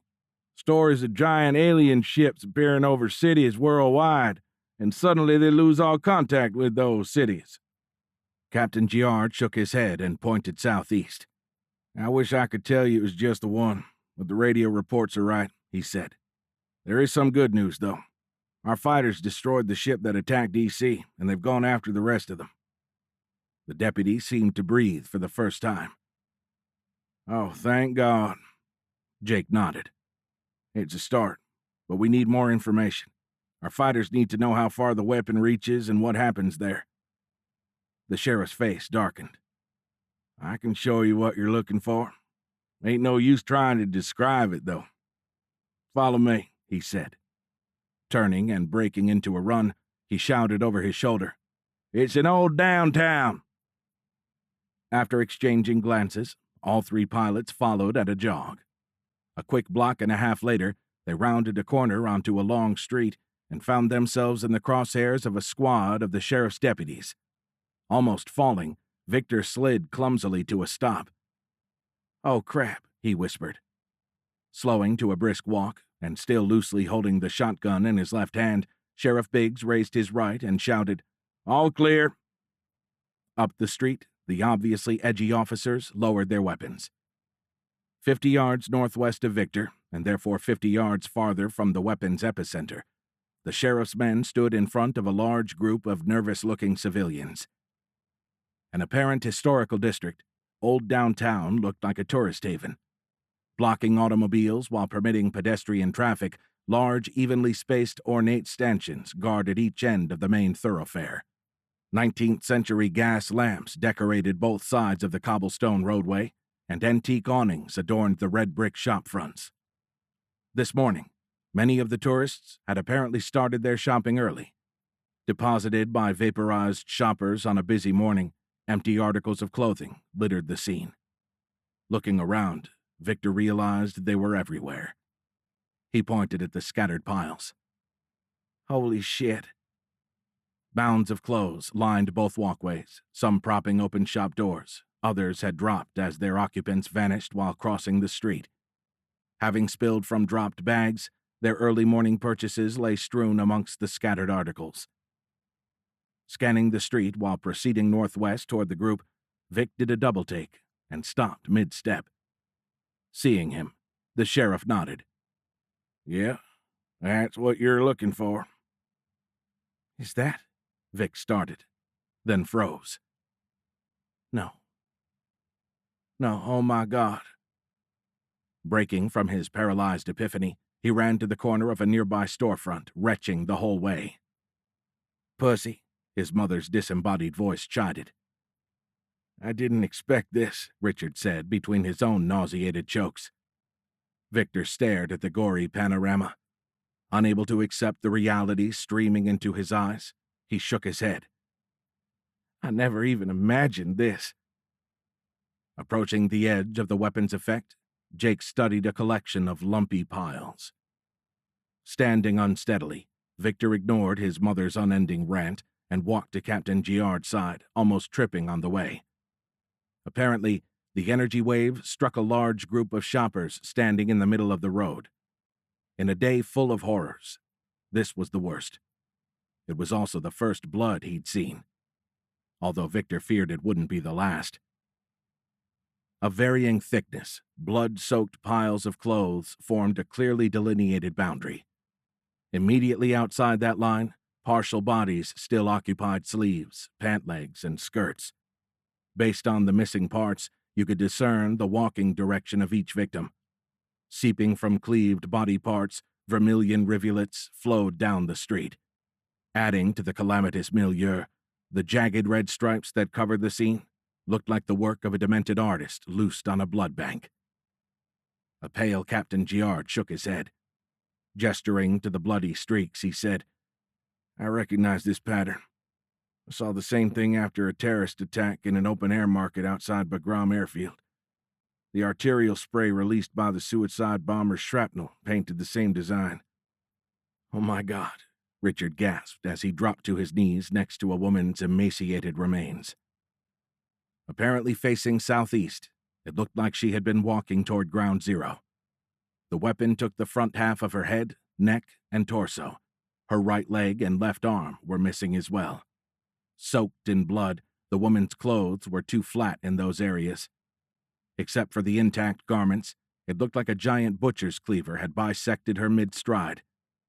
"As far as we've looked, the boundary line continues southwest and northeast. We sent several survivors to the emergency room with partial amputations," Deputy Biggs said, looking haggard again. A new wave of nausea rolled over Victor. Bending over, he threw up the snack he'd scrounged as they left the Pentagon. "There's my boy," his bitter mother said sardonically. Before Victor could say anything, more ham and cheese splattered the cobblestones. "Jesus wept." Captain Giard gave Victor an appraising stare, then shook his head in disgust. Vic couldn't tell if it was directed at him or the scene. The captain turned back to Sheriff Biggs. "How far from here to D.C. as the crow flies?" One of the bystanders raised a hand. "I'm a private pilot. Before 9/11, I used to fly there from Cumberland Airport. Now it's too much of a pain in the ass, what with all the Air Force restrictions." Seeing Captain Giard's impatient expression, the man shook his head. "Sorry." He pointed south. "Cumberland is just across the river in West Virginia. From there to Ronald Reagan Airport is 93 nautical miles, or about 106 statute." He scratched his head and added, "I'd say it's about the same distance from right here." "Thanks for the info," Jake said, nodding to the stranger. He pulled Captain Allison to his feet. Having seen more than enough, Victor turned away from the carnage. Feeling pale-faced and wiping a sleeve across his mouth, he stood next to the captains in the center of the street. Captain Giard turned to Sheriff Biggs. "We need some weapons.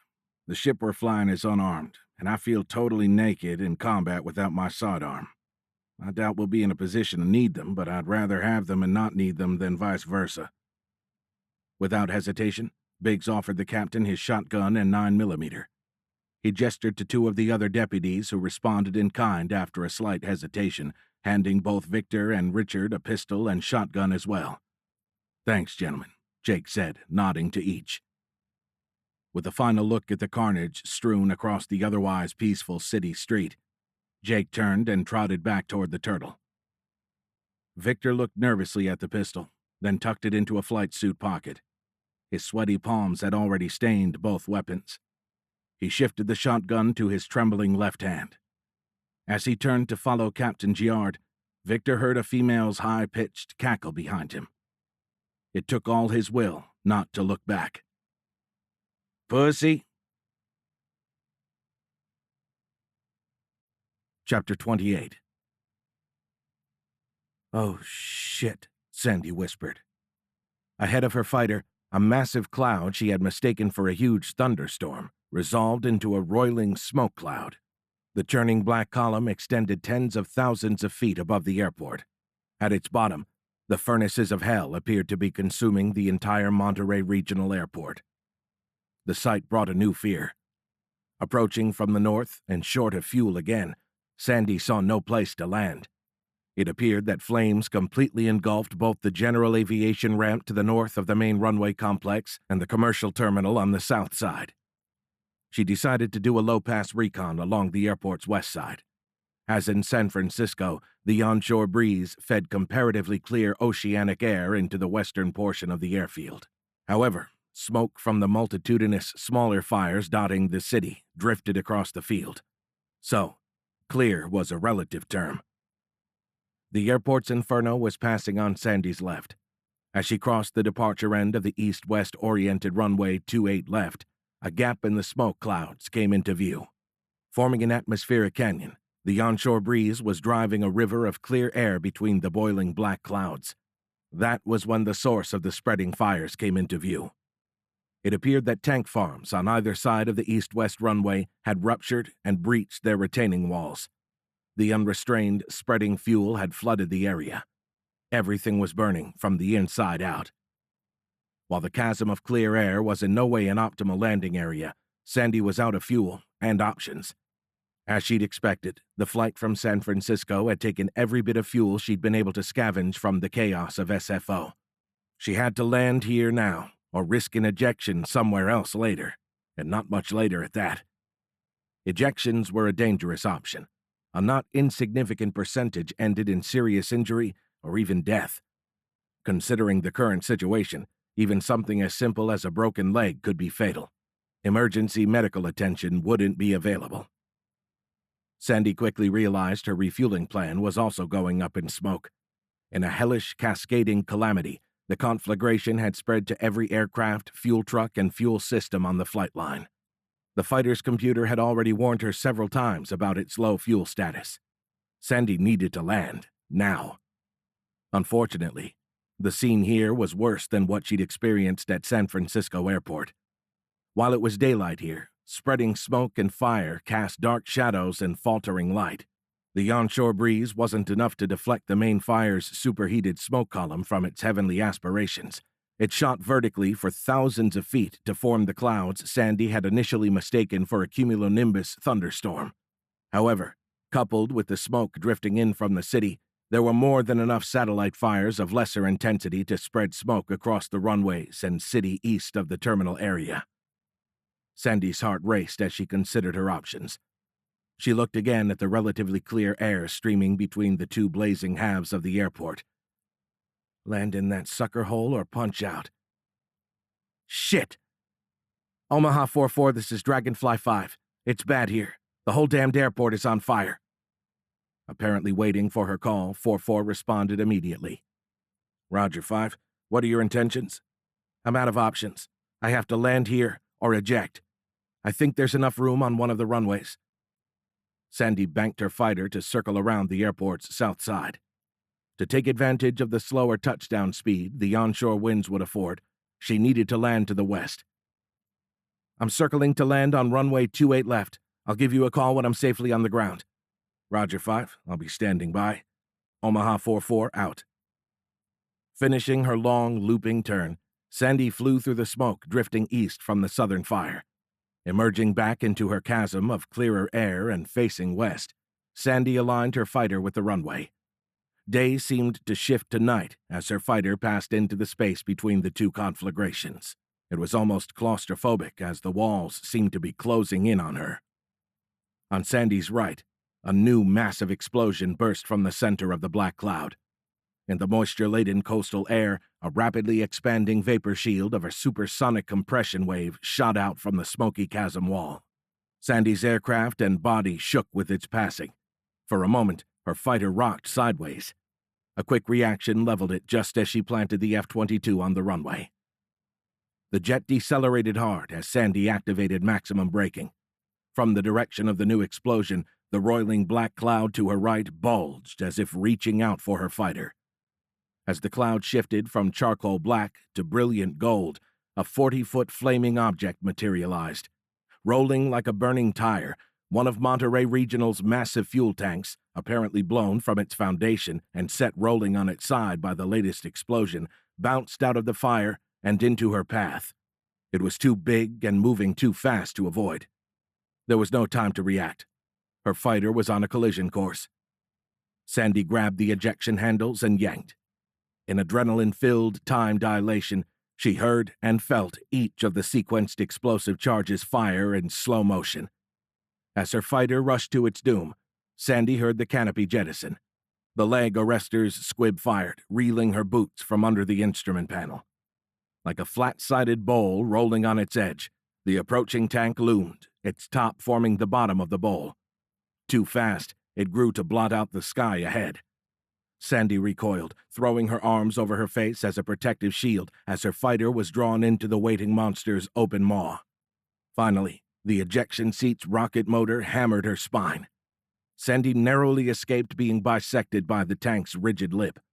Shooting vertically out of the cockpit, she saw the squat cylinder's jagged metal edge flash past, just missing her legs.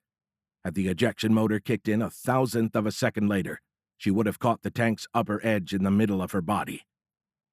Below her, the F-22 and Wayward fuel storage tank met in a tremendous explosion. The scant fuel remaining in the fighter's wings flash-burned.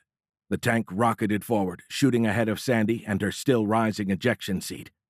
Fortunately, the tank's walls contained the explosion, shielding her from the shrapnel-like projectiles screaming from the impact. Another rocket motor whooshed overhead as her ballistic parachute deployed. The combination of self-righting rocket-boosted ejection seat, coupled with a parachute that rapidly deployed under its own smaller rocket motor, gave the F-22 a zero-altitude ejection rating. Under her parachute canopy, Sandy drifted earthward. The onshore breeze carried her farther downwind, away from the burning lump of tanker and fighter. Breathing heavily, she snapped her head left and right, studying the walls of fire and smoke bracketing the runway. Thank God I'm not being blown into that. She was drifting away from the burning wreckage. However, debris littered the runway ahead of Sandy. Chunks of aircraft and tank littered the area where the parachute was taking her. Exacerbating the situation, she was facing the wrong direction. She was going to land downwind. The parachute was adding its forward airspeed to that of the tailwind. Sandy looked left and right again. Unless she wanted to risk flying into a wall of fire, turning was not an option. The debris-cluttered runway rushed up to meet her. An exceptionally large, twisted chunk of unidentifiable metal lay directly in her path. Sandy yanked the parachute's right riser. The chute responded to that side's additional lift and drag by swinging her away from a direct impact. However, the pendulous action reached its apex just before she struck the ground. At the last second, her body dropped sideways, slamming her left hip and shoulder into the runway's surface. The impact knocked the breath from Sandy's lungs. She felt something give in her left knee. Then, a burning sensation shot up her left arm. A few feet later, fighting to breathe, she finally slid to a stop. From her curled-up position on the runway's skid-mark-blackened landing area, Captain Fitzpatrick threw back her head, mouth agape, struggling to draw air into her burning lungs. After a seeming eternity, she managed to pull in a ragged breath. The acrid air sent her into a coughing spasm. Battling her way upright, Sandy almost fell as the pain in her left knee blossomed into pure agony. Bent at the waist, struggling to balance on her right foot, she fought to maintain the hard-won vertical position. Rummaging through the debris littering the runway, Sandy collected a bent piece of aluminum strut that worked as a makeshift crutch. Turning back, she spotted a pool of blood. A trail led from it. Looking from the puddle to the line of red drops, Sandy followed them to where they connected to a smaller puddle under her left arm. Oh, shit. Grimacing, she pulled up the flight suit's sleeve. Blood streamed from a 10-inch slice running the length of her left forearm. Below it, dark red blood soaked her flight glove. Crimson rivulets crisscrossed the painted surface of the aluminum strut gripped in her trembling hand. Sandy frantically scanned the runway for the ejection seat. She needed its first aid kit. Finally, her eyes landed on the tangled, burning mass of fighter and tank, realizing her seat must have dropped into it. Crap! Sandy hobbled to the fluttering, tangled parachute. A chunk of twisted metal held it on the runway. Finally catching a break, she almost felt lucky. Digging out her survival knife, she hacked out a long ribbon of silk. After a few minutes of tugging with her teeth and right hand, Sandy fashioned an effective pressure bandage out of the parachute's canopy. Now for the knee. Like unending thunder, the jet fuel-fed fire shredded the atmosphere. Whipped into a frenzy by the conflagration's insatiable demand for oxygen, the channel of air rushing down the runway flapped and tugged at the ensnared chute. Sandy used another strip to tie back her blowing blonde hair. She found 2 short pieces of aluminum strut. Placing them on either side of her busted left knee, Sandy fashioned a splint by wrapping a long strip of silk around the whole thing.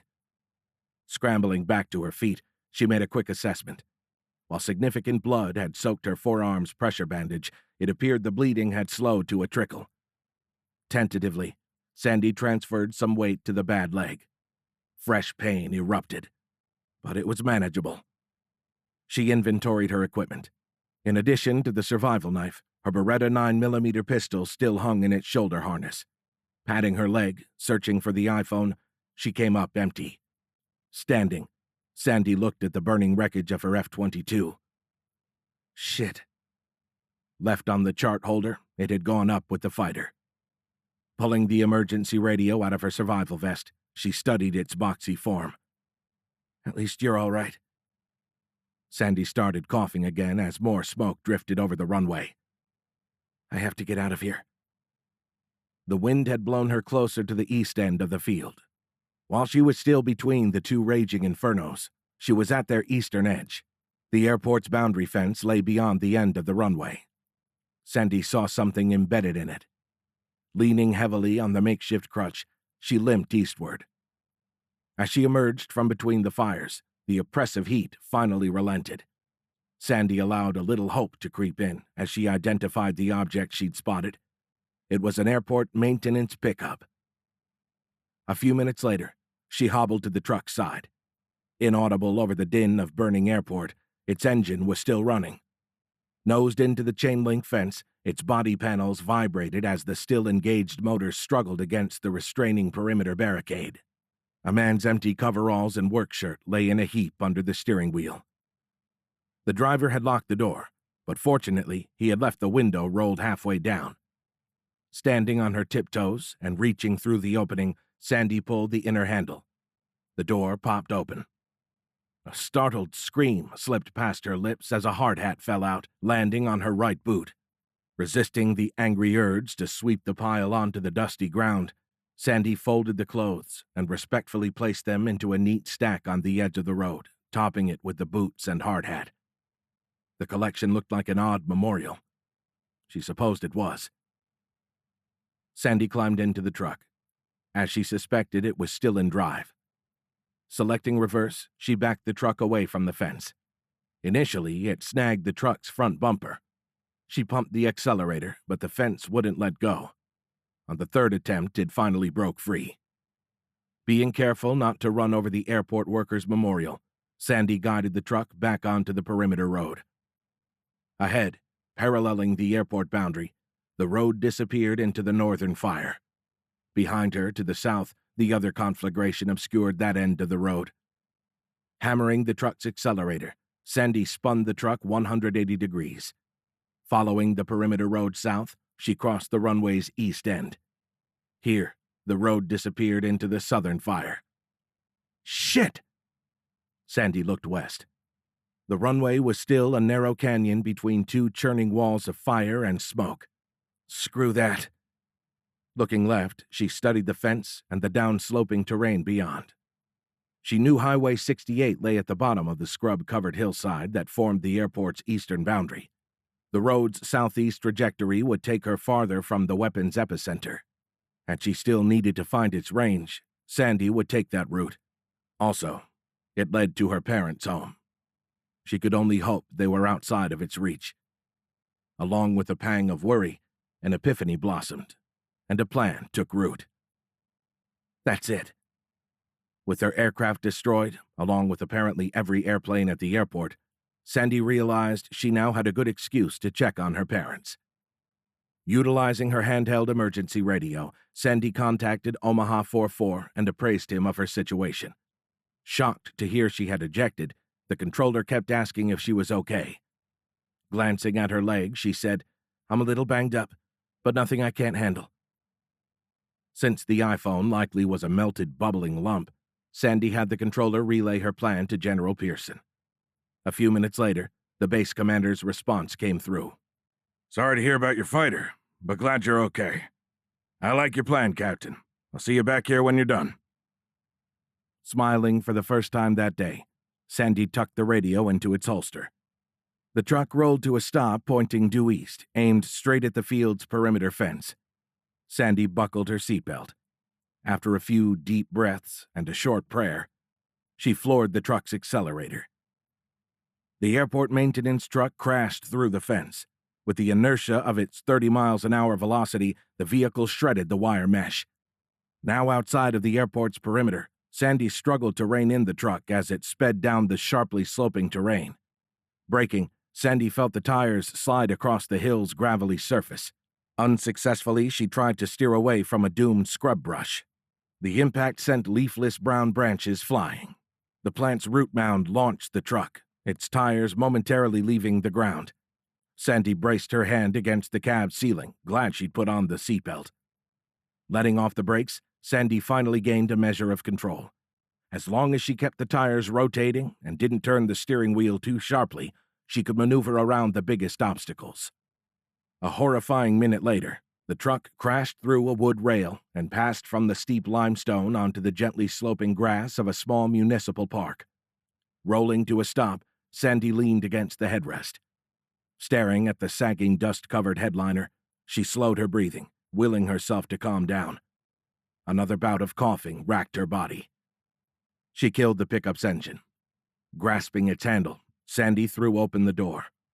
Spilling out of the truck's cab, she fell to the damp grass, crumpling awkwardly onto her side because of the splint on her left knee. She breathed deeply between coughs.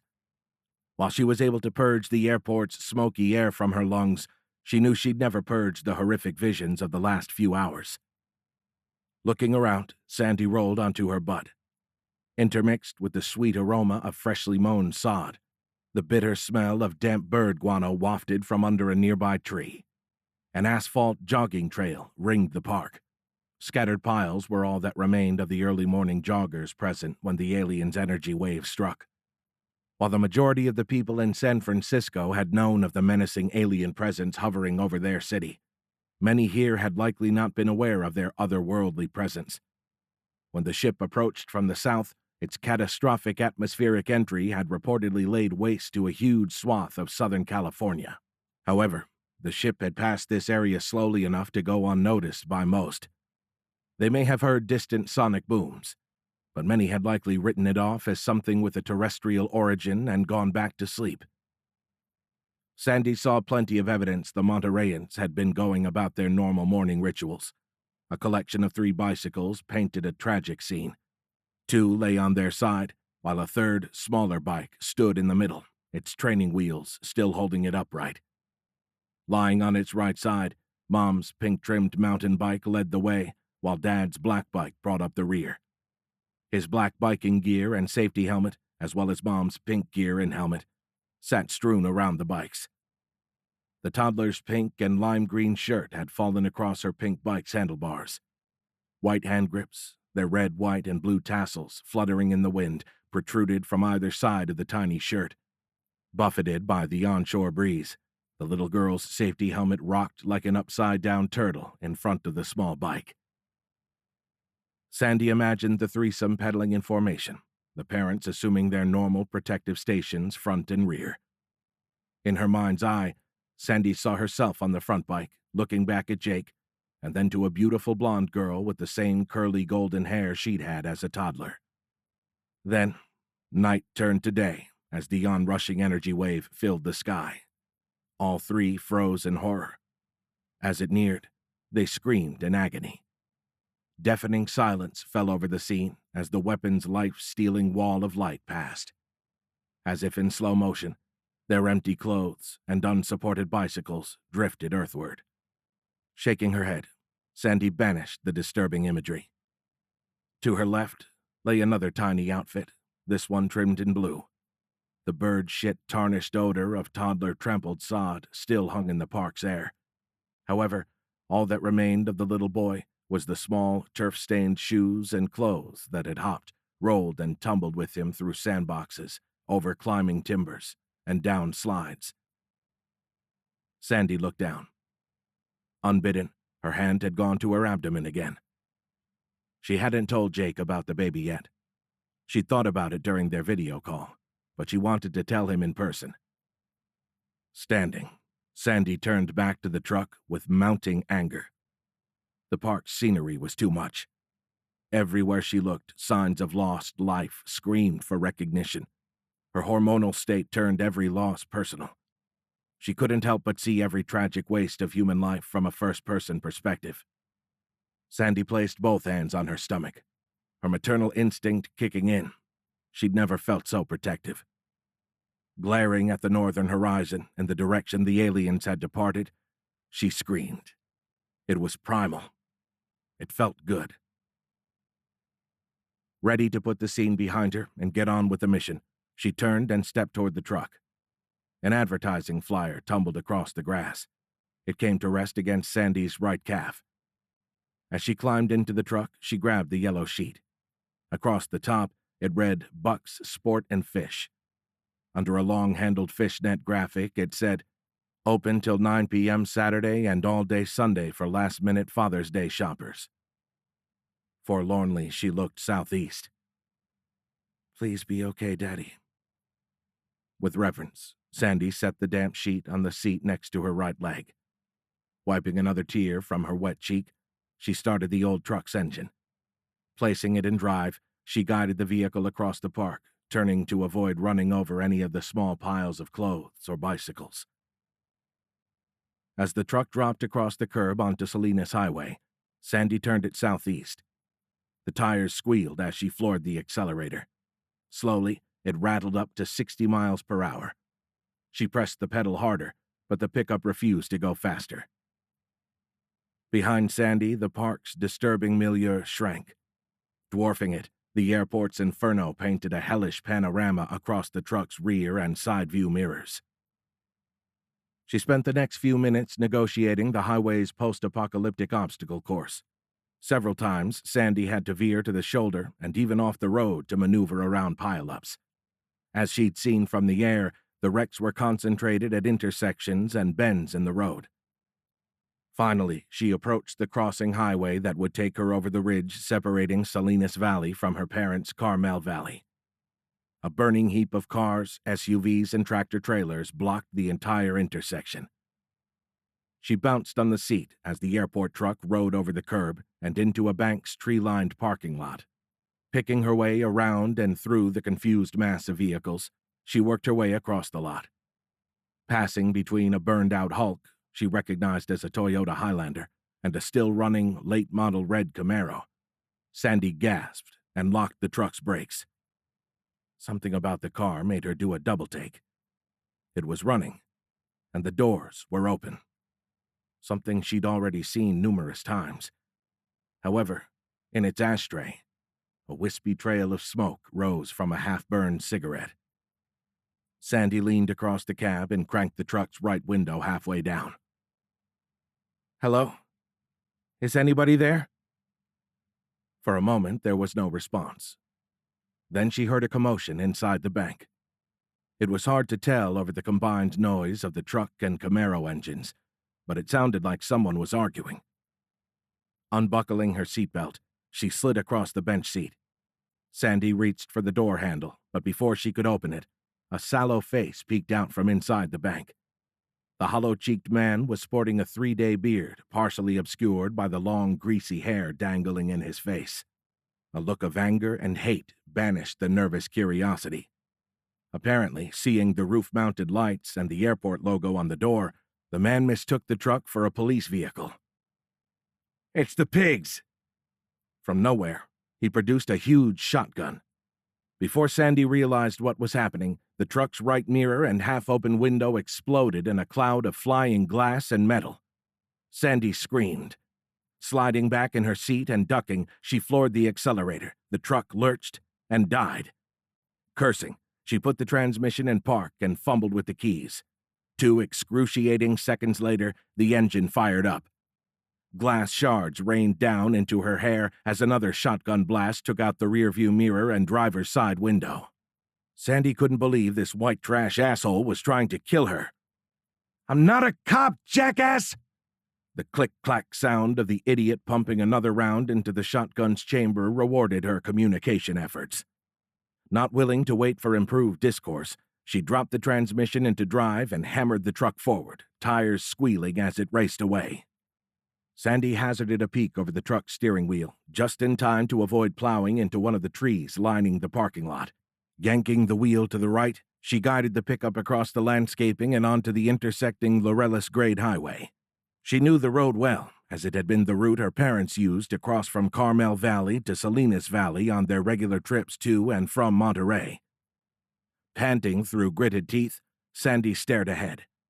Periodically, she cast nervous, sideways glances into the left mirror that had miraculously escaped destruction.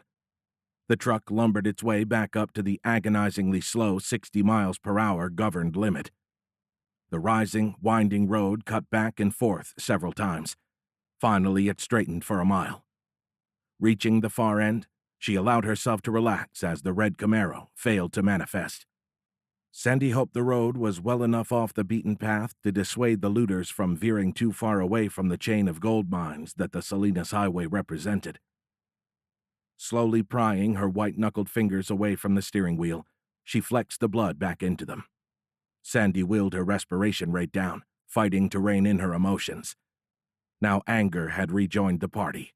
Except this time, the catalyst was terrestrial in origin. She was amazed that the situation had degraded to looting so quickly. The realization brought in a whole new concern.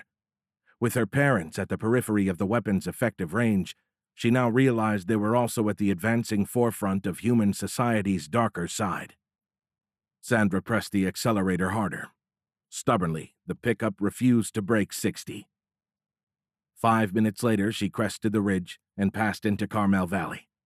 Like undulating corrugated ribs, parallel lines of grapevines rose and fell as the unending panorama of the valley's ubiquitous vineyards unfolded. Frustratingly, driving downhill afforded no additional speed. The old white and blue pickup rattled down the winding country road at a steady 60 miles per hour.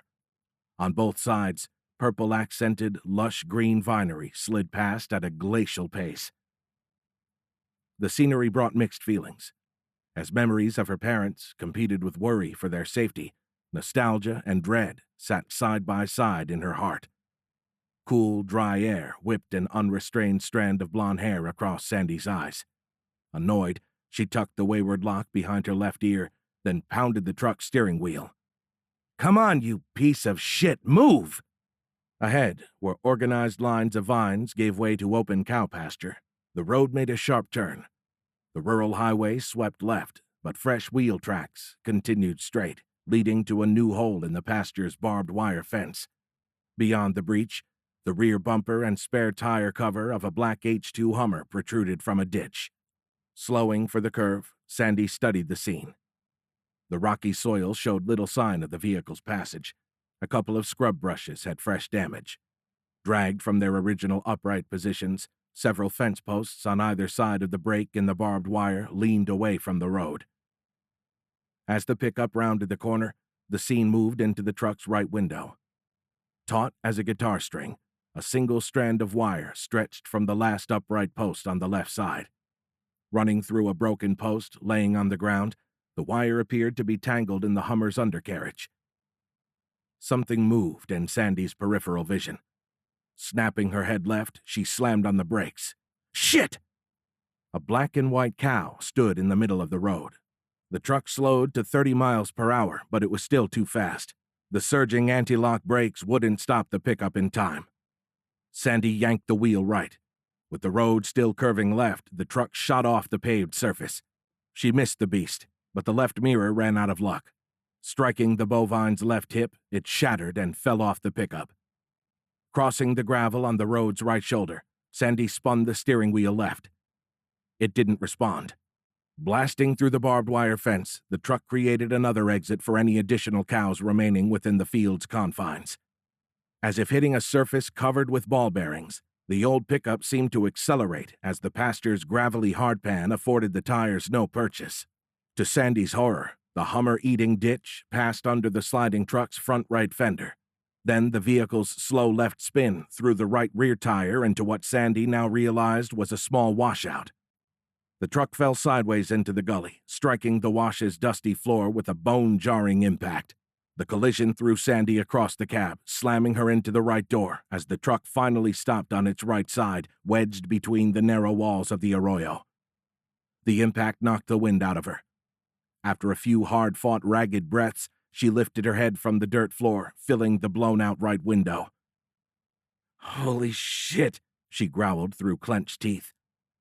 Doing a personal inventory, she tentatively flexed her arms and legs. Finding no new injuries, Sandy gave silent thanks that it hadn't been the same side she'd injured when the last-minute parachute maneuver had slammed her into Monterey Airport's runway 28 left. From her crumpled position on the inside of the truck's right door, Sandy reached up and switched off the truck's ignition. The sputtering engine finally fell silent. From the bottom of the sideways cab, the truck's interior felt like a skinny phone booth. Overhead, the left window looked impossibly distant. With her uninjured leg, Sandy kicked at the shattered windshield. On the third try, the whole thing popped out as a flexing mass. Another string of profanities followed as she scrambled through the opening. Glass crunched underfoot as she stepped onto the crumpled windshield. As Sandy inspected herself for cuts, a new shadow crept across the gully. Throwing her back against the dirt bank, Sandy snatched the 9mm pistol from its holster and pointed it at the shadow owner's head. Apparently uninjured, the offending cow stared at her over the edge of the gully. Silhouetted against the deep azure sky, its backlit black and white ears twitched. Regarding her, the cow batted its ludicrously long eyelashes. Somehow, Sandy resisted the urge to put a bullet between those eyes. "Stupid cow." The animal blinked again and licked its snout. After snorting its disapproval of her appraisal, the cow turned and sauntered out of view. She pushed off the wall, returning to her feet. Holstering the Beretta, she scanned the wash for a way out. Here, the sides were completely vertical and 10 feet tall. Looking past the pickup, she spotted the other vehicle 50 yards farther up the galley. There, the sides didn't look as steep. Squeezing through the narrow gap between the truck's roof and the wash's west wall, Sandy walked up the small ravine toward the H-2 Hummer. Chapter 29. "All attack squadrons are to launch the instant we drop out of parallel space," ordered Admiral Thoyd Fediak, commander of the Galactic Defense Force's 3rd Carrier Group. His massive command ship, the Galactic Guardian, headed the task force. Similarly named and second only to the Helm Warden in mass, it shared the same grand design, history, and military capability. He was confident of a quick victory against the Zoxith. "I just hope we're not too late." Thoyd watched the countdown in his Eon's synthetic vision. One of his staff read it out loud. 3, 2. A second early, the entire fleet snapped out of parallel space. Unceremoniously, the Guardian and its formation of ships slammed into regular space. The forward starfield orb exploded to encircle the ship. Thoyd expected Earth's sphere to swell from a pinpoint and fill the view wall. However, it barely expanded enough to differentiate from the background of stars. As if a falling axe had cleaved half his mind, Thoyd's Eon lost connection with his Omninet-based self. Judging by the reactions of his bridge crew, they had all experienced the same disconnect sensation. The schism of being cut off from his network-based ID left him feeling vulnerable and oddly alone. An epiphany rocked Thoyd. "Hold all fighters!" Dropping out of parallel space a second early meant tens of light seconds separated them from their planned deployment point. Even with the gravity drive's impressive speed, traveling that far was going to take some time. So much for the element of surprise. Already knowing the answer, Thoyd turned to the officer manning the tactical console. "What happened?" "A quantum disturbance is jamming our wormhole generator." Thoyd nodded. Someone's dropped a disruptor field around the planet. It made sense. The ability to enter and stay in parallel space required the capacity to open and maintain a stable wormhole. Any technology capable of collapsing that powerful quantum field would easily collapse their zero-width communication wormholes as well. The thought opened up a hopeful possibility.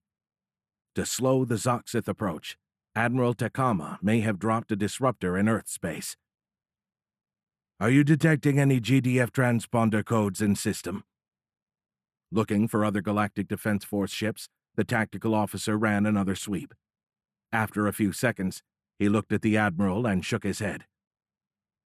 Then where the hell is it coming from? The officer bent over his console, his fingers dancing above its surface. The effect is centered on... Pausing, he cast a confused look at the Admiral. Earth. It's coming from a body of water along one of the planet's continents. Turning his attention back to the display, the officer froze, a look of horror banishing his confusion. Sir, I'm also detecting a faint Zoxith drive signature at that same location. Frustrated, desperately wanting to report the development to Admiral Takama, Thoyd turned his inner eye to the inactive Omninet link. How in the hell did Zox get disruptor technology? Wide-eyed, the officer looked up from his terminal. It's not the only Zox ship, sir. I'm detecting 15 additional ships spread around the planet. Chapter 30. An unending, high-pitched squeal rang in his ears. After an eternity, his eyes fluttered and opened. Flashing amber and red beams swirled through the dark, misty atmosphere. He shook his head, and the ringing subsided, a cacophony of horns rising to supplant it. Salith's arm groped in the strobing darkness. Finding the helm, he fought to gain his footing on the slanted floor. Excess moisture was everywhere. With a mighty effort, he hoisted his large frame upright. Struggling to maintain the hard-fought gains, Salith grasped the sides of the wet console like a drowning dry cat lizard. He activated the emergency lights. Very weak, they didn't provide much illumination, but he could see his blood splattered across the console. The tilt of the floor told him the ship was pitched forward on its bow and badly listed to port. Inertial compensators were offline. Shaking his head, he tried to clear the swamp fog from his thoughts. These Argonians will pay dearly for this, Salith swore, the words triggering another bout of coughs. As he actuated the controls to reboot the bridge's computers, one of his officers stirred. To your feet, Salith growled, a gurgle rattling deep within his chest. Another wet cough spewed more of his blood across the control panel. Computers restored, the bridge's artificial gravity re-exerted itself, and the inertial compensators came back online. After a wave of vertigo, Salith felt the floor level, although sensors showed the ship was still pitched forward and leaning left. I need to know what I have left, Salith said weakly, this time fending off the cough. Yes, Commodore Salith, the officer said. Struggling to his feet, the junior commander coughed up blood as well. While the officer evaluated his computer console, Salith inspected the bridge. Now that the computers were coming back online, normal lighting filled the cavernous room. The rest of the crew members were dead. Broken bodies and severed limbs littered the bridge. Most of the control stations were black. Commodore Salith, all passages leading from the bridge section have sealed. All communication links are gone. With the built-in redundancies, the only way we could lose all contact is if all other sections were destroyed, the bridge officer reported in a low, guttural voice. We must be the only viable portion of the ship. Furious, he wanted to walk over and send the officer to an early meeting with the forebearers. Knowing he was already short-handed, he decided to reserve his vengeance for the Argonians. The officer's next report removed himself from Salith's ire. We have no shields, but the bridge section's drive system is coming online. He looked up with a toothy grin. It appears to be 90% operational. For the first time since regaining consciousness, Salith felt a glimmer of hope. "Bring up the exterior display." "Yes, Commodore Salith," the officer replied through another bloody cough. The main display flickered to life. The point of view was from behind and above the bridge looking forward. They had fallen into an angry body of water. Rough, steam-filled waves crashed against the forebearer's visage. The bridge was the only recognizable section. Scraggy trusses reached out for missing structures, steam rising from their melted and distorted features. As Salith surmised, the bridge section was listing to port and pitched forward, resting on its lower bow.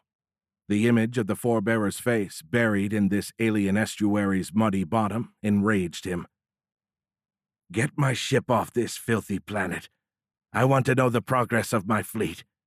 "Yes, Commodore." Salith felt the floor shudder as the bridge section struggled to raise from its watery grave. Turning to the display, he watched the outside view as the ship leveled.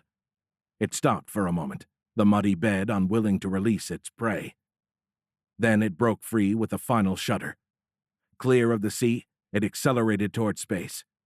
Unshielded from atmospheric friction, the muddy water boiled from its surface and burned up in the ship's meteoric plasma trail. "Commodore, I have numerous targets entering Sector 64, shouted the officer. He paused for a moment, studying the display. Turning to Salith with renewed energy, he said, "It's the Galactic Defense Force, sir." Reaching the desired altitude, the remnant of the forebearer's revenge parked above the planet's curving surface. "Excellent. Instruct all ships to fall back and reform on my position," ordered Salith. Chapter 31. Jake toggled the comm panel. "Vampire 6, this is Turtle 1, over." Stepping up to the helm, Richard started bringing the ship's systems online. Vic carried the newly acquired weapons to the left end of the view wall. As he approached, a rack with a slot for each weapon grew from the floor. "I still can't understand how it does that," Vic said as he placed the weapons in their appropriate slots. Richard impatiently shrugged as he grasped the flight controller. "Arthur C. Clarke once said any sufficiently advanced technology is indistinguishable from magic. I guess you'll have to go with that." The ship turned east while gently rising to an altitude clear of the buildings and the gathering crowd. After hovering for a moment, Richard said, "Let's get back in space so we can see what's going on." His arm tensed, and the outside world blurred as the ship rocketed skyward. Jake activated the radio again. "Vampire 6, this is Turtle 1. Come in, over." The speaker crackled to life. "Turtle 1, this is Vampire 6. We're setting up to attack the ship that just hit Mexico City." Richard looked at him with shocked dismay. 20 million people live there. The news struck Jake like a sledgehammer. My God, there were 16 of those ships. How many people have we already lost? Colonel Newcastle continued his transmission. "What can you tell me about their weapons range? What did you find in Western Maryland?" Swallowing down the rising bile, Jake activated the mic. "It's bad news, sir. It looks like we've lost everyone within 93 nautical miles of the weapon. Unfortunately, its effect doesn't fall off with distance." Pausing, Jake shook his head. "Jesus, sir. There wasn't even a drop of blood. Not until the edge, anyway." Recalling the scene in old downtown sent a shiver down his spine. A long pause greeted his report. Finally, Newcastle said, "Almost 100 miles and no drop-off. Holy shit." Richard said, "Yes, sir. We don't know how the weapon does it, but we've seen, very graphically, what happened to those on its periphery." "Thank you, gentlemen," Colonel Newcastle said wearily. "I'll call you back after we kill these bastards. I want to take them out before they wipe humanity off another 200-mile swath of—" He cut out mid-sentence. By the background noise, Jake could tell he still had his mic key pressed. "What the hell?" Colonel Newcastle whispered. "They're bugging out." Hope blossomed in a voice that only a moment before had carried the weight of the world. "Say again, Jake said, praying he'd understood. They're bugging out, leaving. They just vertically accelerated back into space. They must be falling back to regroup after your success over the Chesapeake, Jake said. I don't think so, Richard interrupted. Jake shook his head. What else could it? Turning toward Richard, he froze. Apparently, while he'd been talking with Newcastle, the hologram had come to life. Still rendered in red, the regrouping alien ships appeared to be gathering a couple of 100 miles above the North Atlantic. Lieutenant Croft pointed at a small red dot that the alien ships were surrounding. What's that? I don't know. But look, Jake said. Both he and Richard pointed to the display's top left corner. A new fleet of huge ships was sliding into view. Their holographic color? Green. Chapter 32. Reaching the floor of the valley, Sandy guided the Hummer onto Carmel Valley Highway. Negotiating another smoking heap of burned-out cars, she turned left, heading south. After a few miles, a city limit sign came into view. Carmel Valley Village population 4,704. It was the unincorporated rural community her parents called home, and Sandy's favorite place on the planet. Growing up, she'd witnessed the explosive growth of the region's vineyards and wineries. Stone-walled villas dotted the landscape. The lush green peaks of the surrounding hills and the corduroy carpet of vinery flowing across their lower climbs looked like a slice of southern France. Sandy's concern for her parents deepened with the passage of every desolate mile. She was now just over 100 of them from the epicenter. She'd been about this far away when the alien ship had fired its weapon. However, other than the looters, Sandy had seen no humans, alive or dead. The expectation of finding someone around each corner was drawing out the search. It was an agonizing, never-ending cycle of optimism and dashed hopes. Sandy's heart raced in anticipation as yet another blind corner loomed. Rounding the bend, she slowed the Hummer. Ahead, forming a T-intersection, a secondary road dead-ended into the highway at the apex of the curve. Again, she had to winch the vehicle over the curb and onto an empty parking lot to get around an intersection-clogging calamity. On Sandy's right, the back of a black Range Rover protruded from a winery's cobblestone-lined glass storefront. Its engine was still running. A thin wisp of fumes trailed away from its dripping exhaust pipes. Every few seconds, the rear windshield wiper swiped empty air. Apparently blown out by the impact, the blue glass pebbles of the SUV's shattered rear window had rained down onto the crushed cafe patio furniture that jutted from under its rear bumper. 2 obstacles later, Sandy steered clear of the last of the wreckage, guiding the H2 back onto the highway beyond the curving section of road. Her heart skipped a beat. A few hundred yards down the straight roadway, a line of police cars formed a roadblock, flashing red and blue lights adorning their roofs. Reacting to her sudden appearance, a swarm of police officers took up defensive positions. In a matter of seconds, Sandy was staring down the barrels of several rifles, shotguns, and pistols.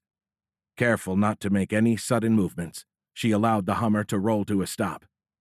As she'd been going less than 20 miles per hour, the truck halted in a couple of seconds, 200 feet shy of the heavily armed roadblock. Sandy killed the Hummer's engine and heard a nervous, amplified voice. "And step away from the vehicle.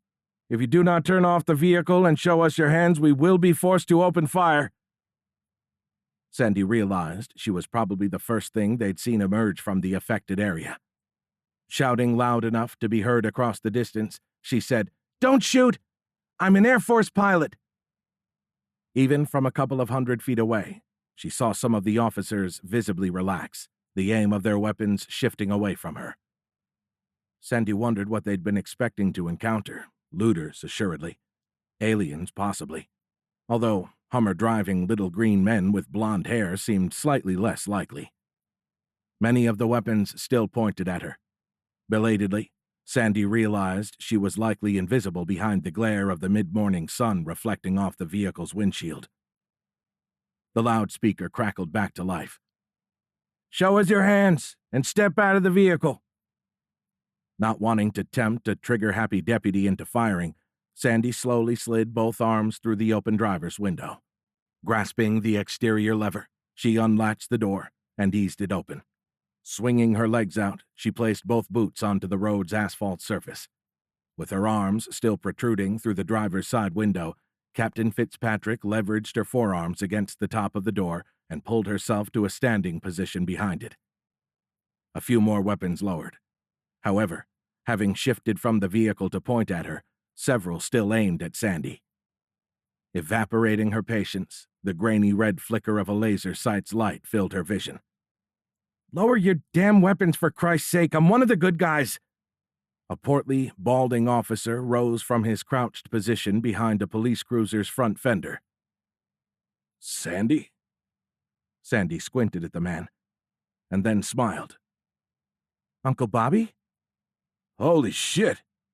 He waved both arms in wide, downward arcs. "Lower your weapons. It's Johnny Fitzpatrick's girl." Finally, the last of the weapons veered away from her head. Sandy stepped from behind the door and limped toward the roadblock. Bobby did the same, meeting her in the middle of the impromptu no-man's land. He nodded at her left leg. "Are you okay?" Sandy waved a dismissive hand. "I'll be all right." She studied his face. Not really an uncle. Bobby had been one of her parents' closest friends. While he wasn't a pilot, he had spent many an afternoon in her father's hangar sharing post-flight beers and war stories with Dad and his small collection of instructor pilots. She'd just seen Bobby a few months back. At the time, he looked like his usual self, youthful for his 60 years. However, today he looked bone-weary and haggard. The morning's events appeared to have aged him. Sandy placed a concerned hand on his shoulder. "What about you? You look like I feel." "I don't know, Sandy." He shook his head. "Between missing bodies and rumors of aliens and the such, everybody's scared shitless. There was an explosion or sonic boom earlier this morning. Sue and I heard it, but I thought it was lightning. Then we woke up to blinding light and one hell of a burning stomach. Since then, we've had no TV or internet. Hell, I can't even raise anybody on the radios or the phones. What the hell happened?" He paused, looking over her shoulder. "And where'd you come from?" She told him about the alien's arrival and her unit's deployment. Having apparently heard this news, he nodded. When she told him about the energy wave and what she'd seen between San Francisco and their roadblock, the man's face darkened, appearing to sag under the weight of the news. "It goes on for 100 miles from here?" Sandy nodded. "Yeah, and 100 miles to the north as well. I've heard it went that far on the East Coast, too." Turning pale, he shook his head. "Oh my God, hon, that's gotta be millions of people." Sandy nodded. "More like tens of millions." Remembering the San Francisco teddy bear, she shivered. "It's bad, Bobby. Really bad." "Hell, Sandy, I've been a cop for 30 years. Thought I'd seen everything. But I've never seen anything like this shit." "Yeah. I still don't understand what happened to everybody. The way it left the empty piles of clothes is almost worse than finding a body." Bobby shook his head. "No, hon. It's not the empty clothes I'm talking about." He pointed up the street, beyond the line of police cars. "Once you see that crap, you'll wish empty clothes were all you'd seen." "What?" Sandy said. Her heart pounded with renewed fear. Her parents' home lay less than a mile in the direction he was pointing. "What is it? Are my parents okay?" "Your parents?" He looked confused for a moment. Then comprehension filled his eyes. "Oh, they should be fine. We've had a few reports of broken windows, even some structural damage. Shit, one wacko claimed a giant rock fell from the sky. I wouldn't worry too much, though." Shifting his arms, he pointed east and west. "They're not along the line." It was Sandy's turn to be confused. "Line? You don't know?" She shook her head. "I'm supposed to find out how far the weapon reached." Sandy pointed at a pink and white jogging outfit sprawled ahead of a pair of pink-trimmed white sneakers. but so far it hasn't even tapered off. Bobby shook his head. It doesn't. It doesn't what? Taper off. What do you mean? He shook his head again. It's best you see for yourself. Gesturing for Sandy to follow, he turned toward the line of police cars. Passing between the two closest at a fast pace, he continued talking. It took us a while to figure out what happened. Hell, I still don't understand it, or what exactly it was. At first we thought the aliens had nuked us. He pointed at the Starbucks they were approaching. But there's no amount of radiation that could do this. Studying the scene, Sandy saw nothing unusual, at least under the revised definition the day's events lent the word.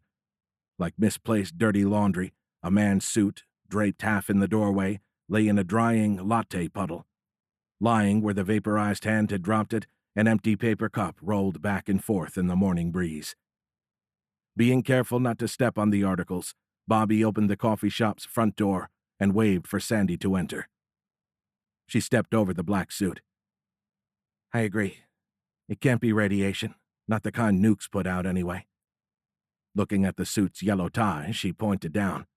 But this is the same thing I've seen since... Sandy stopped mid-sentence as the rank stench of raw death assaulted her senses. Oh my God.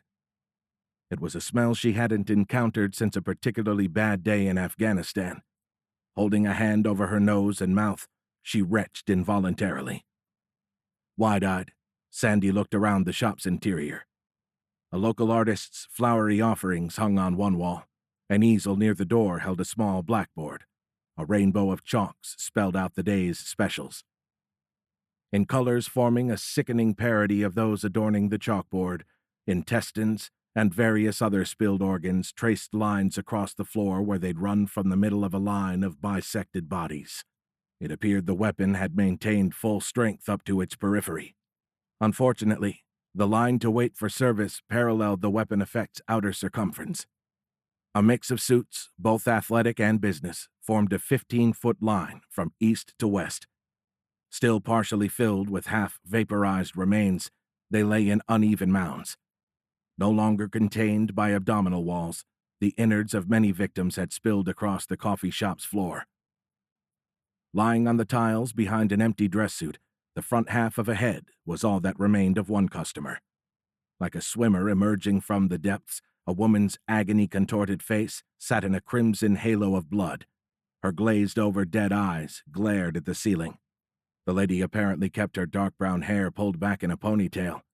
However, missing its back half, every strand ended at exactly the same point.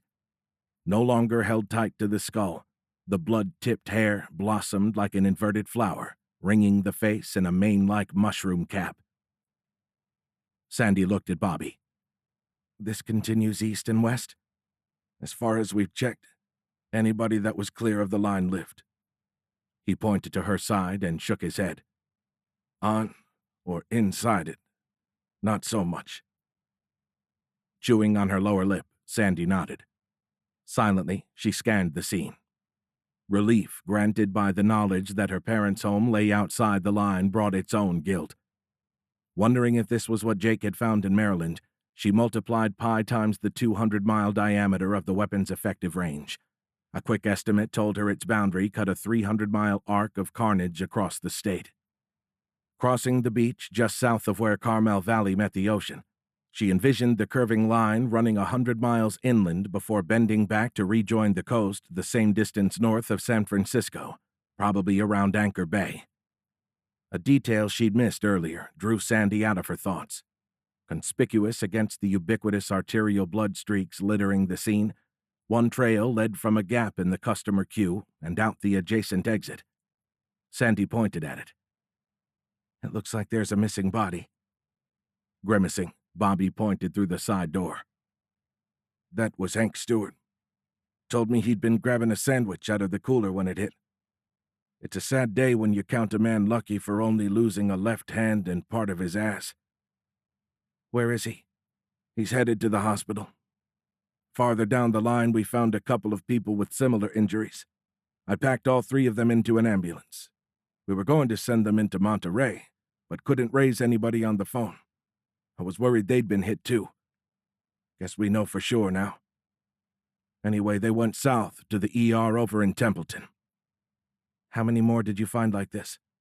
Not many. Most people were either on one side or the other. Several couples were separated permanently. He shook his head. I don't mind telling you, if I never see this morning's heartache again, it'll be too soon. Sandy considered the long, arcing trail of carnage. I hope they can get in. Huh? Who? Hank and the others. She pointed east and then curved her hand north. This continues on for at least 300 miles.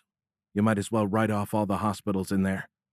So, that means every hospital within driving distance of the line is probably being overrun. Bobby looked dejected. Oh, shit. Sandy stepped to the portly older man and hugged him. Hey, you did the right thing. Hell, it was the only thing you could do, and you probably sent them in the right direction sooner than most. As he opened his mouth to reply, a new voice crackled to life. Mid-sentence, an anchorman's live image chased away the static test pattern displayed by the cafe's sole television. Much of that area was devastated by an apparent low-altitude nuclear engagement. Sandy and Bobby exchanged nervous glances. The talking head continued. Not much information has come from the area since the explosion. However, this video just came in. Reportedly, it came from the Chesapeake Bay area. As you know, we've received several reports of a large section of the ship rising from the bay. We cannot confirm the authenticity of this video, but it does match the descriptions we've received. As he spoke, a grainy video replaced the anchorman. Apparently filmed with a camera phone, the image shook unsteadily. In the foreground, tree-covered hills sloped toward a distant body of water that Sandy guessed was Chesapeake Bay. Churning sea fog obscured the bay's far bank. As if whipped by a hurricane, the waters closer to the near shore churned with mad intensity. The scene reminded Sandy of the damage wrought by the massive waves that rushed inland after Japan's tragic 2011 earthquake. It looked like a massive tsunami had stripped the land. From the water's edge to a line a few hundred feet up the hills, a colorless band of exposed soil stretched the full width of the image. The foreground's lush green hills contrasted sharply against the long gray pile of splintered trees, unidentifiable debris, and chunks of buildings marking the farthest uphill reaches of the tsunami's devastation. New movement over the far side of the bay drew her attention from the hillside's devastation. The churning fog obscuring those waters bulged upward and darkened. The activity ebbed for a moment. Then a solid black mass broke the fog's surface. Initially, it looked like a basalt rock formation was growing from the bay's floor. The ebony mass slid inexorably from the fog. It soon became obvious that most, if not all of it, had been below the surface. Its height above the cloud bank far exceeded the fog's thickness, and still more slid into view. Sandy's suspicions proved correct when the nostril slits came into view. A massive, shattered alien face broke the fog's surface. White wisps clung to the slowly rising scaled face. Tendrils of vapor streamed from the slits and its reptilian eyes. Oriented toward the camera, the charred and back-tilted head appeared to glare down on the observer, its horrible human trophy still clamped firmly in its jaw. Rising slowly, the massive alien visage clawed its way into the sky. Its swept-back, horn-like ears dragged streamers of fog into the clear blue atmosphere. Then, under tremendous acceleration, the ship exploded skyward. While it wasn't the physics-defying instantaneous velocity change described by Jake, it was shocking nonetheless. In seconds, a conical, supersonic shockwave haloed the face's advancing front as brute power shoved the non-aerodynamic, chiseled asteroid through the speed of sound. The resultant sonic blast knocked the observer onto his back, blue sky filling the picture. The trees in the image's periphery rocked violently. Many surrendered to the shockwave, falling away. The top of a downsloped tree flashed into the image, slamming down only a few feet from the observer's right. The video blurred and then cut out. Slack-jawed, Bobby turned to her. What the hell was that? One of the alien ships that attacked us today. Well, part of one anyway. He pointed at the TV. That thing was huge. Sandy nodded. And that was the smallest part of it. Holy shit, Bobby said under his breath. Sandy touched the shocked man's arm. Uncle Bobby, I need to get going. Dragging his eyes from the frozen image of the sculpted alien head, he turned back to Sandy and hugged her. Thanks, son. Stepping back, he nodded toward the north. Based on what you've seen between here and Monterey, I'm going to send my boys back to their families. Then he placed both hands on her shoulders and gave her a meaningful look. You found what you told your general you were looking for. Now go do what you really came here to do. Make sure your parents are okay. Sandy opened her mouth to protest her innocence. She had another viable reason to visit her parents. She also thought about warning him about the looters, but they'd been pretty far northeast of here. Considering the day's events, his men needed to be with their families more than they needed to guard the dead zone. She closed her mouth and smiled. Thanks, Uncle Bobby. As Sandy guided the Hummer around Ford Street's last corner, she glimpsed her parents' small neighborhood. Something massive obscured the view of their end of the block. Oh no, she gasped. The size of a 4-story office building, a smoking boulder sat across the road. Most homes still stood on the left side of the street, although 2 appeared to have been crushed under a wall of heavy earth. On Sandy's right, several houses along the west side of the road had disappeared under the rock and displaced earth. Like a tsunami frozen in mid-break, the heaved soil formed a steep embankment around the asteroid. In front of her, the road curled up the face of the wave. The right half of the pavement had folded back on itself, leaving a large slab of road lying upside down at the wave's base. Like a finger pointing skyward, the left side of the street jutted 10 feet into the open air above the crater's rim. The mounded soil and smoking asteroid blocked the line of sight to her parents' home. Sandy sincerely hoped the width of the mountainous rock exceeded its depth. Otherwise, there wouldn't be anything left of them or their house. She didn't want to think what horror awaited Discovery if the destruction extended as far behind the crater rim as it did from her left to right. Sandy slowed the Hummer as it neared the area where the road curved up the leading edge of heaved earth like a ski jump. The horrific scene Uncle Bobby had shown her had been deeply disturbing, but it had also cracked open the door of hope. Now, the giant boulder towering over her slammed it shut. As it approached the near side of the crater, the Hummer started up the ramped pavement. Sandy stopped the vehicle and killed its engine. To her left and right, a few people with minor injuries milled about in shock. Otherwise, the street was eerily silent. In the homes still standing, every window appeared to have been blown out. On the rim's right edge, a disconnected chunk of roof gable lay on its side. Sandy recognized the metal rooster-shaped weather vane jutting sideways from its peak. Since childhood, she had used it to judge the wind direction. Visible from her backyard, the rooster-clad gable had been on the back of their next-door neighbor's house. The home belonged to her parents' best friends, Jim and Betty Sanderlin. There was no way around the mound. Earth, homes, and disassociated chunks of both blocked her on each side of the street. She stepped from the vehicle. Again, the surreal silence of the scene struck Sandy. Not for the first time, she felt as if she'd stepped into a nightmare. A startled jolt ran through her entire body as a frail, feminine voice came from immediately behind her. Sandy? She spun around. Mama!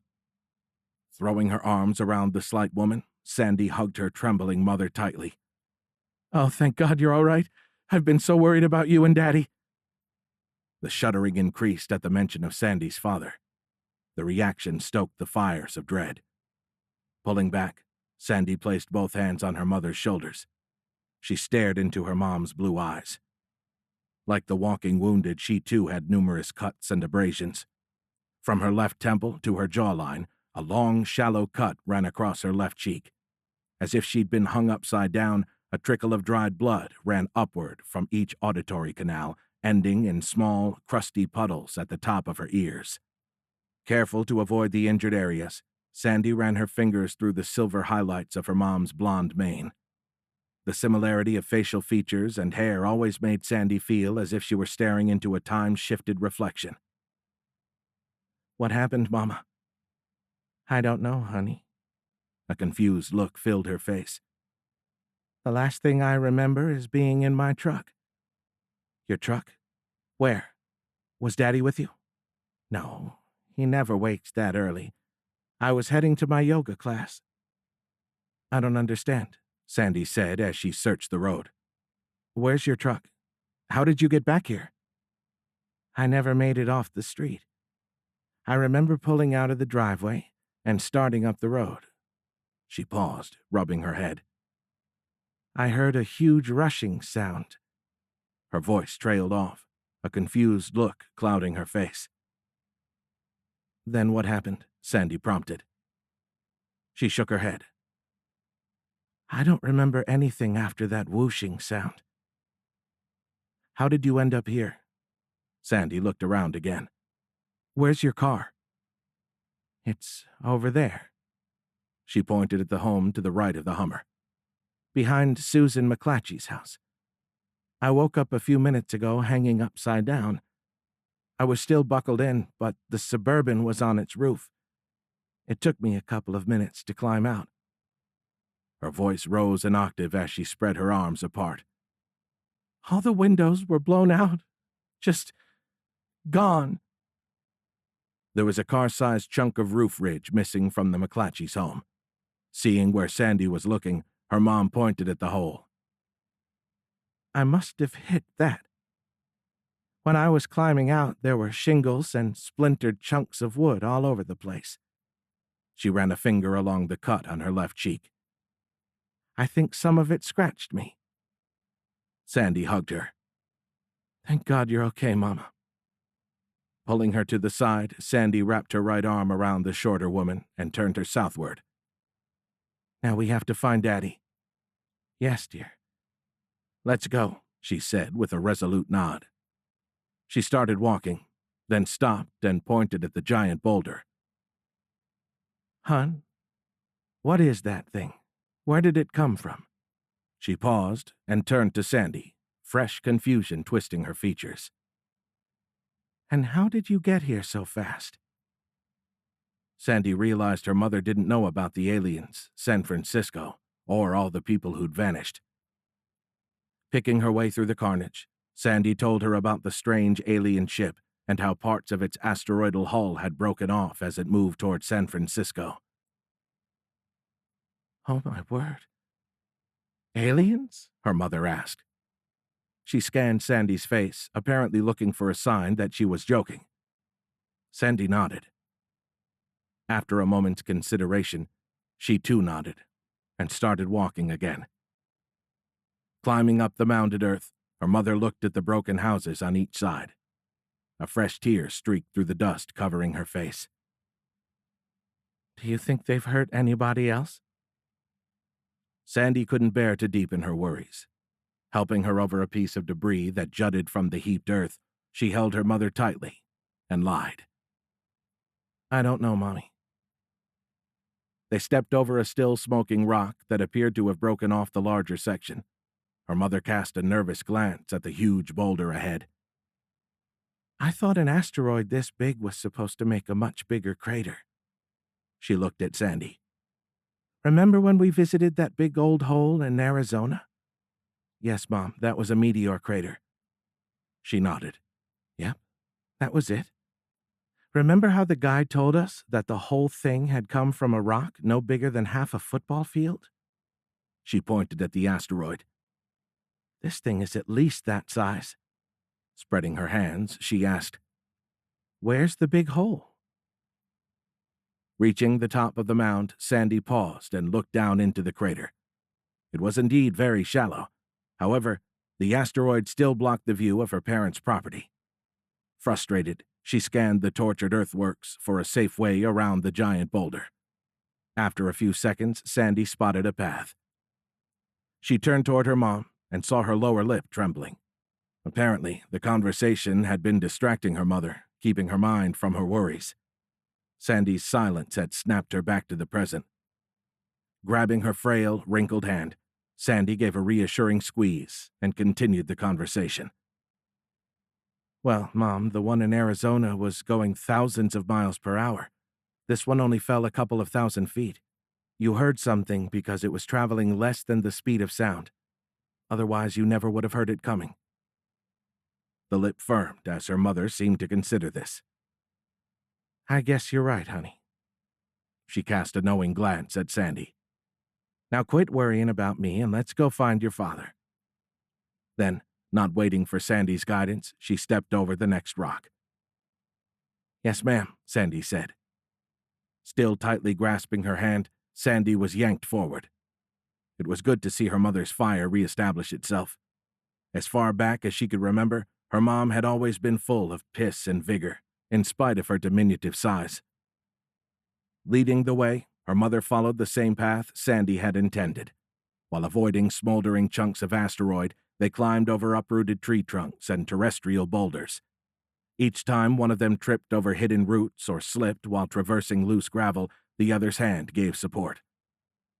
Several exhaustive minutes later, their end of the street slid into view. They both froze mid-step. Her mother's hand flew to her mouth. Oh, John, Sandy cried. Daddy! The front half of the house, including the entire garage, was gone. While the main body had missed it, a separate van-sized chunk of asteroid sat in the center of a crater occupying the space that had previously been garage, living room, and entrance foyer.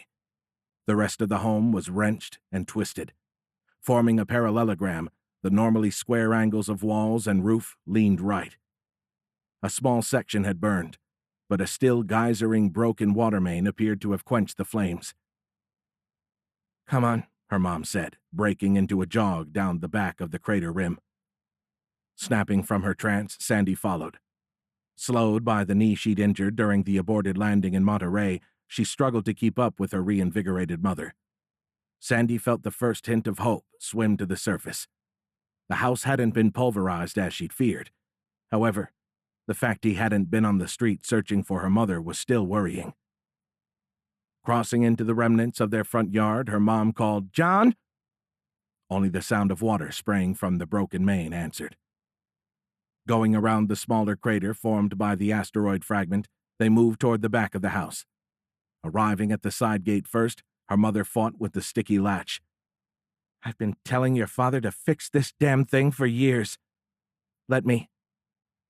As she'd been doing since childhood, Sandy gave the handle a yank while applying upward pressure. The gate's cedar planks racked, and the latch popped out. Its hinges squealed their protest as she swung it open. If that man spent 1/10 of the time on this house as he does in that stupid plane, this wouldn't happen. Sandy knew the complaints served to deflect her mom's thoughts from what might await their discovery in the minutes to come. Her mother had always complained about her father's constant tinkering with the grounded decertified airplane parked in his hangar. Situated behind their house and overrun by weeds, dirt, and grass, the hangar and adjacent runway were the last remnants of the long-defunct Carmel Valley Vintage Airport, the home of so many of Sandy's memories. Fully opening the gate, Sandy gestured into the backyard. I know, Mom. Let's go. Looking down, her mother started crying and trembling. I'm afraid. I can't lose him, Sandy. He's all I... She seemed to melt before Sandy's eyes. The strong, rock-solid firecracker, as her dad always called her, cried uncontrollably. Sandy hugged her. I'm sure he's okay. Holding her tightly, she added, Why don't you wait here? I'll go check inside. No, she interrupted, shaking off Sandy's embrace. Taking a few deep breaths, she steadied herself, apparently quelling the tormenting emotions. The firecracker facade reasserted itself, making the woman appear much taller than her diminutive 5 feet 2 inches. Let's go find the old coot.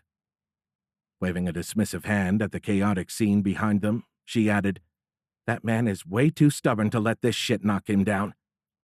Not for the first time, it occurred to Sandy that this is where she'd acquired what Jake jokingly referred to as her colorful vocabulary. Her mom pointed to the sky. And if those sons of bitches hurt my Johnny, they'll have me to deal with. Wiping away a tear of her own, Sandy smiled in spite of the dire situation. I know that's right, Mama. I know that's right. That's the end of part 2, but there's one more to go. So just like last time, be sure to click right here and go on to part 3 of Ambush. Enjoy, and thanks for listening. Bye. Print copyright 2014, Dean M. Cole. Audio production copyright 2019, Dean M. Cole. All rights reserved.